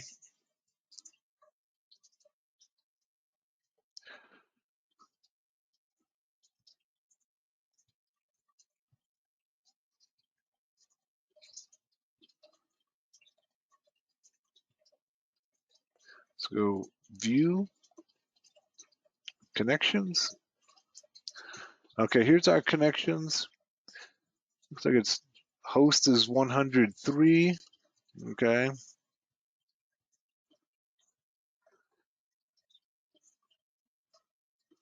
Look at it, found this system that the 10.10.215. I think that was the Windows system.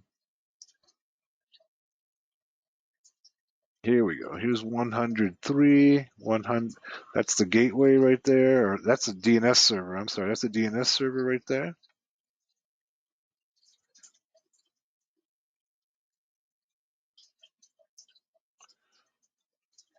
There we go. You see here, we're getting it set up. So it's filtering for TCP, UDP, and other. It's the connection state filter is active, idle, closing, closed, and killed. All right.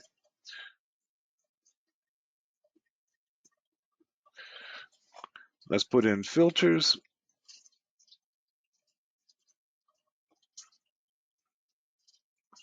Okay, so we can go ahead and then create a filter to look for, here's our header filter, all right, to look for various traffic. Let me see if I can open this. Select a precompiled filter. Okay. All right, let's go OK. Bad magic and filter file. Make sure to compile. Something went wrong with that filter file. Let's try again. These filters they have some pre-built filters, okay, by fields and filters that you can filter for various traffic. Let's try opening it up in another terminal. All right. For some reason we'll let's go mousepad, and the filters are in user share EtherCap.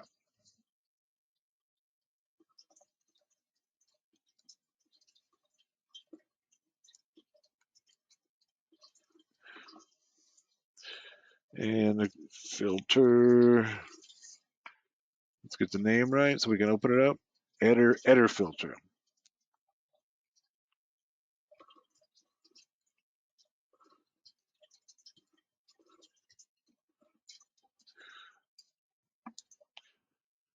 Okay, so here's the filters. Okay. So this filter will substitute a word EtherCap with EtherCap, EtherCap in this case, with EtherCap, and will log the content in the packet. So basically what it's doing is if IP protocol is equal to TCP and then search the data for this word, it'll go ahead and put that into a log file. All right. So we can go ahead and create other filters similar, all right, to go ahead and look for keywords that are traversing our network. Okay, so if they're going through our system, we can look for keywords. This is one of the filters, just looking for keywords. We can also, let's go ahead and close this one. There's a number of other filters that we can go ahead and here's I think this is the email one right here. Here's one that's kill. Okay, this one here is let's just take a look and see what the filters are. Let's close. Let's close this.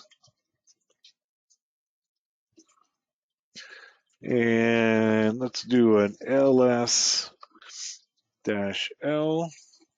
on the Etsy share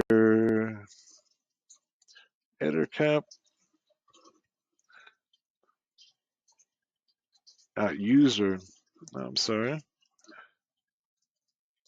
share, not Etsy share. All right, so here's all the filters. So here here's the fields. That's the one we just looked at here was Ether filter. So here's some examples. Here's some kill filters. So once we're put ourselves in the middle between these two systems, then we can begin to manipulate the traffic. Okay, let's take a look at the examples that they have here. All right, so this is the one we want to go and take a look at. Let's copy it.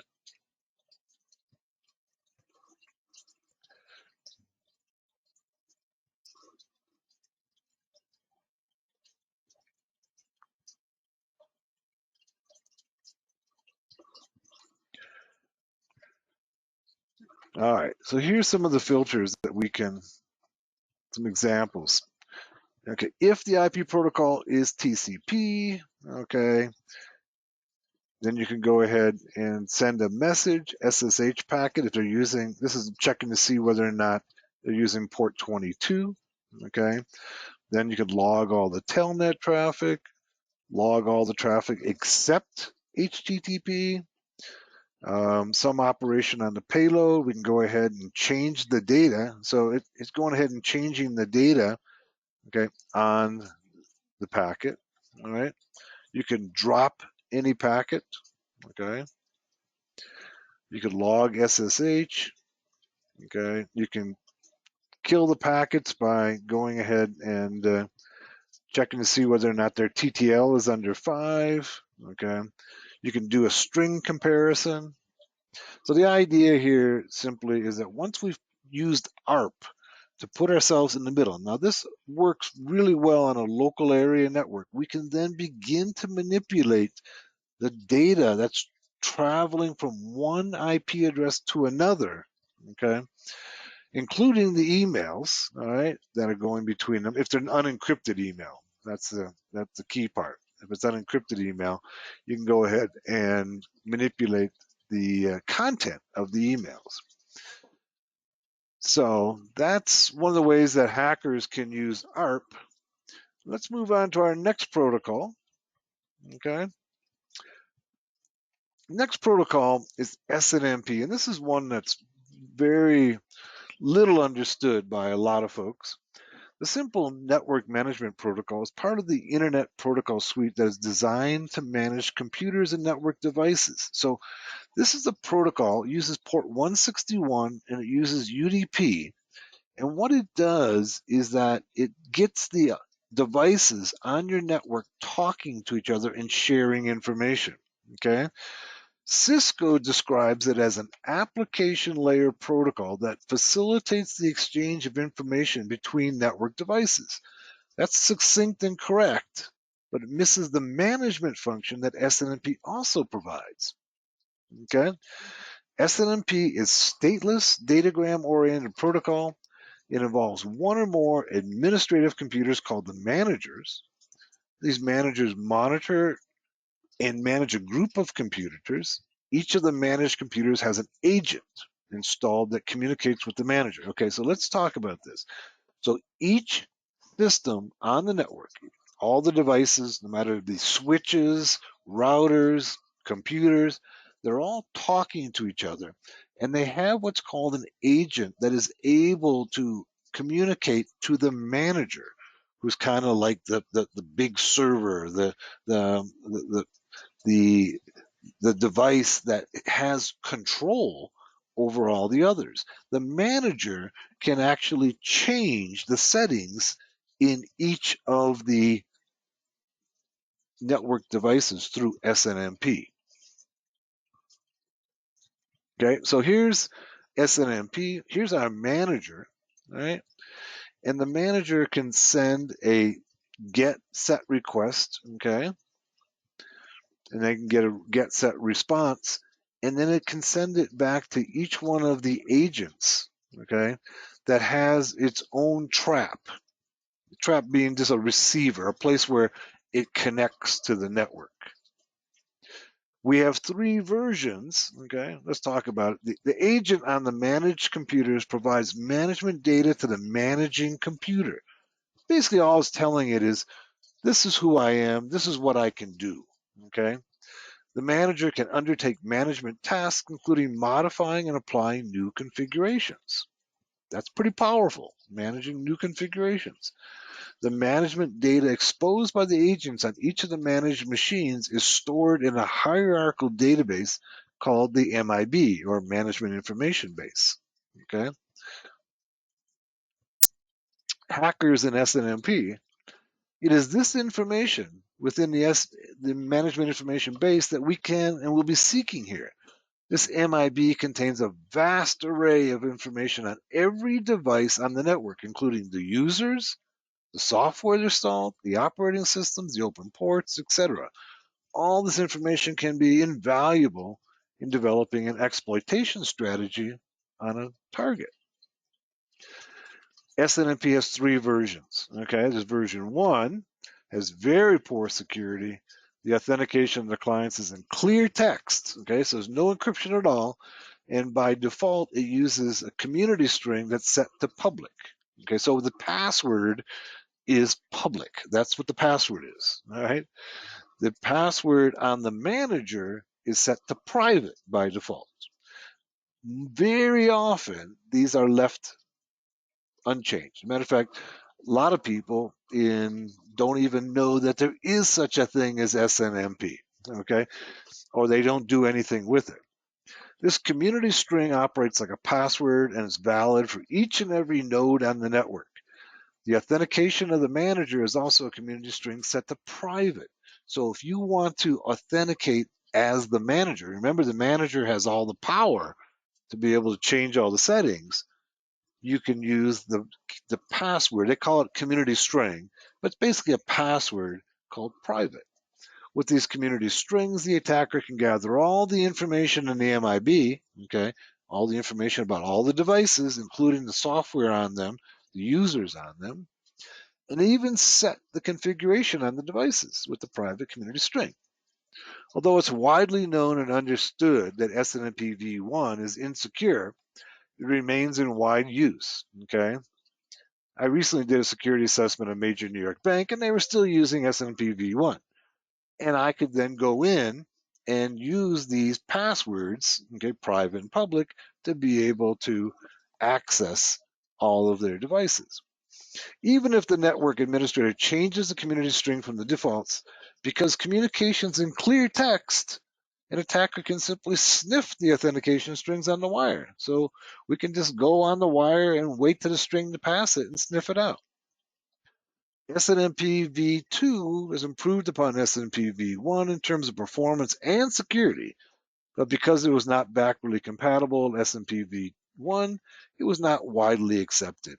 SNMP v3 is significantly more secure than either SNMP v1 or 2. SNMP v3 adds encryption, message integrity, and authentication, but it's not used on all networks. Okay, so if you have a network that's using SNMP v1, there's a heck of a lot that you can do. Okay, abusing SNMP for intel gathering, you can use a tool called SNMP Check and 161. They're both built into Kali. And what they do is that they try to brute force the community strings, okay, and the private string, if there's SNMP v1 in place. Here's some of the information that I gathered on a system. Once I was able to get the community string, I can get each one of the drives, okay. In this case, this was a fixed disk, this was a compact disk on D. I can get the printer, the parallel port, the serial port. Here's using the tool SNMP Check. Okay, so you just point it at the system and it'll go ahead and try starting to enumerate, okay, on that particular system, telling us how long it's been up, how long the SNMP daemon's been running, all the software that's running on that system. Okay. The NSA, our friends at the NSA, all right, have used this particular, they've used SNMP to be able to exploit VPNs. Okay, since we know the NSA has exploited SNMP to unmask VPN communications from documents that were released by Edward Snowden. There's a tutorial on Hackers Arise on how the NSA used what's called the extra bacon exploit. And basically what it does is it uses SNMP to get inside of the switch that's managing the VPN so that it decrypts all the traffic. It allows the NSA, in this case, to see all the traffic inside of the switch and decrypt all the traffic. So it can be used as a reconnaissance tool, but if you can get inside the switch, all right, then you can decrypt and see all the traffic, even that which is coming in over a VPN. The next protocol we want to talk about is SMB.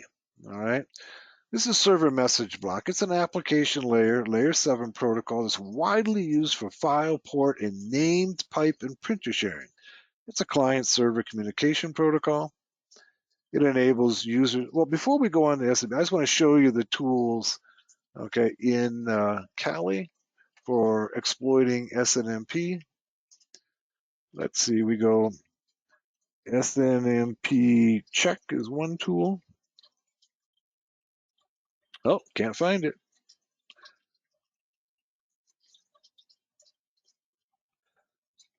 Let's go up here and take a look and go information. See if they may not have it in here anymore. Let's see if we can find it. Here's SNMP analysis. So they do, it's a dash. I spelled it wrong, and there's 161. Both of these tools allow us to try to brute force the SNMP password, the community string. Okay, so let's go ahead and try that again. Sudo SNMP dash check. Okay.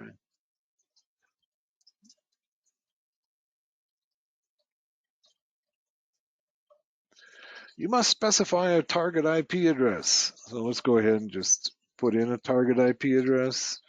Let's try one of our other systems. Go 192, 168, 100. I think what we have 6 on one of the other systems. So by default, it's going to try to connect to SNMP v1 using the community string public. Okay, and it timed out. What you would want to do, okay, is you could use 161. Okay, let's try sudo 161. Now, the reason that this is called 161 is because SNMP uses port 161. Let's try help file on that. And what it does is here's how you use it. 161, the IP address or the range of IP addresses, okay?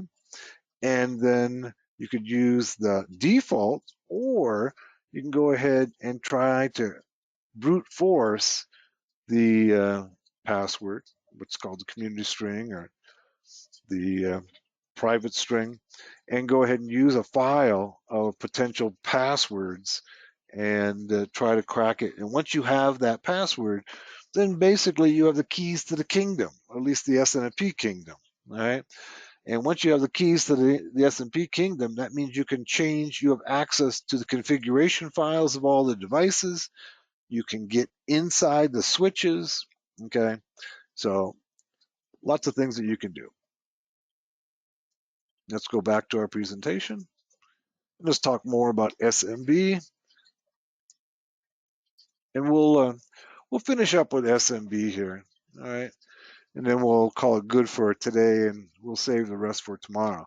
So layer 7 protocol, it allows us to do file sharing, okay? That's basically when you're going ahead and sharing files and drives on your network, that's SNMP, port 445, okay? It enables users and applications to share resources across their LAN. This means that if one system has a file that's needed by another system, SNMP enables the user to share those files with other users. In addition, SNMP can be used to share a printer over a local area network. It uses port 445. Okay, and here's a diagram of SMB. Carlos says, would you say knowledge of networking is the most important skill we could have as a hacker? I would say it's a primary or foundational skill, because if you can't connect to other systems, how can you hack them? You have to find a way to connect to those systems, and you have to, you need to know how to manipulate these connections. So you're trying to get inside somebody else's computer, right? Right? You're trying to get inside somebody else's computer, and you have to find some way to communicate with it, okay? And these are networking protocols. And most people think of networking protocols as, TCP IP, or they're thinking about HTTP. But really, there's many, many protocols. And the more you know about these protocols, the greater the chance that you're going to have success. One that's often overlooked, as we know, is SMB. People don't think about SMB. But SMB, once again, has the keys to the kingdom because it allows me to share files in my drives with other people on my network. Okay? So if I can break SMB, I can get into your system, okay, and get your drive, your files, okay, and maybe even totally take over your control of your system. So Carlos, the answer is it's a foundational skill. Okay, it's a foundational set of knowledge to be able to be a good pen tester hacker. And here's our SMB CIFS protocol layer. And you says I'm working on getting his Network Plus. I would say that's a good idea. Okay, getting the Network Plus certification. SMB is a client server request response protocol. The diagram below, the one we're going to show next, illustrates the request response nature of this protocol. Clients connect the servers via TCP or NetBIOS. Once the two have established a connection, the clients can send commands to access shares, read and write files, access printers. In general, SMB enables a client to do everything they normally do on their system, but on the network. Okay, this sounds like something that I should know about. This sounds like something that I can use to attack other systems. And here's the SMB com negotiate request. Okay, this is a one machine to another. Okay, it makes a request. There's a response, and then there's a session setup, and then there's the NTLM challenge message to make sure that there's some authentication, and then there's a response, and then there's a setup session. Okay, so there's 6 stages of setting up a connection between two systems in SMB. All right. The term CIFS and SMB are often confused by the novice and cybersecurity professional alike. CIFS stands for Common Internet File System.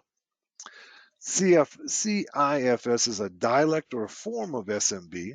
Okay, that is, CIFS is a particular implementation of the server message block protocol. It was developed by Microsoft to be used on early Microsoft operating systems.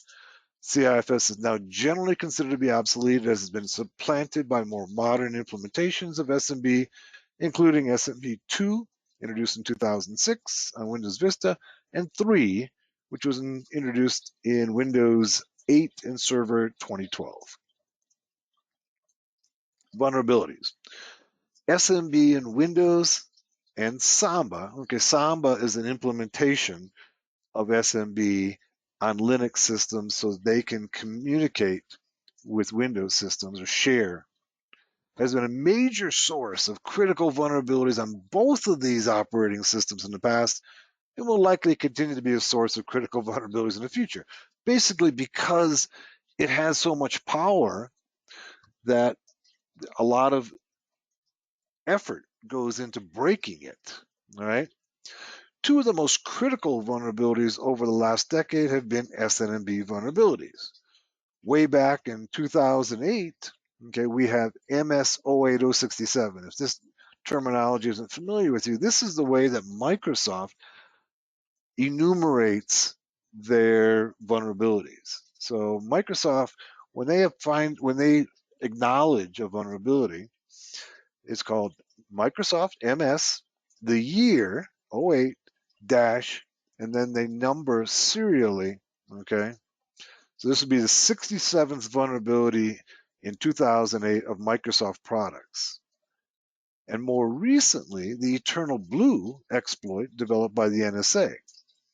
In my book, Getting Started Become a Master Hacker, we spend a lot of time on Eternal Blue to use it as kind of a case study in malware. It's a very powerful piece of malware that was developed by NSA, and basically what it allows you to do, or allowed them to do back then, was basically take control over anybody's computer in the world. That's how powerful SMB is, right? They were able to point their malware at any system in the world and just take control of it and look inside, see what they're doing. In both cases, these exploits enabled the attacker to send specially crafted packets to SMB and execute remote code within the system privileges of the target system. Okay, with system privileges, that means total control, right? In other words, armed with these exploits, the attacker could take over any system and control everything on it anywhere in the world. Okay, that's pretty powerful stuff. All right. Here's some SMB vulnerabilities. Okay. This is the CVE database, the common vulnerabilities and exposures. This is one that's managed by MITRE. It's probably the most widely used database of vulnerabilities. Let's talk about Eternal Blue. In the winter of 2017, a mysterious group calling itself the Shadow Brokers was trying to sell NSA exploits. They were trying to sell exploits they had stolen from NSA over the web for Bitcoin. When no one would buy, they released over 300 megabytes of new material. These new exploits were capable of hacking numerous Windows OSs. The most famous of these exploits was Eternal Blue. It exploited SNMP of Windows 8 and earlier systems through SMB. All right. It was developed by Equation Group. If you're not familiar, NSA, just like the Russians and just like the Chinese, they contract out a lot of their work to other companies. Equation Group is one of those companies that the NSA contracts out malware development to. Okay, so they work under contract with NSA, and they ask them, to try to develop malware. Sometimes they're not under contract; they just develop a piece of malware, and they go to NSA or other countries and say, "Hey, we've got this that'll work against SMB, and we're going to charge you $5 million for it. Would you like it?" And they can say yes or no. There's a number of companies around the world, probably most famously Vupen out of France, who does similar things. They just develop malware and then they sell it. And they make millions of dollars per piece of malware. The vulnerability exists when both SMB v1 and v2 are on the system. Okay. Both Nmap scripts and Metasploit have vulnerability scans for it. Okay, here's Nmap. There's a script in Nmap. So it's just Nmap script help and then the name of the SMB vulnerability. Microsoft enumerated it as MS17010. Right? And so by using this script and pointing it at a machine, it'll tell you whether it's vulnerable to the Eternal Blue. If it's vulnerable to Eternal Blue, you can take control of that system. Okay. The exploit has been reverse engineered and it's now in Metasploit. There's a couple of them in Metasploit. Okay.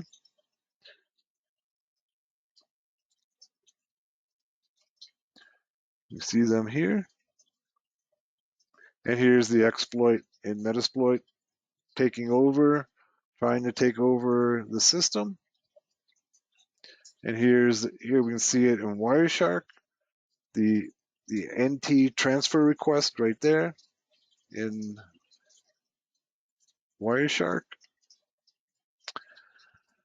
And the time that we have left, let's go ahead and go back to our Kali, okay?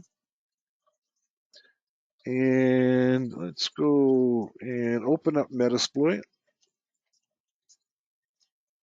If you're not familiar with Metasploit, Metasploit is an exploitation framework developed by it was developed, Rapid7 now owns it, okay? So just go sudo msf console.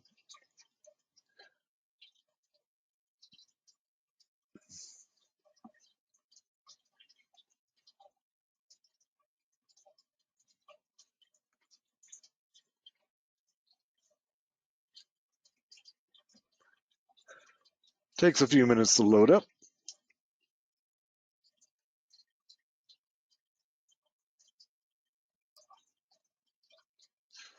My resources are getting, this is a 32 gig system, and I've got 4 operating systems running. Usually it's a little quicker than this. Let's see if I can shut down some of the others. That shut down this one. Should free up some resources. You can see it's starting to boot up. Let's go. Let's shut down this one.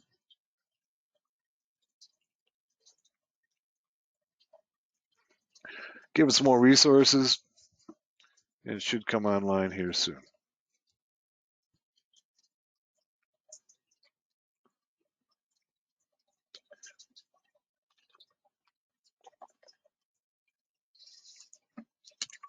There's our Metasploit. Okay. There is a newer version out. This is version 5. 6 is out. There's not a whole lot of difference between them. But so we can go in Metasploit, we can use a search function, go search, and let's go Eternal Blue or the MS17010. We'll find it as well. And there you go. We've got a number of Eternal Blue exploits. So here, these are auxiliary. These are, this one here is an auxiliary module. Auxiliary modules usually are kind of like scanners. Okay, you can see this one says scanner right here. These are the exploits here. One of them is for, you can see this one is for Windows 8 Plus. Let's go ahead and load it up and take a look at it. It will not work against Windows 10.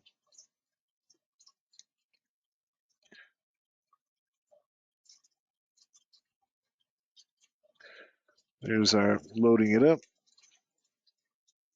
By the way, I think we says failed to load exploit Windows SMB Win 8. Why did it fail to load the? Let's try again. Let's try this one here. Copy.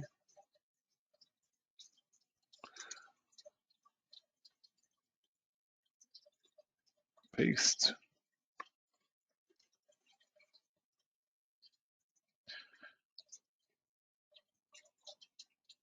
Okay, this one loaded. And then we can go info on it.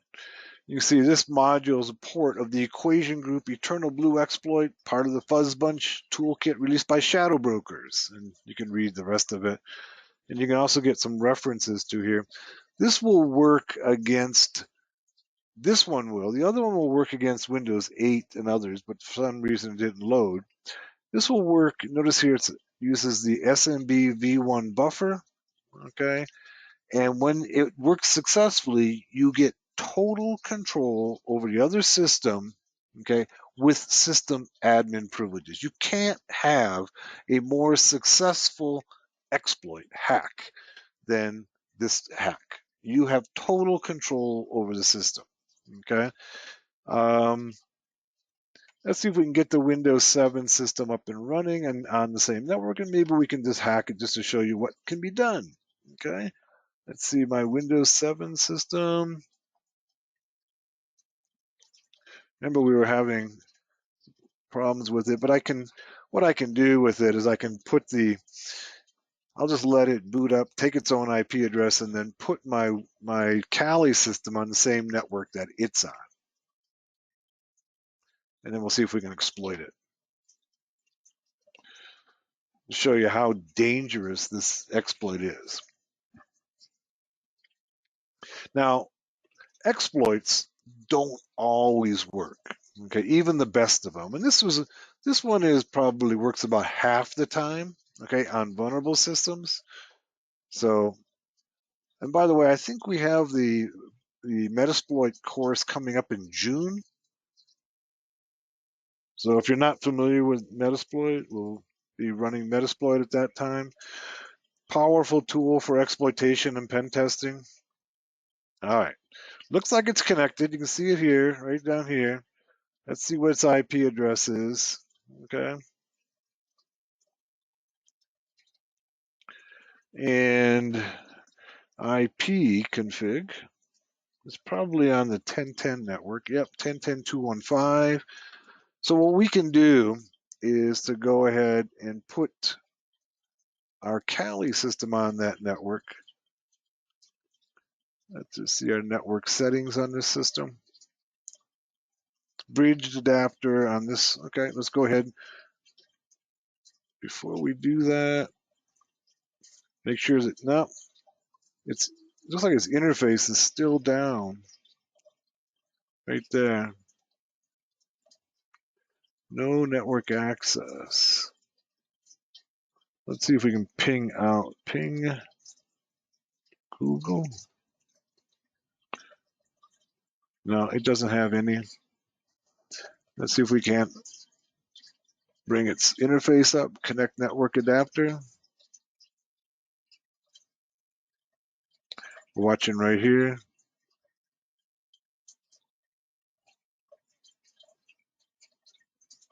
No connections are available.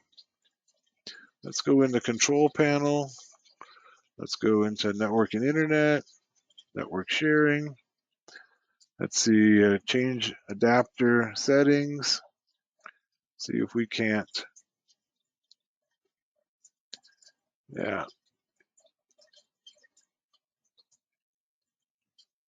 Let's go to properties. And let's go IPv4, properties. This one has, the reason we're having problems here is this one has a static IP address, okay? Let's go ahead and obtain an IP address automatically. So that gets DHCP assigned a IP address. This might be our problem here. All right. And then let's go IP config renew.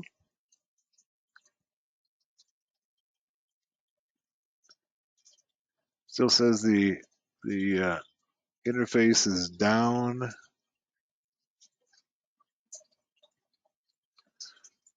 It's trying to reconnect it down here.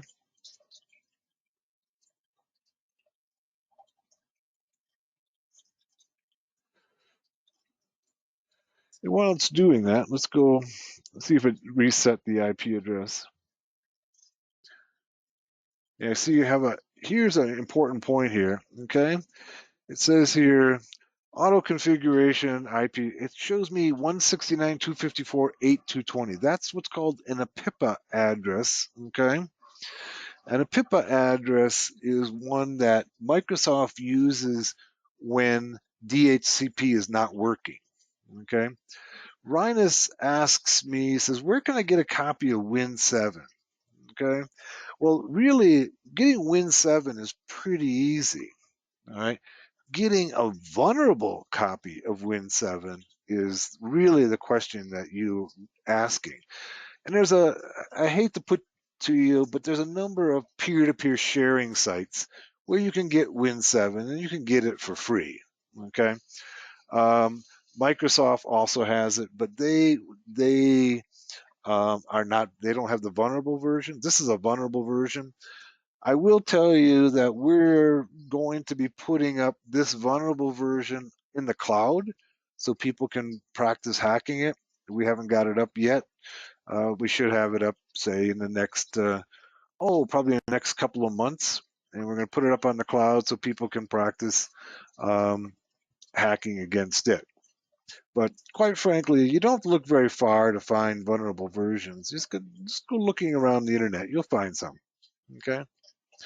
And this one doesn't want to cooperate. I'm going to try rebooting it one time and see if we can't get it to get a DHCP assigned IP address. If not, we'll just move on.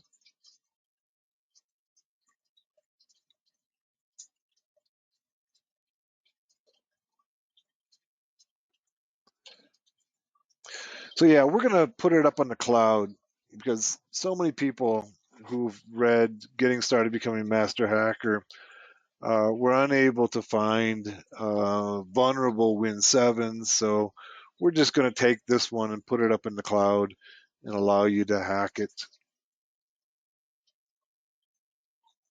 And in all honesty, I hate to tell you this, but I got this one on a peer-to-peer site. Okay, so they're out there. If you look around, you'll find them.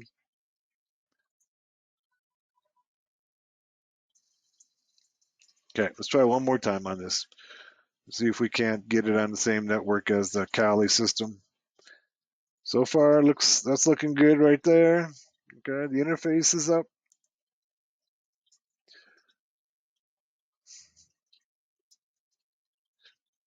You want to be careful ever telling anybody to get things off peer-to-peer file sharing sites because there's lots of malware on those sites. So I'm just going to put that out there and tell you that if you do, be very careful.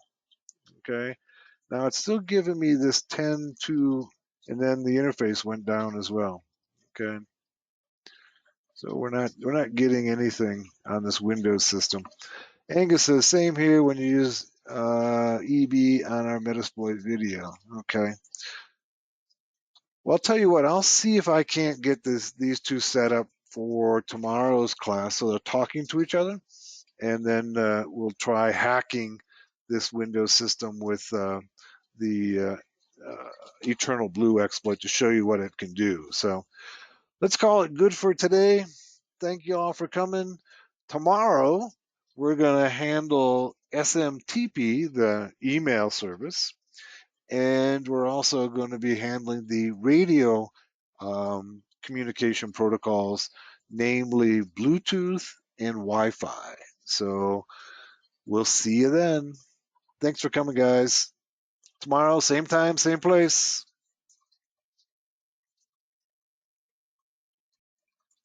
Welcome back to day 3 of Network Basics for Hackers from Hackers Arise. As you know, I'm OTW, and we're in the home stretch of Network Basics for Hackers.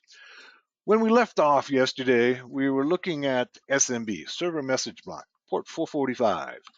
And I was pointing out how important port 445 is, SMB is, because essentially when SMB is used, you can control somebody else's computer. You're sharing your computer with somebody else, your files, okay, your drive. So if it gets hacked, okay, and it has, then essentially the hacker has almost total control over your system. I also mentioned that there's been a number of hacks over time. Samba on the Linux side, okay, Samba is Yamo says, I've been thinking about joining and helping the cause, but my knowledge is not as vast. Okay. Okay, there's lots of tutorials on Hackers Rise, but Yamo's saying he wants to join in, doesn't feel like he has enough knowledge in the cause against Russia. Feel free to look at some of the tutorials on Hackers Arise, and some of them are pretty simple to do. All right, I tried to put together some simple ones. The more complex ones, the more confidential ones, I'm obviously not putting up on Hackers Arise. I don't want Russia to see them. The simple ones are on Hackers Arise, and so anybody can do those. All right. But what I was pointing out is SMB. If you can crack SMB, if you can hack SMB, you can take control of the system. And over time, over the last 25 years, there's been a number of key hacks against SMB. Why do people go after SMB? Because if you get SMB, you get control of the machine. The most recent one is the one that came out from NSA. That's Eternal Blue, and that's what we're going to look at next. All right. Let's go ahead and get our virtual machines up here. I've got everything set up so we can go ahead and attack.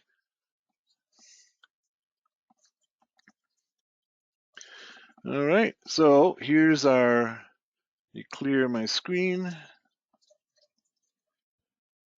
And we've got a Windows 7 system, an unpatched Windows 7 system. You can see that's the IP address right there. All right. And of course, you can't attack something that you can't communicate with, right? So you got to be able to talk to it. So let's try pinging it first. All right.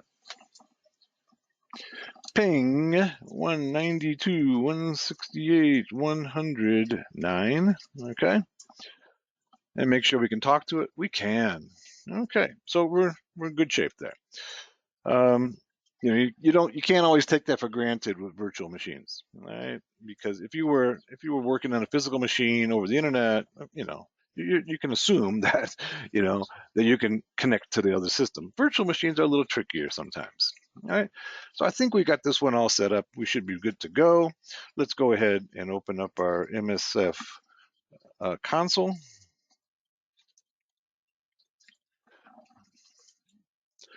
And I think I mentioned yesterday that we have a Metasploit class coming up. I think it's in June, so put that on your calendar. Those of you who are subscribers can request and download the last Metasploit class. I want to point out that every time I do a class, I add new material, try to make it a little better, a little more interesting. So even though you may have seen some of the older videos, the new ones will be better and greater. So, all right, here's our Metasploit 5, okay? And we can go search, okay? And this time we're going to search by the vulnerability number, which is MS17. That it's when Microsoft does it, it's a dash, but in Metasploit they use an underscore. 010. This came out in March of 2017. Okay, that's when it was released by the shadow brokers, which was probably Russian intelligence. Okay, but we don't know for sure, but probably Russian intelligence. So we can search by the vulnerability number, and we can see that there's a number of them there. If you're not familiar with Metasploit, these are basically the paths to the various tools in Metasploit. They're called modules here, and auxiliary modules generally are like scanners, vulnerability scanners, and so this one right here is a MS17010 RCE detection. Okay, the remote control exploit.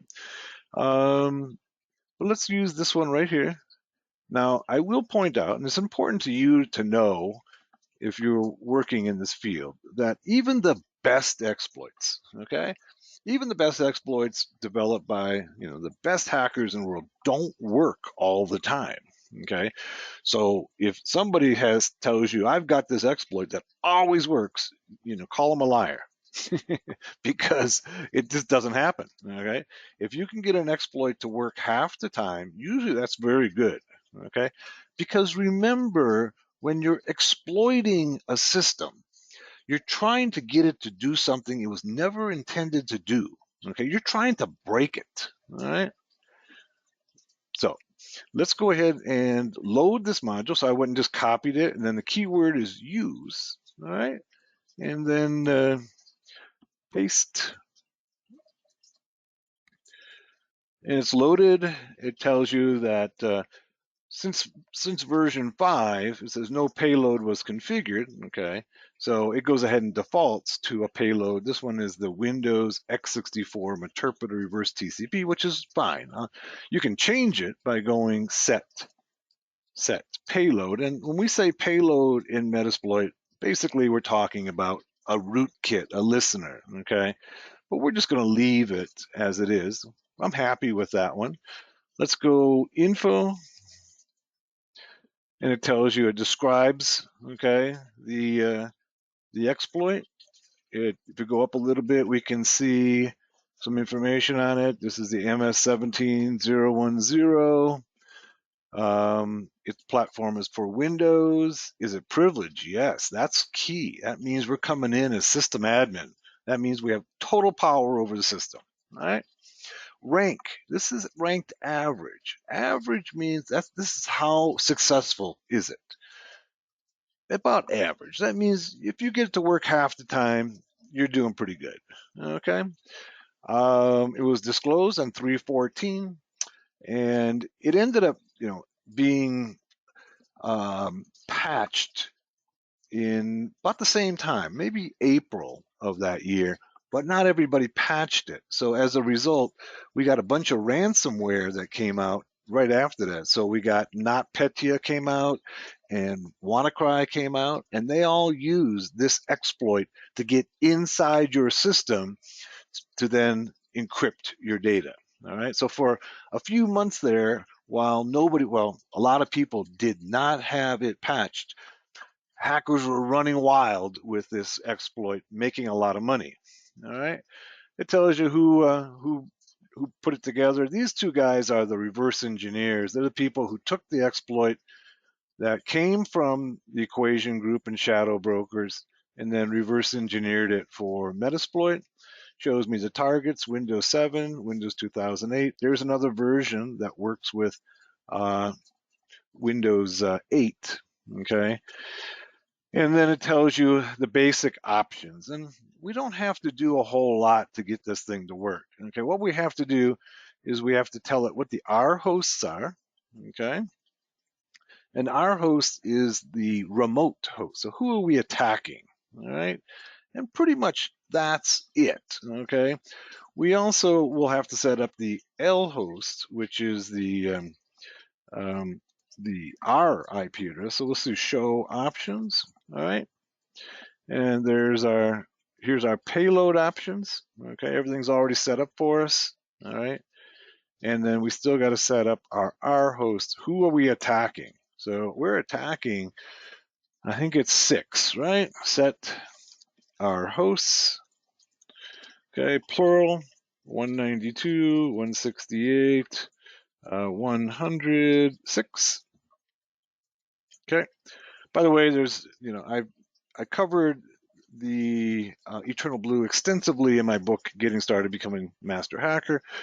It's our case study, basically, of a really powerful exploit. Okay, it's about as powerful an exploit as we have seen in recent years. All right. So if we have everything, it says, wait, it looks like here I might have confused let me get the IP addresses correct. Let's see. This one it's 9. Okay, yeah. This machine here, the Kali machine, is 6. So I got to change that. Set our hosts to 192, 168, 109. Okay. Now we should be able to attempt to hack that system using SMB. So what we're going to be doing, okay, what this exploit does is it goes into the SMB and it tries to make a connection through SMB, and the developers of the Eternal Blue found a buffer overflow that they could create in SMB and then inject a payload onto the system and give the hacker total control over the system. This particular exploit will try 3 times by default. Okay, it'll try 3 times before it gives up. And so we're going to just go ahead and tell it to exploit and pray to the gods of hacking that it works, and we'll see. It tells us, first of all, it's vulnerable. Okay, it's trying. We've got it. First try. Look at that. We've got the Meterpreter on it. See, it says right here, it says Meterpreter session 1 opened. Okay. We got a win there. All right, so we're now in control of that Windows 7 system. We can check, okay, by simply going, hey, let's go ifconfig and see what the IP address is on that system. All right, and we can see that there it is right there.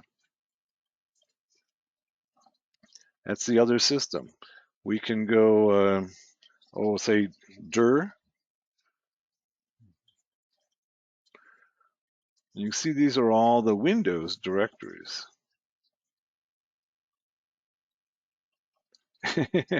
Rhinus says the hacking gods are pleased with our offering. Yes, they are. We got success on the very first try, so that is really good. They must really like us a lot. We did the right things. Hey, Tyler, welcome. So we're inside that system.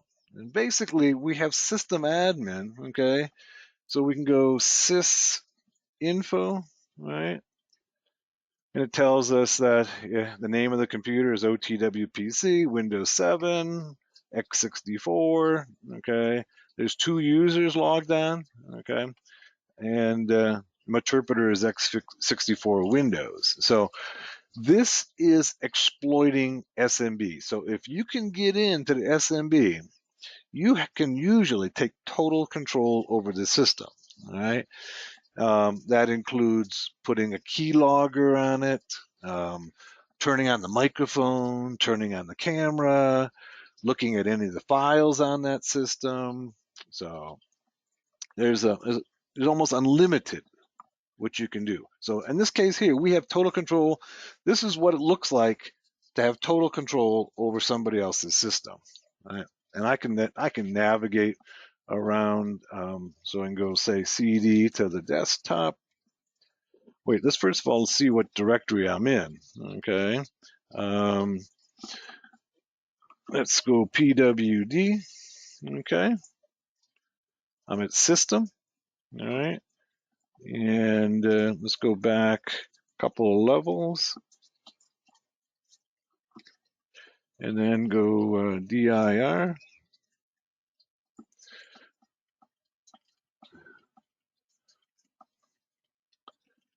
There's all the directories under Windows.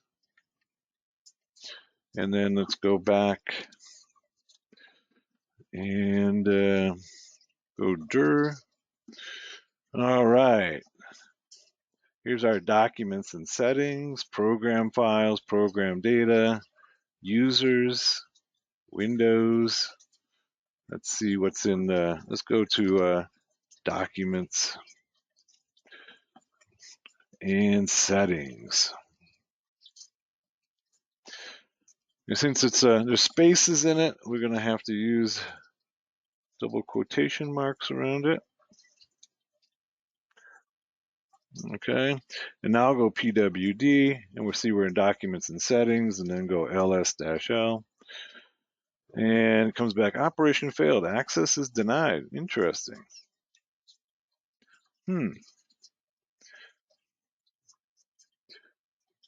Wonder if we lost, we might have lost the Meterpreter. Let's see. Yeah. What that usually that means is that the connection got broken.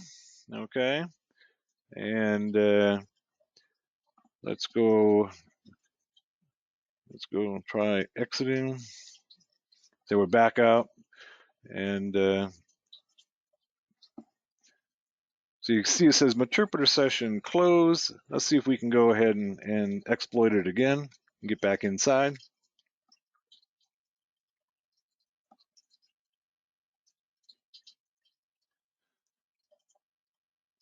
Can we be lucky 2 times in a row? We are. Look at that. Session number 2. All right. All right. Dir. Yeah, it's we're inside, but it keeps on dropping the connection. And let's go. Let's try one other thing. Let's go key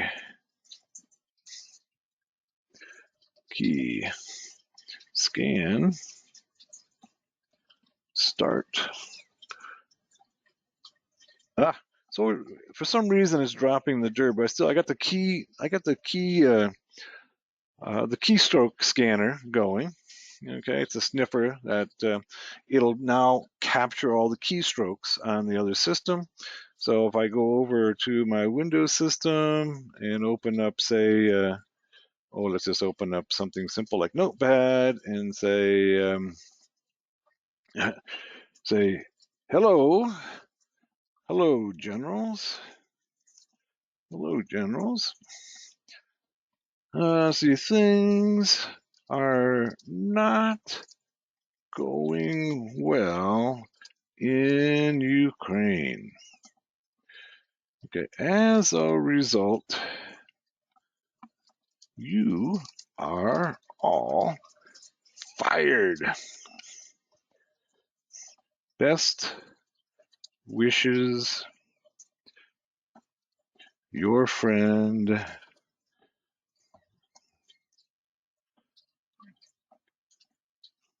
Pooty. Okay.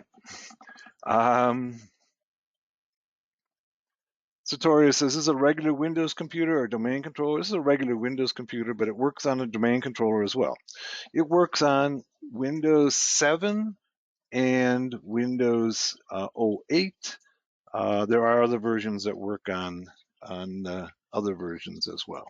Okay, so the issue is that it has to have SMB1 and SMB2 both on that system, which everything from Windows 8 earlier has both of those. Okay, so it creates a buffer overflow by accessing both of those at the same time. So this is just a simple Windows 7 workstation. Let's go back to our, key scan, dump. My bad. All right, let's first thing we got to do before we turn on any keystroke scanner is we have to migrate the Meterpreter to the notepad. All right, so let's go and take a look at PS. All right, and you see that PS has, in Linux that PS gives you all the processes, and you can see all the processes here. Here's the command exe. What we're looking for is our notepad, and here it is right there. So it's using process 448. So we've got to move our Meterpreter, okay, to that, migrate to 448. Okay. And now whatever process you put the Meterpreter on, now I can turn the key scanner on. Okay. Key scan, key scan, start. Okay. All right. Now we can go back to our Windows, and we're going to have to enter this all again. Okay, because this is a keystroke scanner, so I can't just copy and paste. Okay, so I'm going to write the same note to my generals. Hello, my generals. Okay, you are all facing the firing squad today.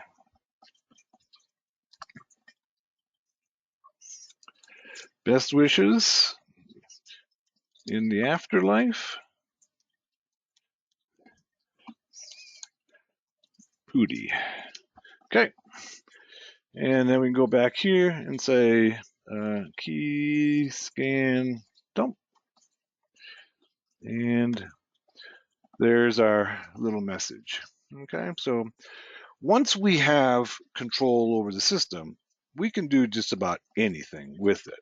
Okay, including, a key scanner, turning on the mic, listening in conversations, turning on the webcam, pulling up any documents, using that machine to attack other machines. So lots of things that we can do with it. One of the things that we were doing yesterday is NetDiscover. Remember we told you NetDiscover sends out gratuitous ARPs to see what other machines are on the network. There's a tool similar to it in Metasploit called, if I remember correctly, it's called ARP scanner. And let's see if I get the syntax right. ARP scanner. It might be underscore. Let's see. Give me a moment. I'll remember it, or I'll look it up. Okay.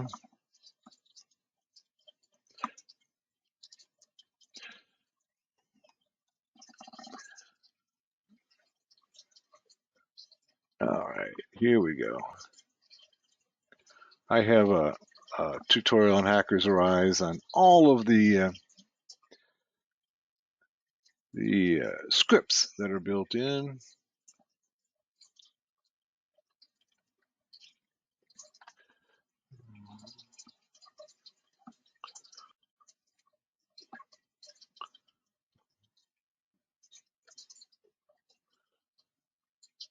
Still not finding it. It is ARP Scanner. Okay.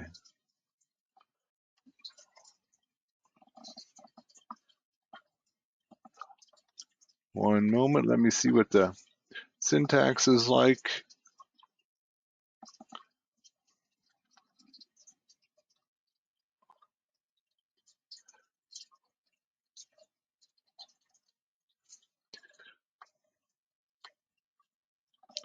Should be ARP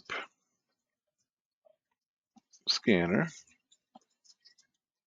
And then the use CIDR notation to scan. Let's see if I get it right this time. Unknown command, ARP Scanner. One more place to look.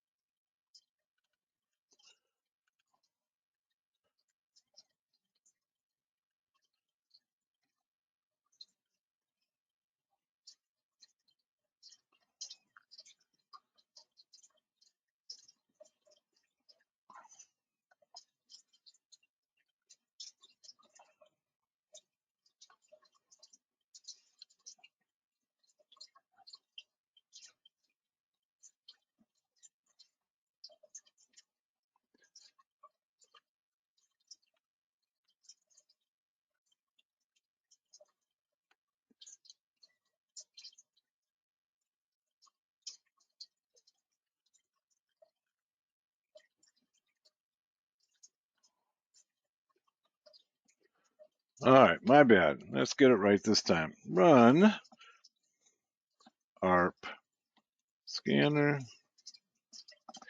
-R. That's part of the problem. Of course, also I left out the run 192.168 100 -0/24. So what this will do is it'll use ARP, use this ubiquitous protocol that is on every network, right, to find other systems on the network. So I can use this system now that I own this one on the network. I can use it to attack other machines. So, for instance, oftentimes you'll get in and you'll be on a system that really doesn't have anything interesting to you. Really, maybe if you're the attacker, you're really looking for a database. Okay. So what you would do next is you got into, say, some administrative person's PC, and now you want to go and find that database server. All right. So let's see what other machines are on our network.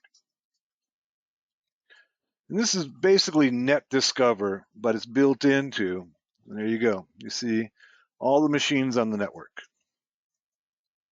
using ARP.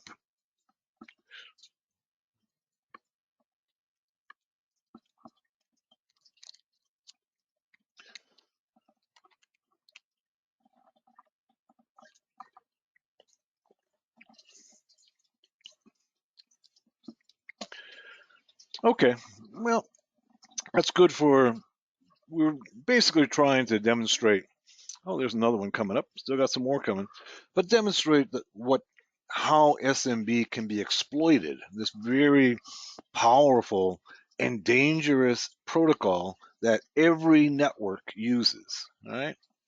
And so if you're a nation state actor like Russia or the US or China or whatever, you're going to be looking at SMB, because SMB, if you can crack it, you're going to take control over the system.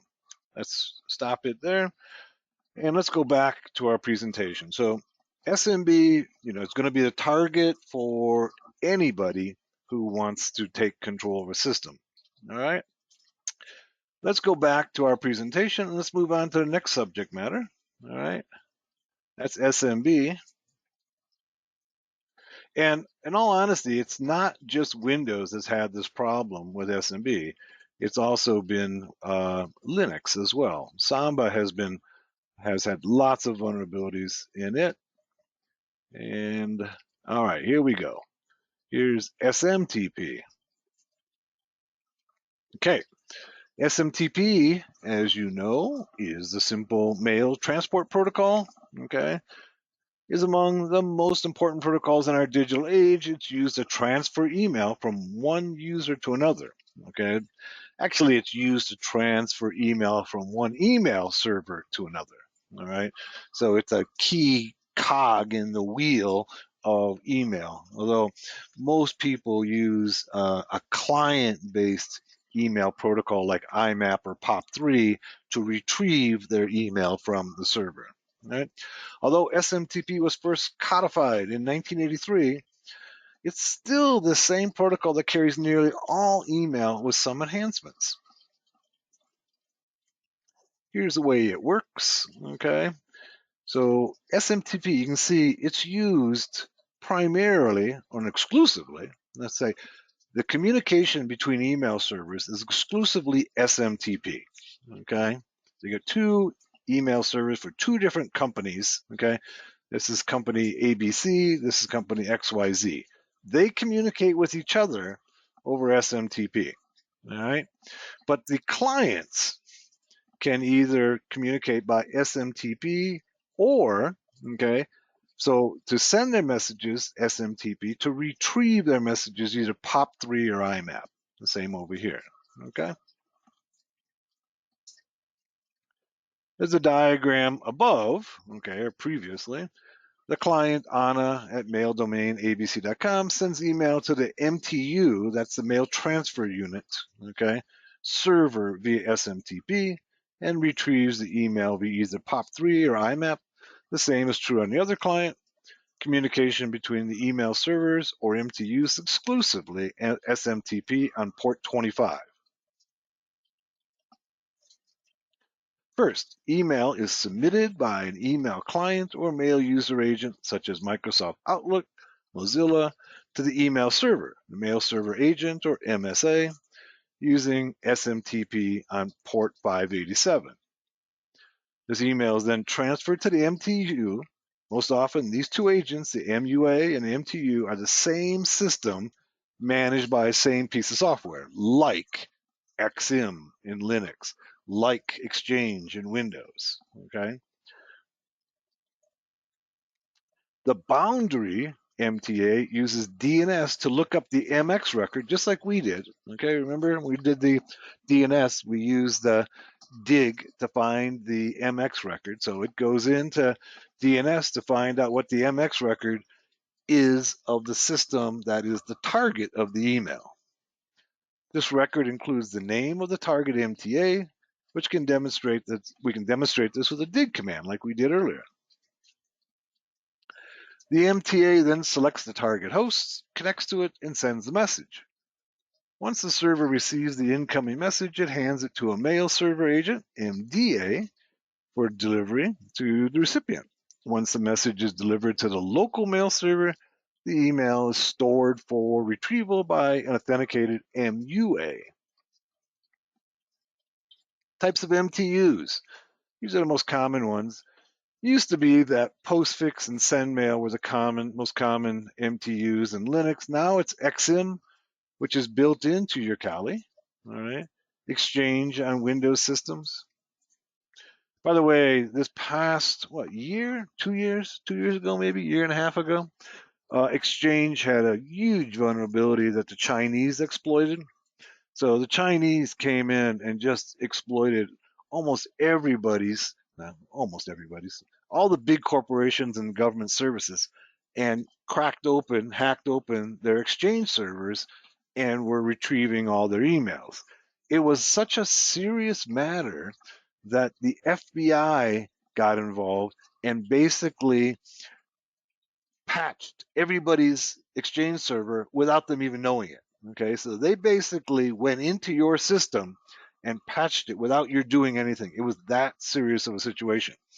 Now, is that legal? Maybe, maybe not. Okay, but they did it because they felt like national security was at risk in this case. If you can basically justify anything if you say national security is at risk. All right, so they went into your company's email server if you're running Exchange, and they patched it without you even knowing it and without your permission. Recon on SMTP. Okay, we can do a TCP scan on port 25, the default SMT port with Nmap include the A switch to attempt to determine the service running on that port, such as Nmap st-a, okay, and whatever the IP address is of the server in port 25. Let's do that. Okay, I've got I have a SMTP server running here in a virtual machine. All right. And we'll go ahead and scan it. Here's my email server. It's on 10. All right, so we're going to scan it.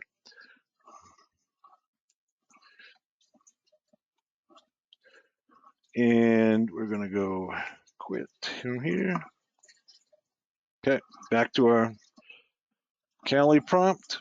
And now we're going to go ahead and go sudo nmap -st. Okay, and then the IP, we're going to use also the -a. Remember the -a allows us to probe well, we'll do without the A first. It allows us to probe every port that's open to try to determine what service is running there. Because just because you know that port 25 is open, you don't know what email server is there. Just like you know port 80 is open, you don't know what web server is there. -a can do that for us. So I'll kind of demonstrate that for you. Let's first of all just scan all the ports on the system. This is our email server. Okay, lots of things open on it. Came back really quickly. All right, you can see that there is SMTP right there, among other things. And if we use the -a, we'll get even more information.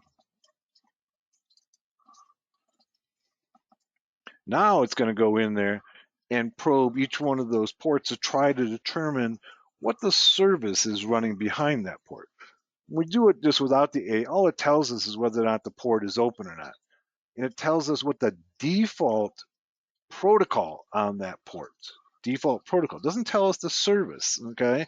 This is the default. If we use the -a, it'll try to determine what the service is. And that's the kind of granular information we really need to be able to effectively hack those systems.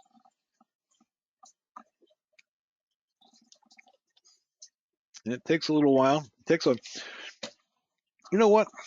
We can be even more targeted by running the same scan, but just say, do it on port 25 only, okay? P25. So rather than scanning all the ports, we're just going to go and just look at port 25. That's what we're interested in here.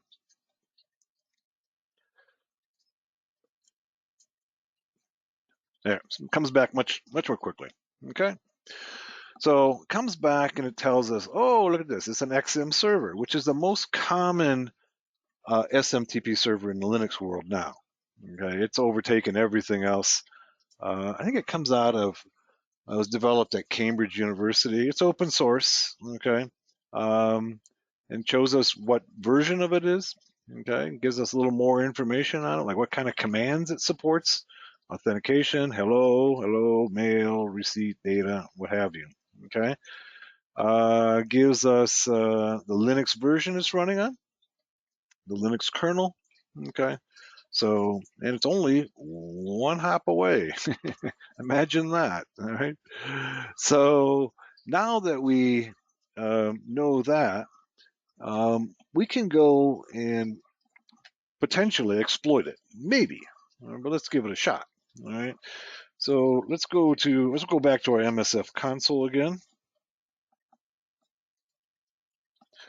Now you don't have to use Metasploit, okay? Just that for demonstration purposes, it's a lot faster and quicker to use Metasploit. There's a lot of Python scripts that'll work equally well.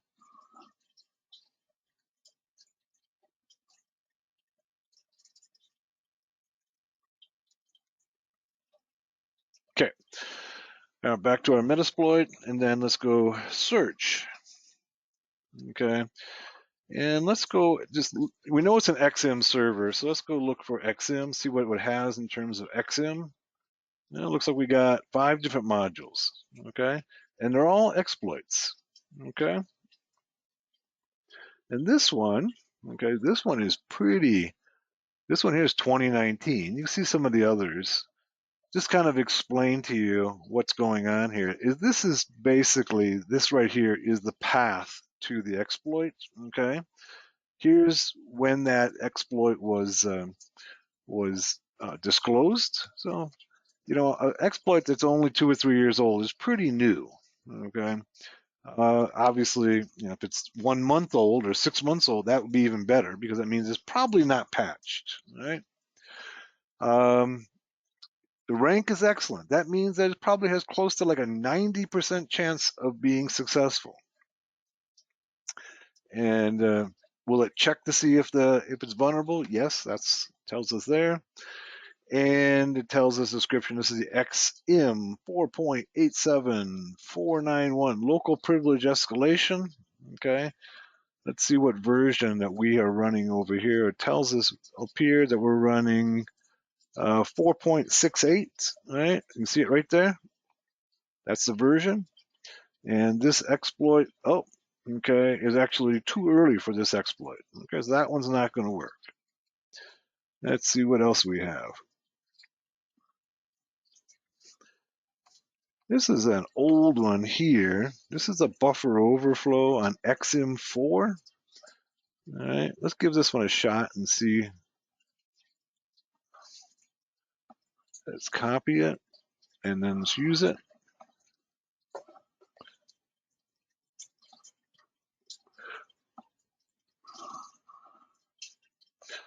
And then let's go info on it. And let's see, here's the info. It says this module exploits a heap buffer overflow within the versions of XM prior to 4.69. Yes, that's what we want because we're 4.68, right? Let's go back and make sure again. Yeah, we're 4.68. So anything before 4.69, it works. This is the kind of, this is kind of the process. You're trying to exploit. You got to make sure that you actually know what this service is and what version it is, because if you're running 4.7, this isn't going to work, right? If you want to learn more about this exploit, there's lots of resources here that you can go back and read about it, all right?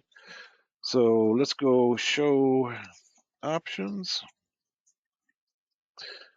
And you can see that the name here, the R host, so we can actually send email on that system if we're successful in getting in. Okay, there's our R hosts. All right, so let's go set R hosts, and it's going to be 192, 168, 110. All right, and then let's go in and see if we can exploit it. Says exploit completed, but no session was created. That's the message that you'll get if you're unsuccessful. All right, so in this case, this one didn't work for us. So we're going to have to find something else and try another attack against it that that will work. Okay, and let's see. We saw there was a few exploits there, right? And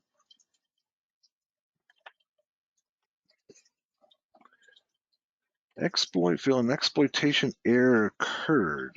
Okay, the exploit was completed, but no session was created. Let's make sure that we can still connect to it. Let's ping 192.168.110. Yeah, we can connect to it. Let's try exploiting it again.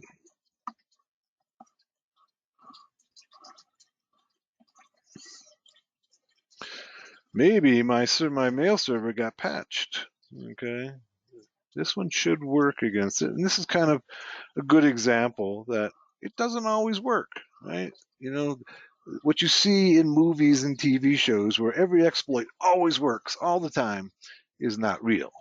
Okay, even in a case where this should work, it looks like it may have gotten patched. Let's try changing to a different payload on this one. Go set. I seem to have lost my keyboard on this particular system. It doesn't want to let me type. Huh. Let's see. Yeah, my mouse is not working. My keyboard. Once again, a anomaly of working with a virtual machine. Let's go ahead and take it down and put it back up. Okay. Take a moment here. Yeah, my system has locked. At least the virtual machine has locked. Okay. Let's go and start that virtual machine again. And we can use this one here. We'll use a different one.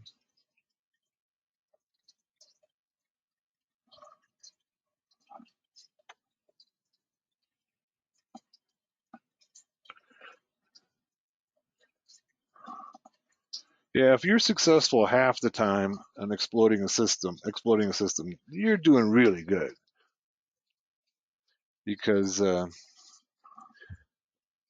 exploitation is hard work. It's not, like I say, it's not like in the movies where you just kind of grab something off the shelf and boom, you take over the system. Okay, even with well-worn and well-tried exploits, it doesn't work all the time. All right, let's give this one a shot again. Let's see if we can take over this XM server.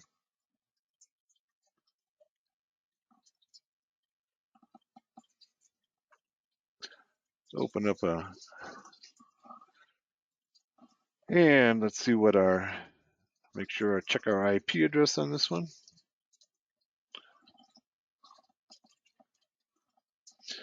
Looks like this one only has one interface, which makes things a little bit simpler. Okay, we're at 4 on this one. Let's make sure we can ping the 10 machine. That's the XM server.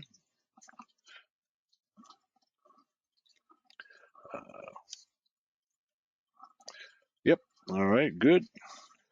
There's also an Nmap script. One of the things that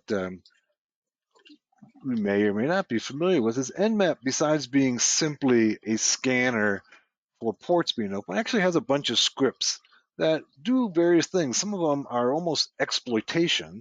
Some of them there's some password crackers, there's some vulnerability scanners that are all built into Nmap. And they do have one that works for SMTP servers. Let's go ahead and try running it against this one. This one's just going to go ahead and scan that SMTP server, get us some key information about it, even more information than we have now. Go script, okay, is equal to SMTP, all right, and the IP address. And so what this is going to do is it's going to use all of the SMTP scripts against this system, all right, and port 25. So it says, okay, run the scripts, okay, in the Nmap scripts that are in the category SMTP at this IP address on port 25. Let's go ahead and run it. All right, that was quick and easy. Okay, here's the information it came up with. It actually tells us who the users on that system, right? So it goes in and tests. Now, this is not necessarily all of the users. These are the users that it could find.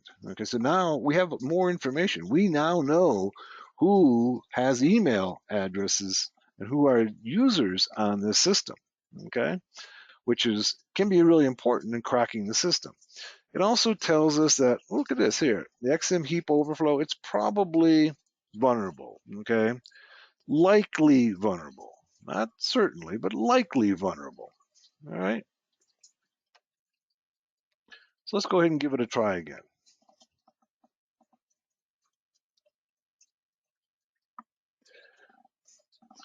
Once again, even with the best tools, it's not always determinate that you can use a vulnerability scanner to determine if it's vulnerable. This one's telling us, hey, this one's specifically for SMTP servers, and it says, hey, it's probably vulnerable, but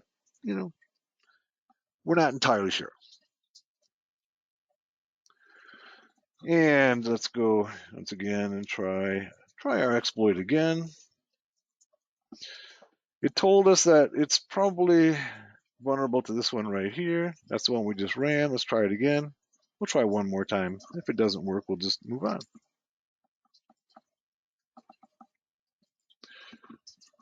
All right, and then let's set a payload for it. Okay, payload is in Metasploit terms is basically a rootkit, a listener. It's something to leave into the system. Okay, something to allow us to connect to the system with. All right, so we're going to go ahead and put in. There's a set payload. That's the syntax, and then the name of the payload or command Unix. So all we're doing is going to try to put in a Unix command line on this thing. Reverse Perl. So it's using Perl. A reverse connection means that it'll call back to us, okay, on the IP address and port that we designate. Let's go show options. All right. So localhost, that's us, all right? And we got to put that in. So set localhost. And we are 192, 168. What are we? 6, I think. 6. I can always just go ifconfig, right?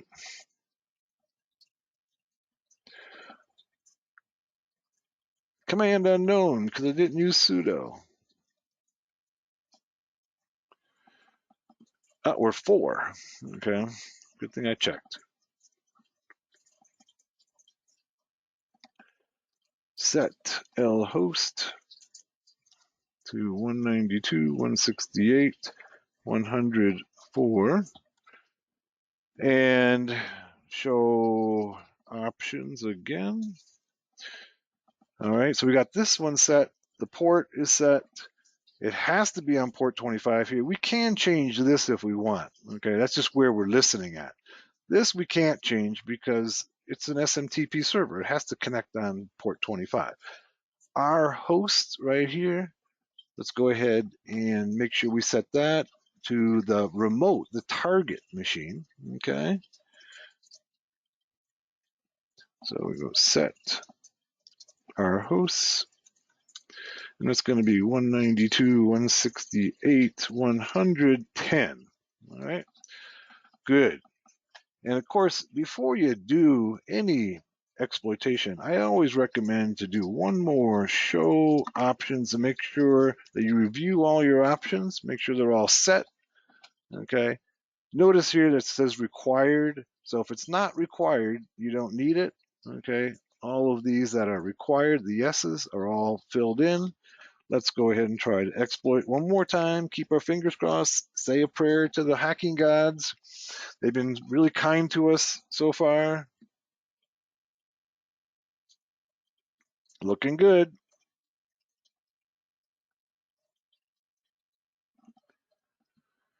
And we've got it. All right. We are inside that SMTP server. Okay. Now notice that because we have a command shell, then nothing comes back to us. It's just There's no prompt, all right? But we can check to see if we're inside that system by going PWD. All right, there it is. We're in the XM server. Who am I? I'm root. Yes. Okay. I'm root. That means I've got total control over this system. I can do anything I want with that mail server. All right. So, all right. So that's our SMTP server. Once we're inside, we can send email from anybody on that system, impersonate anybody, right? And send out, emails to spam or whoever. I mean, we can use it for social engineering purposes, what have you, to be able to get people to click on things and to trust us, right? So that's SMTP. SMTP is a pretty complex protocol. We kind of just touched on some of the high points of SMTP, but then let's move on. All right, I'm going to close this and go back to our presentation. All right.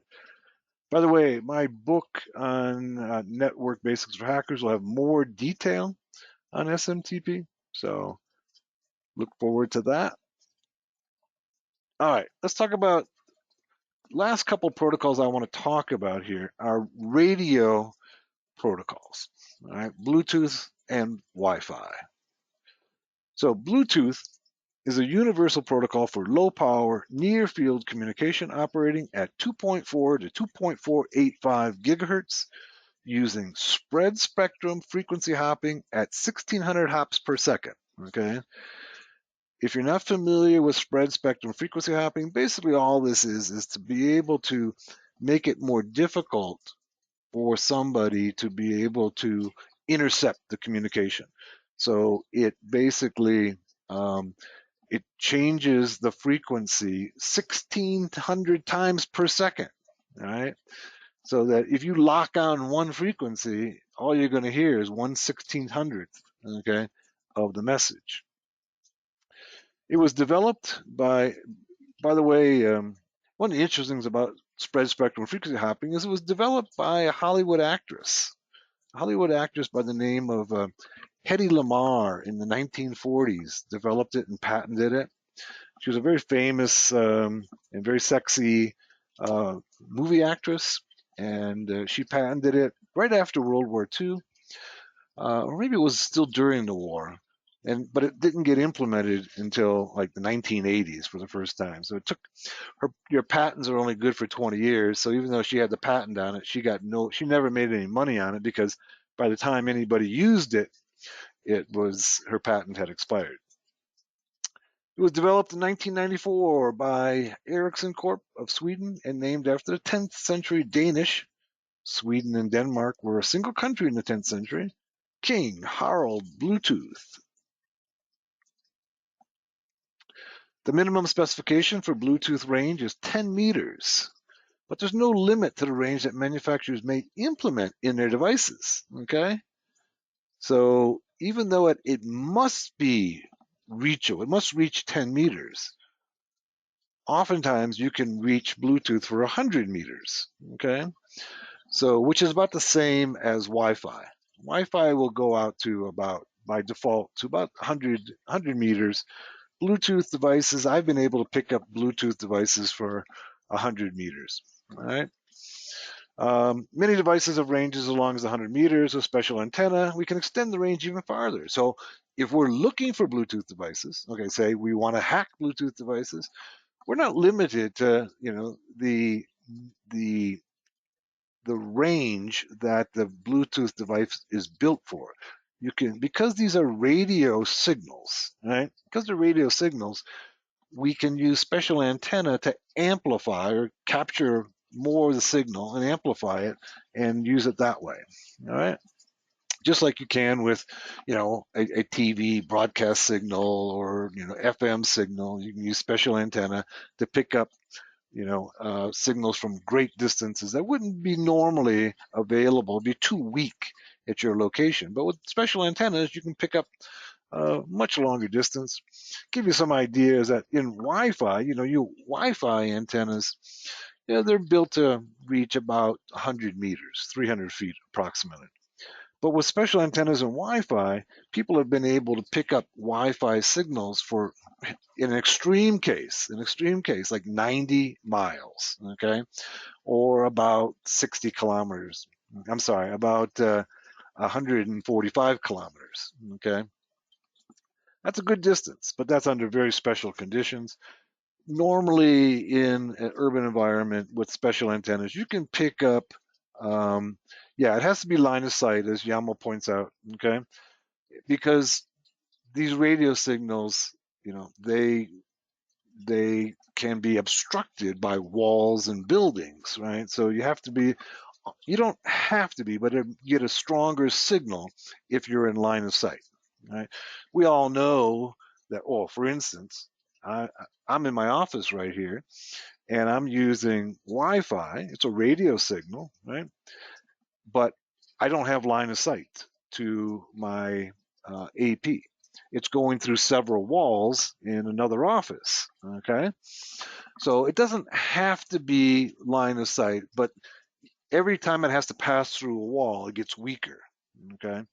So any case, so, but if you have like the test where they did the 100-mile Wi-Fi signal was in a desert, you know, where there was no buildings, totally flat, and then they were able to pick up a signal from 100 miles away, right?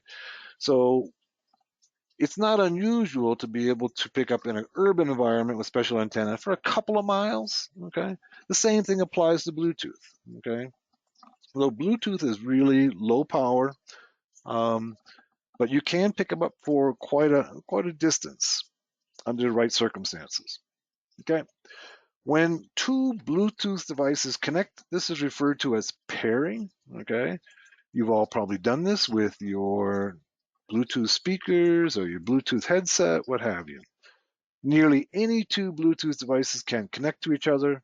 Any discoverable Bluetooth device transmits the following information: the name, the class, the list of services, and technical information.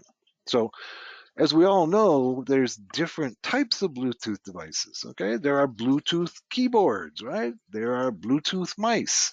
There are Bluetooth speakers. There are Bluetooth headsets.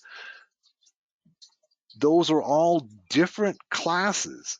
And when they are communicating with each other, okay, then they have to tell the other devices this information about themselves, okay? Very similar to, say, like a banner in banner grabbing, where a service will announce who it is. This is the same thing in Bluetooth. It announces to the other devices who they are. So when two devices pair, they exchange a pre-shared secret or link key. Each stores this link key to identify the other in future pairing, right? So you don't have to go through that process of pairing each time, or exchange of keys each time. You have to pair, but you don't exchange keys each time. Every device has a unique 48-bit identifier. It's like a MAC-like address, and usually a manufacturer-assigned name. Here's a diagram of the Bluetooth pairing process. Although much more secure in recent years, it's still vulnerable. Here's the pairing process of Bluetooth. When Bluetooth was first announced, it had little or no security built into it. It's still, people, because there's not that much attention to Bluetooth, security is still pretty lax in Bluetooth world. Bluetooth devices create what is called a piconet, or a very small net. In a piconet, there's one master and up to 7 active slaves. Okay, because Bluetooth uses frequency hopping, okay, these devices' communication don't interfere with each other, as the chances of two devices using the same frequency is very small. All right, so Bluetooth recon, we're going to do that. Let's go ahead and take our 15-minute break. We're going to come back and do some Bluetooth recon. We're going to use some tools that are not built into Kali, but they are in the Kali repository, and it's called BlueEZ. and it'll allow us, okay, if the hacking gods are friendly, continue to be friendly to us, to be able to find all the Bluetooth devices within in our area and find some basic information about them. And that's the key. That's the first step in hacking anything, is to know who's out there, right?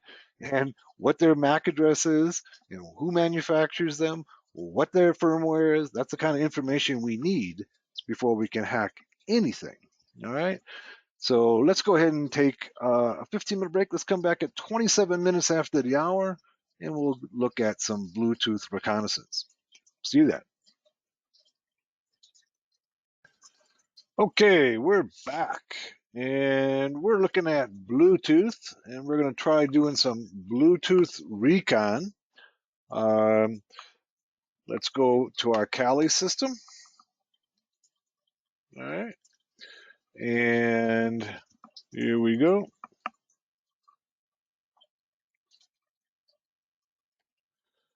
Let's go ahead and open up a terminal.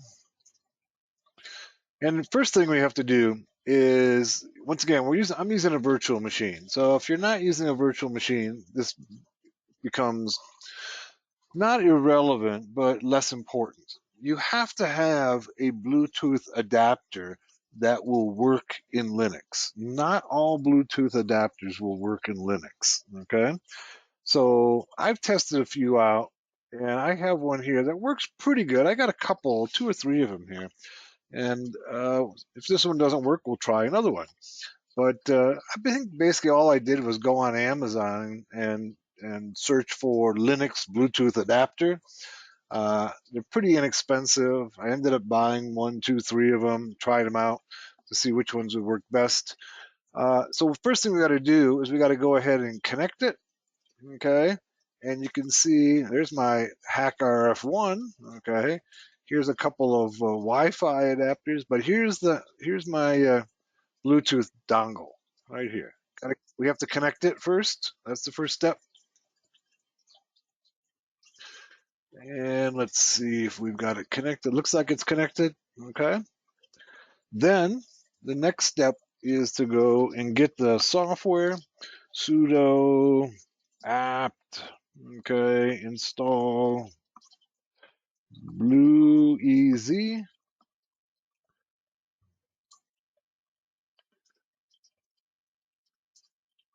And it comes back and says 1 upgrade, 0 remove, not upgrade, needs after this operation. Looks like it's failing here. Unable to fetch some archives, maybe run the apt-get update or try with fixing. Let me see, I think I have it on this system already, but let's make sure. If not, I have it on another one. Okay. Command not found. Okay. I think I've got it on my other one. Let's go open up a, but this is how you would get it. And rather than mess with it, I'm going to go and open up another Kali.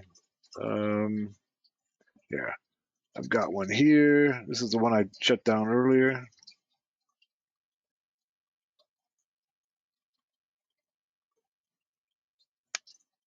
By the way, Carlos, I liked your joke. That was fun. Okay. I got a little chuckle out of it. Carlos writes, "Hey guys, how did the hackers escape? They all ran somewhere. Ha ha ha." I've never heard that one, Carlos. That's good.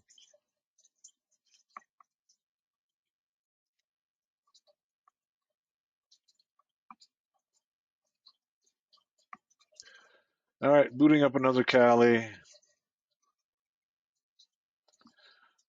And I believe I have BlueEZ on there. For some reason, that one wasn't connecting to the Kali repository, and rather than mess with it, we'll just change systems.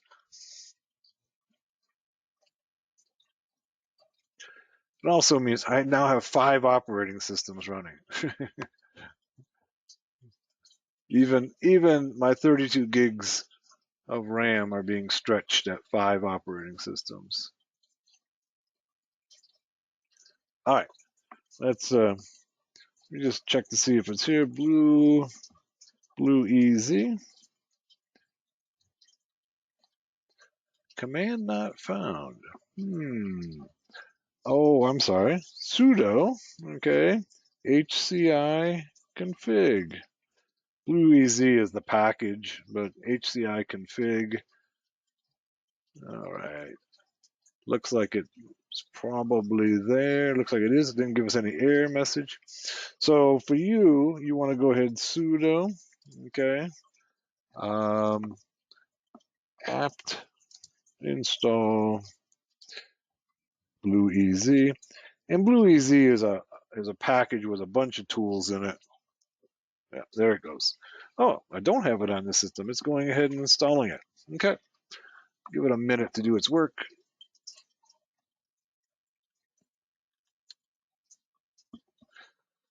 Takes a moment, and it's all done. All right. And so BlueEZ has a bunch of tools for doing Bluetooth work, okay, reconnaissance, what have you. And that's what we're going to be doing now, and see if we can't locate and get key information about the Bluetooth devices in my area, my immediate area here, or maybe even farther than my immediate area. Okay, so first step is go sudo. Okay, well, first of all, I got to connect the Bluetooth adapter. Let's do that. I had it connected to the other system, so here it is here. Okay, it says failed to attach. That's not good. All right. So I can't do anything until I get it to attach. Let's try again. Failed to attach. In that case, probably the best thing to do is to go and detach it from the other system. Okay. Let's go over here and disconnect it. All right. And then go back over here and attach it.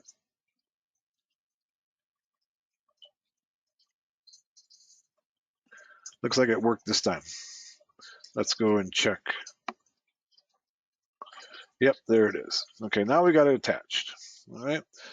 So we've got our BlueEZ installed, and then we can go HCI config. Okay. HCI config is very similar to our IF config, except it's for Bluetooth. Right. So rather than pulling up the TCP/IP adapters, okay, the Ethernet adapters, WLAN, what have you, it's going to tell us if we have any Bluetooth adapters and give us key information about it. And there it is. All right. Now you can see here's essentially the address. Okay. It's very similar to a MAC address. Okay. It gives us some basic information about it.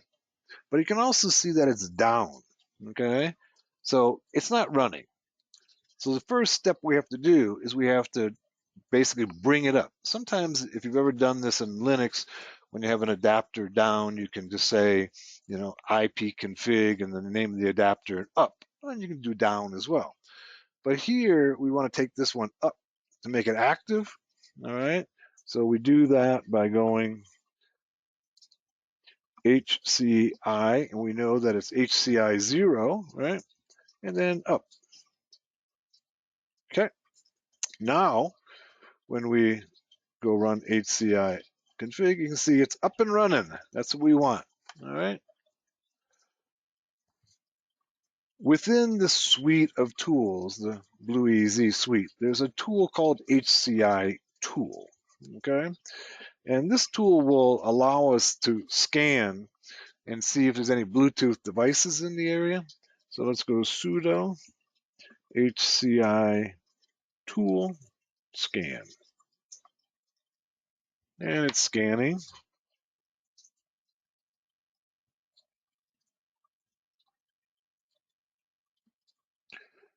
Give it a moment.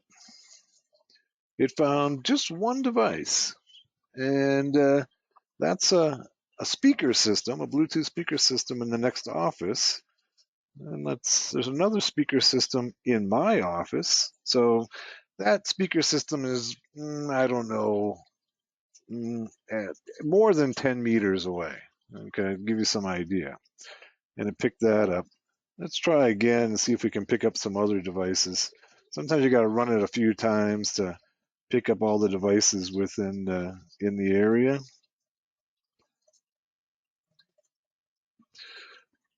Let's see if we can try it again.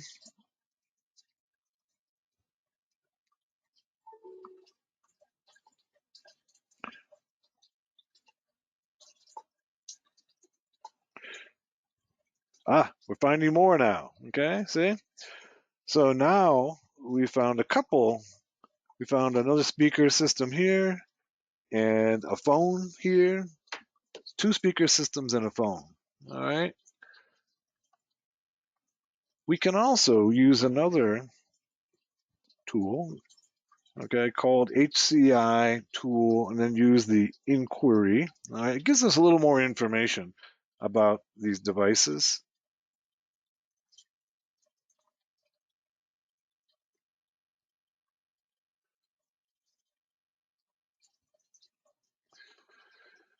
It only picked up 2 of them this time. All right, so here's picks up the speaker system here, and this speaker system didn't pick up the phone this time. All right, and it tells us the class. So this is basically the type of device. So we can go to the special interest group of Bluetooth and look up that class to find out what type of device it actually is. We could also use another tool in this suite, okay, called, this one's called SDP tool, all right, and we can browse, all right. Let's use one of the devices. We have one right here. Let's just copy and paste the address and put it in here. And it'll go and gives us a lot of information about it. All right. So what it does is it goes inside that one device and it pulls out a bunch of information about that particular device. Okay. It tells us it's a service class ID, it's an audio sync. Okay. Language based profile descriptor, it's an advanced audio. Okay, this is a speaker system. It's about 10 meters away. And other key information is AV remote control.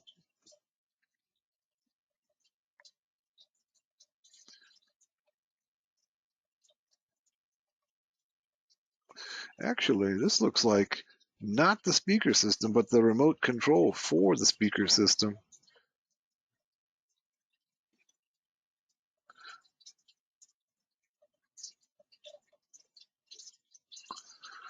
And let's try it with the other device as well. Let's use the same. And let's go, we use that 08. Let's try this one here.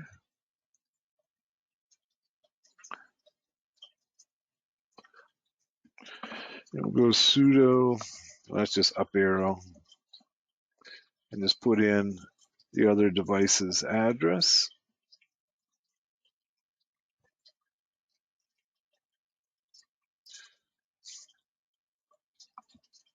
Oops.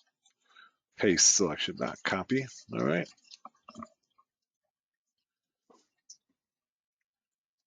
And it wasn't able to pull any information out of that one, unfortunately. We have another address for the phone. Let's take a look at that. Here's this phone right here. Let's see what we can find about this phone.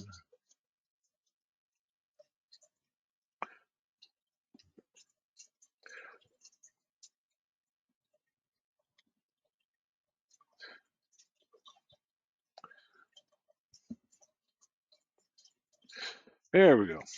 Okay, we got quite a bit of information about this phone. It tells us it's an Android. Okay, let's go up a little higher. Has a service called Android Network Access Point.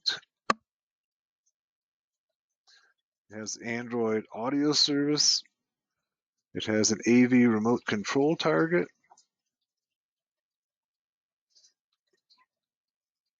So you get the idea that we can probe inside of any of these devices to get key information that we can then use to hack these systems, all right? And one of the things that you can do in Bluetooth is that you can actually change this information within the device so that you could, for instance, fool somebody into believing that this is, say, a Bluetooth speaker when it's actually a Bluetooth keyboard, all right? Or vice versa, all right? And that's one of the things that you'll see. There's a tutorial on Hackers Arise using a tool called it's called a multi-blue, but basically it has firmware that makes it appear to be an innocuous Bluetooth device, but it actually then is a Bluetooth keyboard, and you can then control somebody else's phone if you can get them, fool them, social engineer them to connect to it, okay? All right, so there's some basics on Bluetooth. There's a number of tools that are out there available for hacking Bluetooth. Bluetooth is not that difficult to hack. And it's getting more and more secure, but it's still not that secure. Moving on, let's go on and talk a little bit, okay, about our next radio technology, and that's going to be 802.11 or Wi-Fi. Okay, Wi-Fi is sometimes referred to as Wireless Local Area Network, or WLAN, which basically sums up what this technology is all about. In technical terms, Wi-Fi, or wireless network, is known as IEEE 802.11 technologies. Without getting into too much detail, IEEE 802.11 is a set of standards created and maintained by the IEEE that are used to implement WLAN communication in select frequency bands. One of the first things when you get into Wi-Fi hacking is you need to know some basic terminology. All right, so let's talk about some of the basic terminology which most people who just use Wi-Fi aren't familiar with. Right? So most people are familiar with the terminology of AP. Okay, AP is just the access point. Okay, sometimes it's referred to as WAP, the wireless access point. PSK is what most people would call the password. Okay, pre-shared key. SSID is the name of the access point. Okay, ESSID, the same as the SSID, but can be used as multiple APs. So for instance, if I have a large institution and I have APs spread throughout the institution, this would be the extended service set identifier that are all going to be the same. Okay, so if I go from office to office to office, I can use this extended service set identifier. BSSID, from a hacker's perspective, is the key. That is basically the MAC address of the AP, right? The BSSID. So even if the AP is not broadcasting or is not broadcasting its SSID, you can still pick up key information about it by simply sniffing the air, which we'll do next. Okay. Channels, okay, and Wi-Fi operates from channels 1 through 14, but in the US, it's limited to 1 through 11. Power, the closer you are to the AP, the stronger the signal. The signal in the United States is limited to a half a watt. Okay, but legally, it's limited to a half a watt. If you're a hacker, you're not limited by that amount, right? So you can get these APs that will put out 10 times that amount. And why would you want that? Well, you'd want that, for instance, in, say, an evil twin attack, okay, where you want to be able to be the strongest signal in the area. So your machine will connect to the strongest signal in the area as long as it's already had you've already connected to it before. So if it already has the credentials, and it'll connect to the strongest signal. Security, this is a security protocol to authenticate and encrypt the Wi-Fi traffic. The most popular at this time is WPA2 PSK. Okay, we do have WPA3 PSK out now, but it's still not widely popular. Modes, Wi-Fi can operate in 3 modes: master, managed, and monitor. Okay, the APs operate in master mode. Okay, wireless network interfaces operate in monitor mode by default, and hackers usually operate. Actually, this is actually it should be in. Okay, the APs operate in master mode. Wireless network interfaces operate in managed mode, and hackers usually operate in monitor mode. That's a typo right there. Okay, so the APs in master, the wireless device, your network interface card is in managed, but you can change it into monitor mode. Okay, monitor mode is the same as promiscuous mode in a wired connection. So that means that you can see all of the traffic passing through the air around you. And that's what you want to do as an attacker. And it's pretty simple to do, but you can then see everything that's moving around you. And then once you see everything around you, then you can take an attack strategy. The range is at the legal limit of half a watt. Most Wi-Fi APs are accessible up to 300 feet, 100 meters. Both high gain antennas can be accessible up to 20 miles. Frequency, Wi-Fi is designed to operate at 2.4 and 5 gigahertz. Most modern systems now use both. Okay, so the very, very early systems operated at 5 gigahertz. And then the problem with 5 gigahertz is that it doesn't penetrate walls well. The lower frequency penetrates walls better. Okay, so initially they went to 5 gigahertz, then they went down to 2.4 gigahertz, stayed there for a while, and then what they've done now is they've bonded 2.4 and 5 gigahertz together. The advantage of 5 gigahertz is it can carry more data, okay, but it cannot get through walls as well. So if you use both of them, you get the advantages of both. That's what most of our systems now use. So here's our protocols, multiple protocols. So here's the very first 802.11a. It's 5 gigahertz. Okay, the channel width is 20 megahertz. Doesn't use MIMO. That's the bonding. Okay, between the two. Maximum data rate was set at 54. That's pretty good, but this was not released. This was the original developed. The first release was 802.11b. Okay, because in the testing lab they realized this just wasn't going to be practical, so they changed it and went to B and brought it down to 2.4 gigahertz, and they lost about 80% of the speed by doing that, but it could go through walls. If you're just using 5 gigahertz, you're going to have a hard time getting past any walls or any other obstructions. And then you can see some of the others. And now most of our systems are using some form of MIMO to get better speeds, getting both the penetration and speed by using both of them. The security protocols. In Wi-Fi, the initial security protocol to secure 802.11 was named WEP, or Wired Equivalent Privacy. By 2001, hackers discovered that through statistical techniques, they could crack the user's passwords in minutes due to improperly implemented RC4 encryption. Okay, there's not a problem with RC4. RC4 is secure, but it was improperly implemented, and therefore you could crack it in like 3 to 5 minutes. Okay, the IEEE had to quickly find a replacement for all the Wi-Fi APs out there that were left without security. Few of these access points are still in use today. You can still find them, but there's very few. Most of them have been replaced. Okay, but if you find one, it's very simple to crack.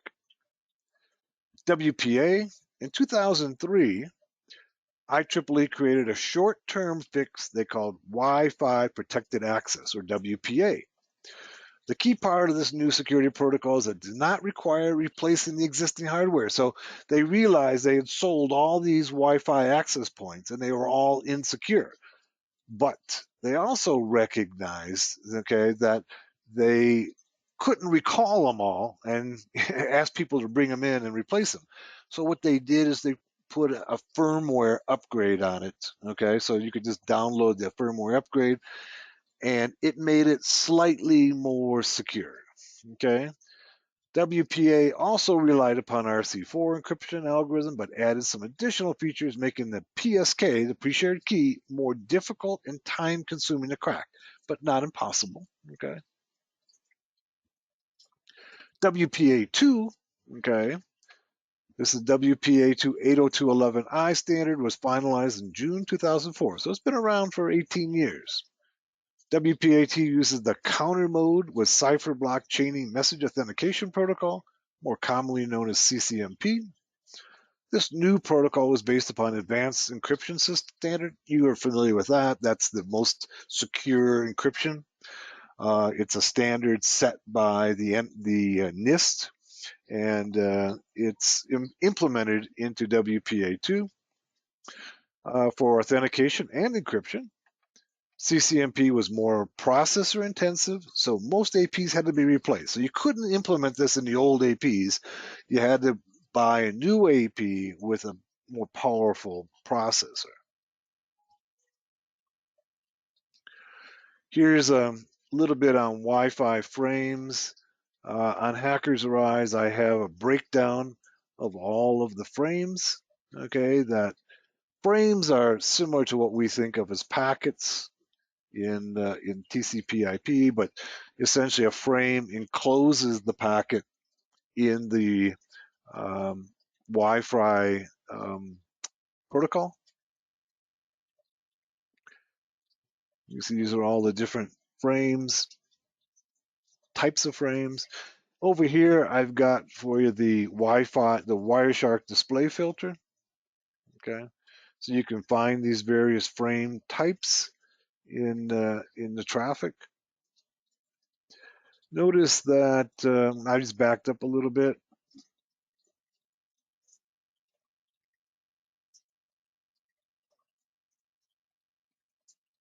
Okay, and here's how you can find those frames in Wireshark. So we can go look at the IEEE 802. If you look for Wi-Fi, you're not going to find it. Right? It's listed as IEEE 802.11. Okay, wireless LAN, and you can find all the packet types, frame types, and their features there. As far as WPA2 hacking, okay, AirCrack NG is a tool of choice. It's built into your Kali.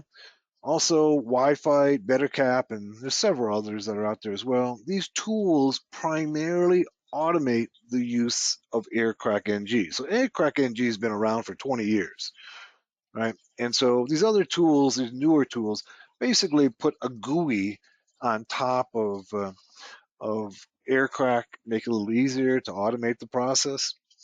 And so with that, let's go ahead, and I've put together a little video, okay, on Wi-Fi hacking. Give me a second to get it up, and I'll walk you through it.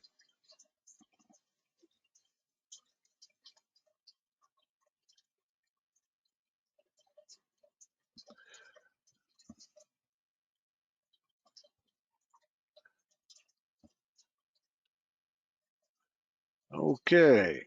Also, those of you who are subscribers, you can get the Wi-Fi hacking tutorials. There's 3 days of Wi-Fi hacking in there using multiple tools.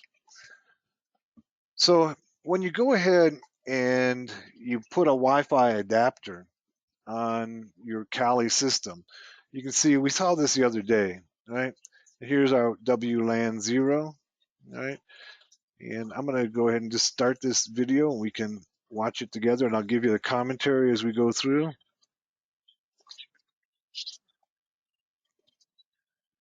Can you,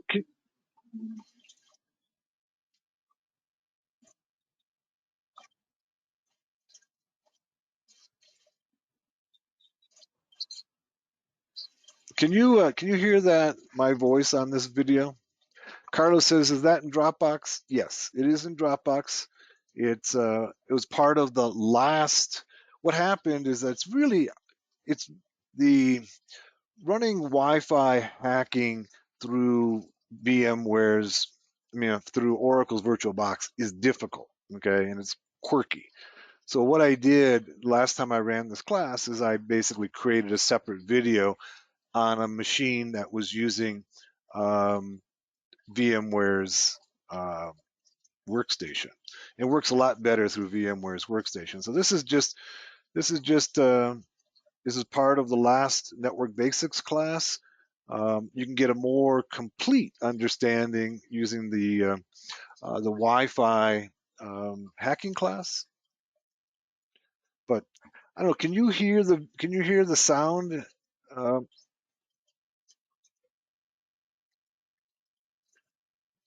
So here's me walking this through here, and I'm trying to get the wireless adapter to be able to be seen by the virtual machine. So we're working through sudo ifconfig. I'll just give you the running commentary. Okay, this time, we've got it there. So we've got it connected to the virtual machine. Yeah, I turned off the sound. I'm the voice here. Okay, so I turned off. I've muted the sound so there's not two of us talking, and I'm just going to give you the commentary as I'm walking through this. Okay, but you can hear me, right? You can't hear the video, but you can hear me.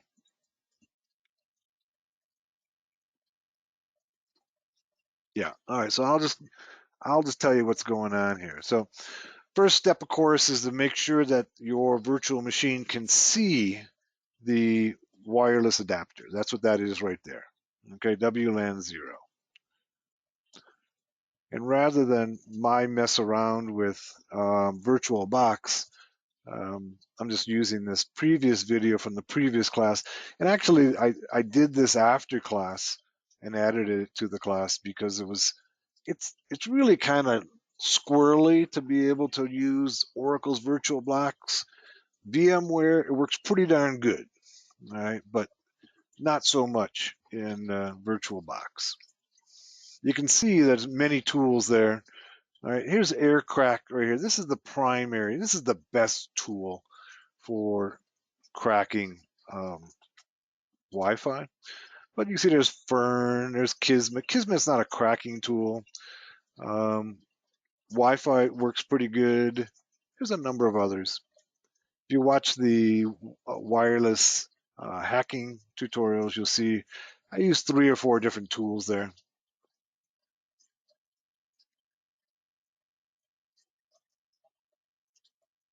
All right, and there I am making sure that it's connected. Okay.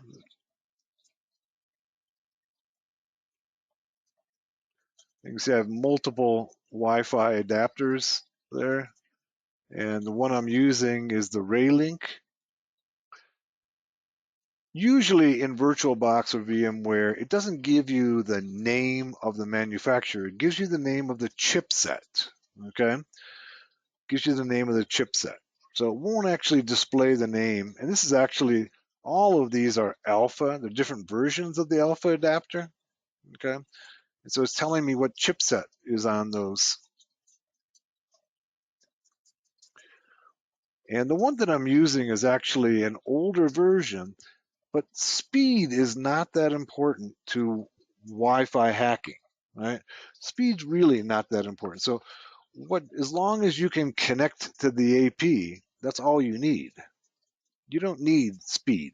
You don't need the latest and greatest. If you can find an old alpha really cheap, on eBay or something, then great. The new ones, I'm sorry, I didn't catch that. Well, at Carlos, Carlos's joke. Okay. And here what I'm showing you is a command called iwconfig. Okay. And iwconfig in Linux will show you just the wireless adapters. Okay. So it shows you all the adapters and only the ones that have wireless Okay, in this case, WLAN 0, it'll give you basic information.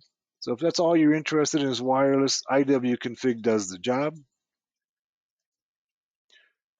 I think I put IWconfig in my Linux Basics for Hackers course in the wireless section there. The wireless section in Linux Basics for Hackers is pretty good. Gives you a good understanding of how wireless works.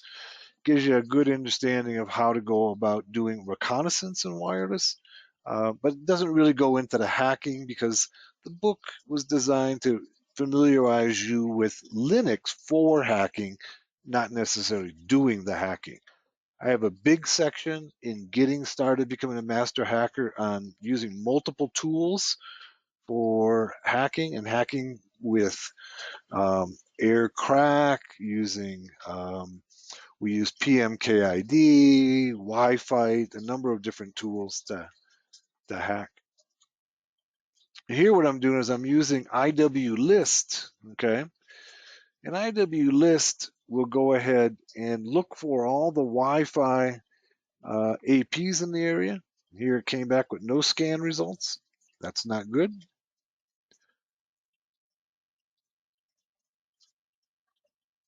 We'll try it again. Yeah, it's showing that it's connected. It doesn't, IWList doesn't always work. Let's try it again here. Nope, still not coming up with anything.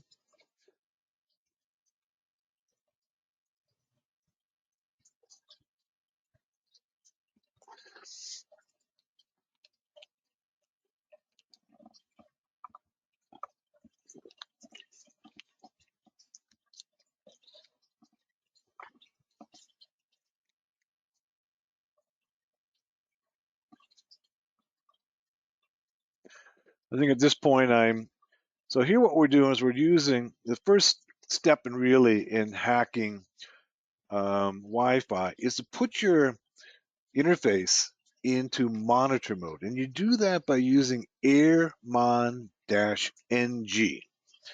Start, and then the wireless device's name. And you see there, all right?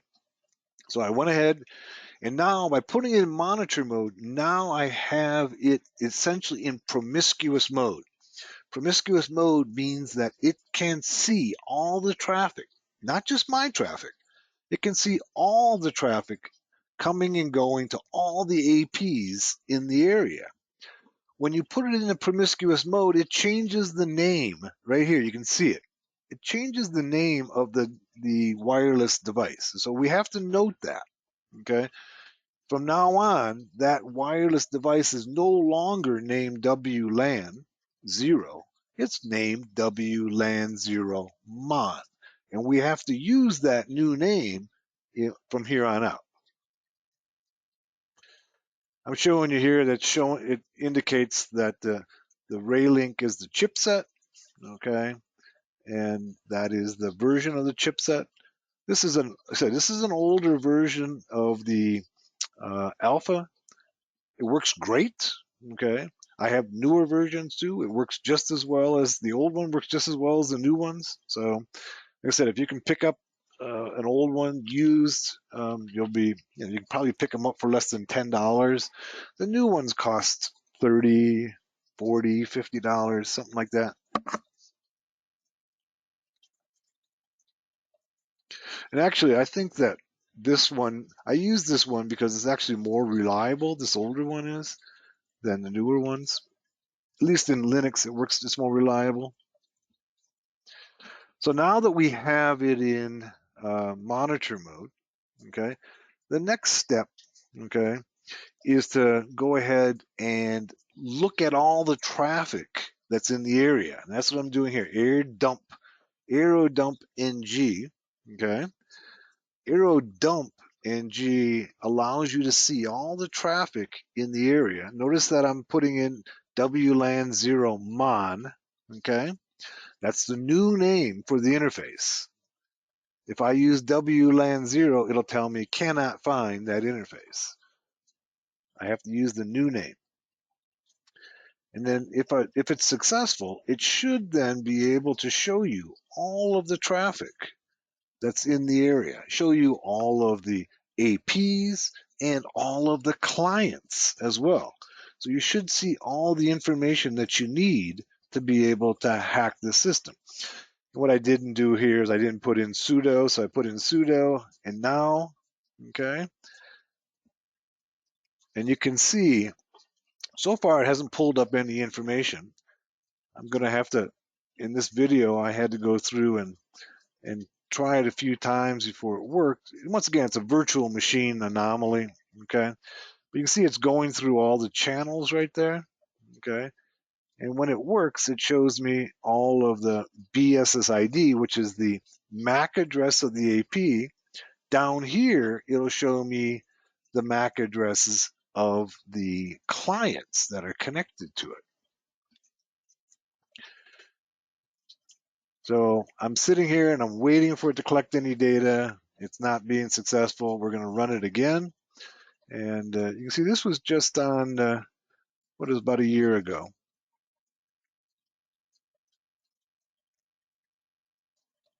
Okay, we're going to try it again.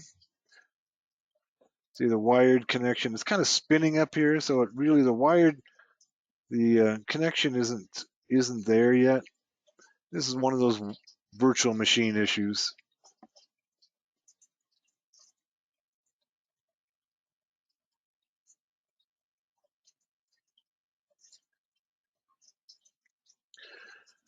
Going to try it again.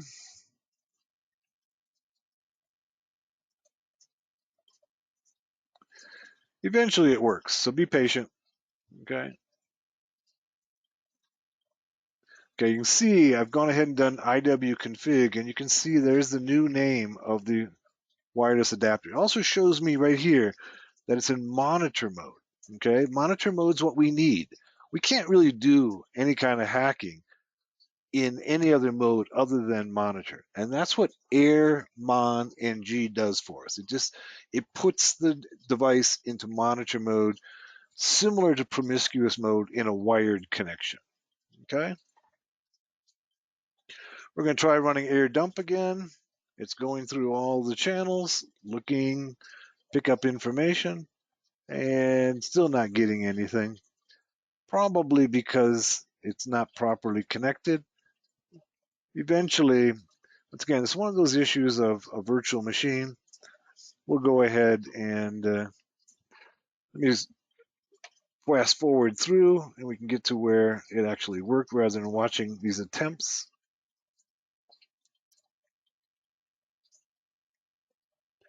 Sometimes watching the attempts is important so you get some idea of how to resolve these issues because you're probably going to run into the same problems at time. And so that's why I leave them in the video so you get to see how to fix these problems when you run into them.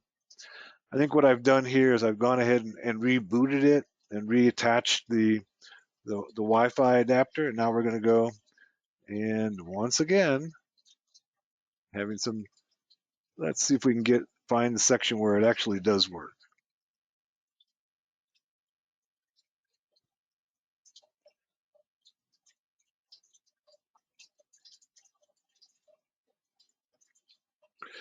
And also by leaving this stuff in the video, although it may not be real interesting, you can kind of relate to the problems that you might have in doing the same thing.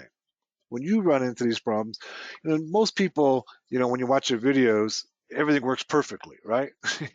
And you're like, why doesn't it work like that for me? Well, the truth is, it doesn't always work, okay? Part of what we do as cybersecurity hackers is we solve problems, okay? We figure out what's wrong. And here's an example of where we're trying to figure out, this is really, once again, it's a virtual machine anomaly that have really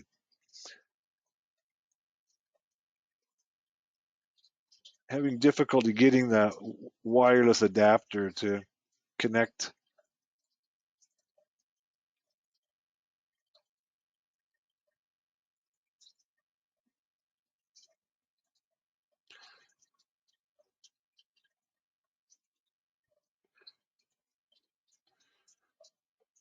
Oh, I think right now I'm switching over to VMware Workstation.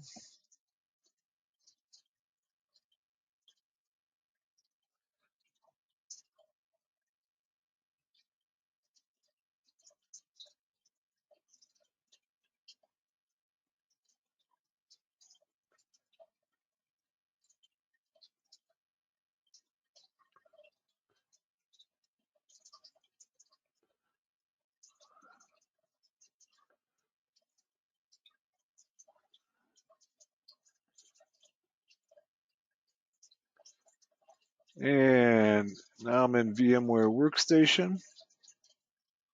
Let's see if we can get it to connect this time.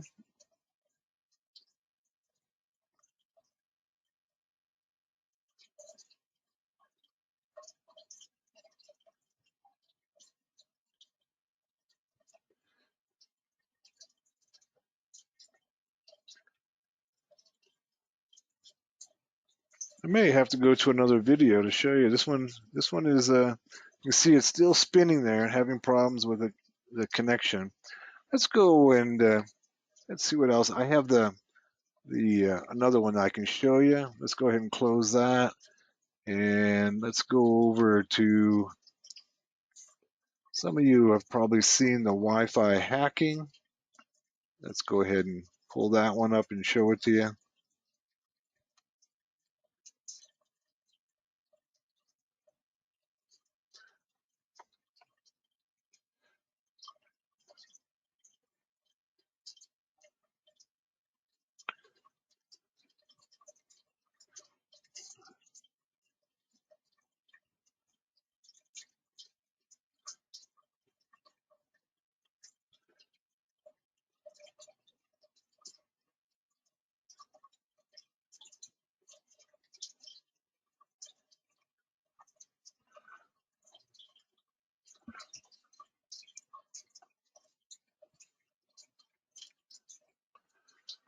And let's see. What I want you to see is how we can,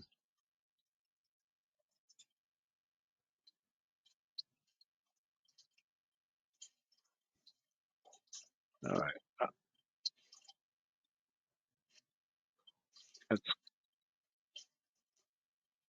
all right, here's let's see what we can find the key parts here. Here we go. Okay, this is the key part right here. Here I'm using AirCrack. All right, you can see here it's very similar to what we saw before. We put it in monitor mode right here. AirMon start WLAN. It changes the name to WLAN 0 Mon. Okay, and then we'll see when we go into air dump.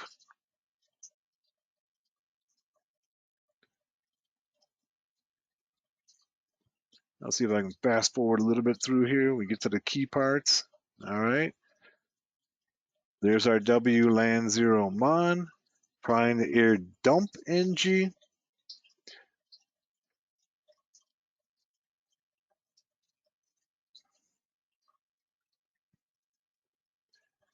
And there we go.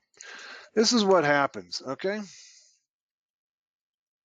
So once you get your interface into monitor mode, okay, that what happens is it then goes through each one of the channels, all right, and picks up, you see these are all of the MAC addresses of all of the APs in the area. It shows us their power, their beacons, how much data, how many packets per second, what channel they're operating on. Notice that they're all moving, they're all on channels 1 through 11, nothing beyond 11, because the US has to be 1 through 11. It tells us what kind of encryption. We have one here that's on WPA, another one here is WEP, all right? The type of cipher, the ESSID, all right? Down here, okay, is that we have the BSSID and the station. So this is the clients, These are the clients down here. These are the people who are connected to the station, right? And similar information down below here. Right? So let's keep on moving forward here. This is, once we have it in monitor mode, we can see all the information we need to hack.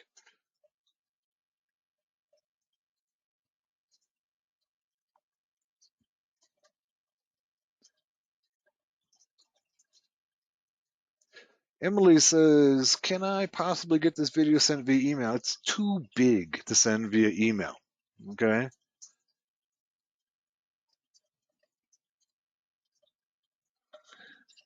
Can you guys hear me, by the way? Can the rest of you hear me? Yeah, okay. For some reason, Emily's in Europe, and she's losing a connection there. But these are too big to send via email. I mean, each one of these is about, a third of a gig, each video. And no email service is going to let you send it through. Let's go forward here a little bit.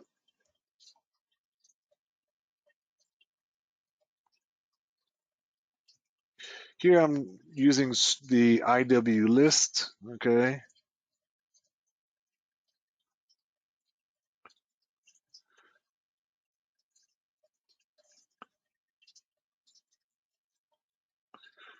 Let's see if we can get IW list. IW list will list all of the APs in the area with key information about them.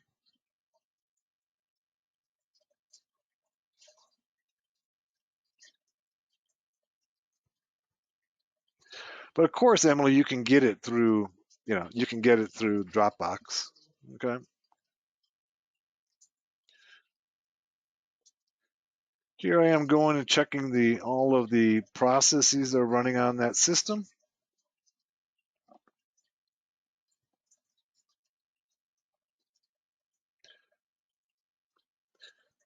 And then going back to ifconfig, make sure that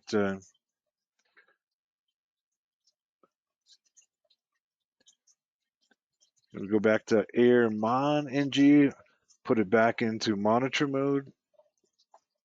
Oh, we're stopping it here. I'm going to stop the airmon and then try to restart it again.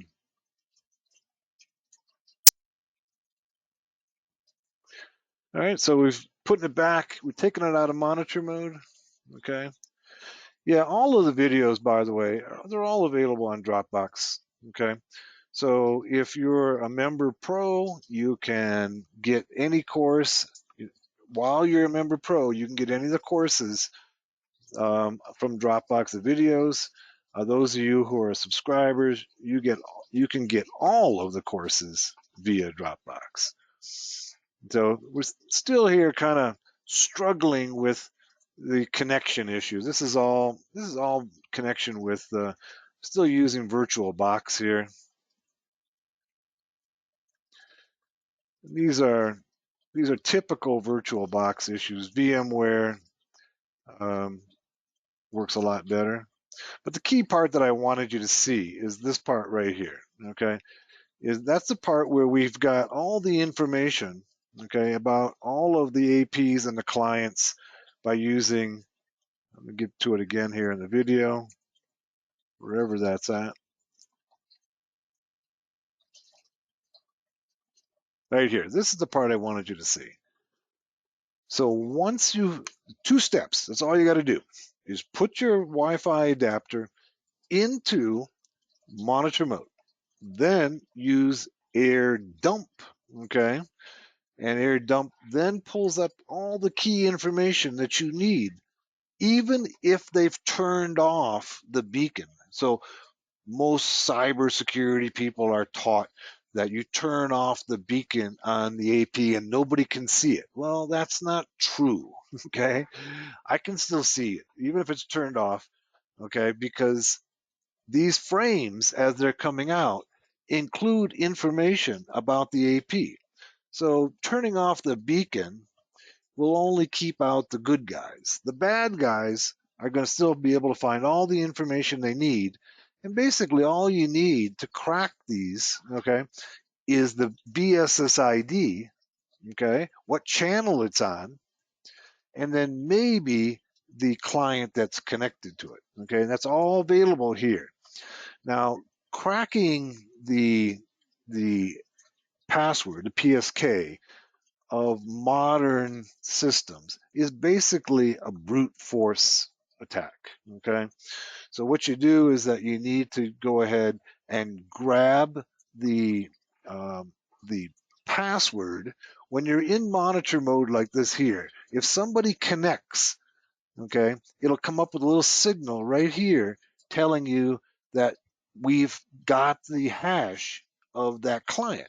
So every time somebody connects to the AP, they have to send the hash of the password. And then air dump here can pick it up and grab it for you, and then it becomes a brute force password cracking process. This is all of the Wi-Fi process, okay? The next process is all password cracking, okay? And one of the things that you need to have in the process of cracking the password is that every modern Wi-Fi AP uses the name of the AP as a salt. All right. So you need to have both the hash and then the name of the AP. Now, why do they use the salt? Because they use the salt to make it more difficult to crack the password. So if they didn't use a salt, then you could use something called a rainbow tables, where you have the hash of every possible word, all right, and then just match the hashes up. But by using the salt, salt combines the name of the SSID with the password and then hashes it, all right? Makes it a little more difficult, but not impossible. You can still crack it, all right? It's time consuming. Generally, you want to use a fast password cracker, something like, say, Hashcat. And there's a number of other good tools that are out. I have the PMKID attack, which works pretty good. If you want to automate the process, I'm going to show you here. There's a simple, quick and easy tool, okay, called Wi-Fi that works really well. See if I got Wi-Fi installed. I think it's installed by default in wireless attacks. Yeah, here it is here. And just go. This is a real simple and easy use tool called Wi-Fi. It'll automatically put your adapter. It's basically using AirCrack. It's automating the process of using AirCrack to crack it, and it does the cracking process as well for you. So it really makes things much more simple. You can see there's different types of encryption. Okay, it looks at WEP, WPA, WPS, and this is probably among the easiest to work tools. It also does the PMKID attack.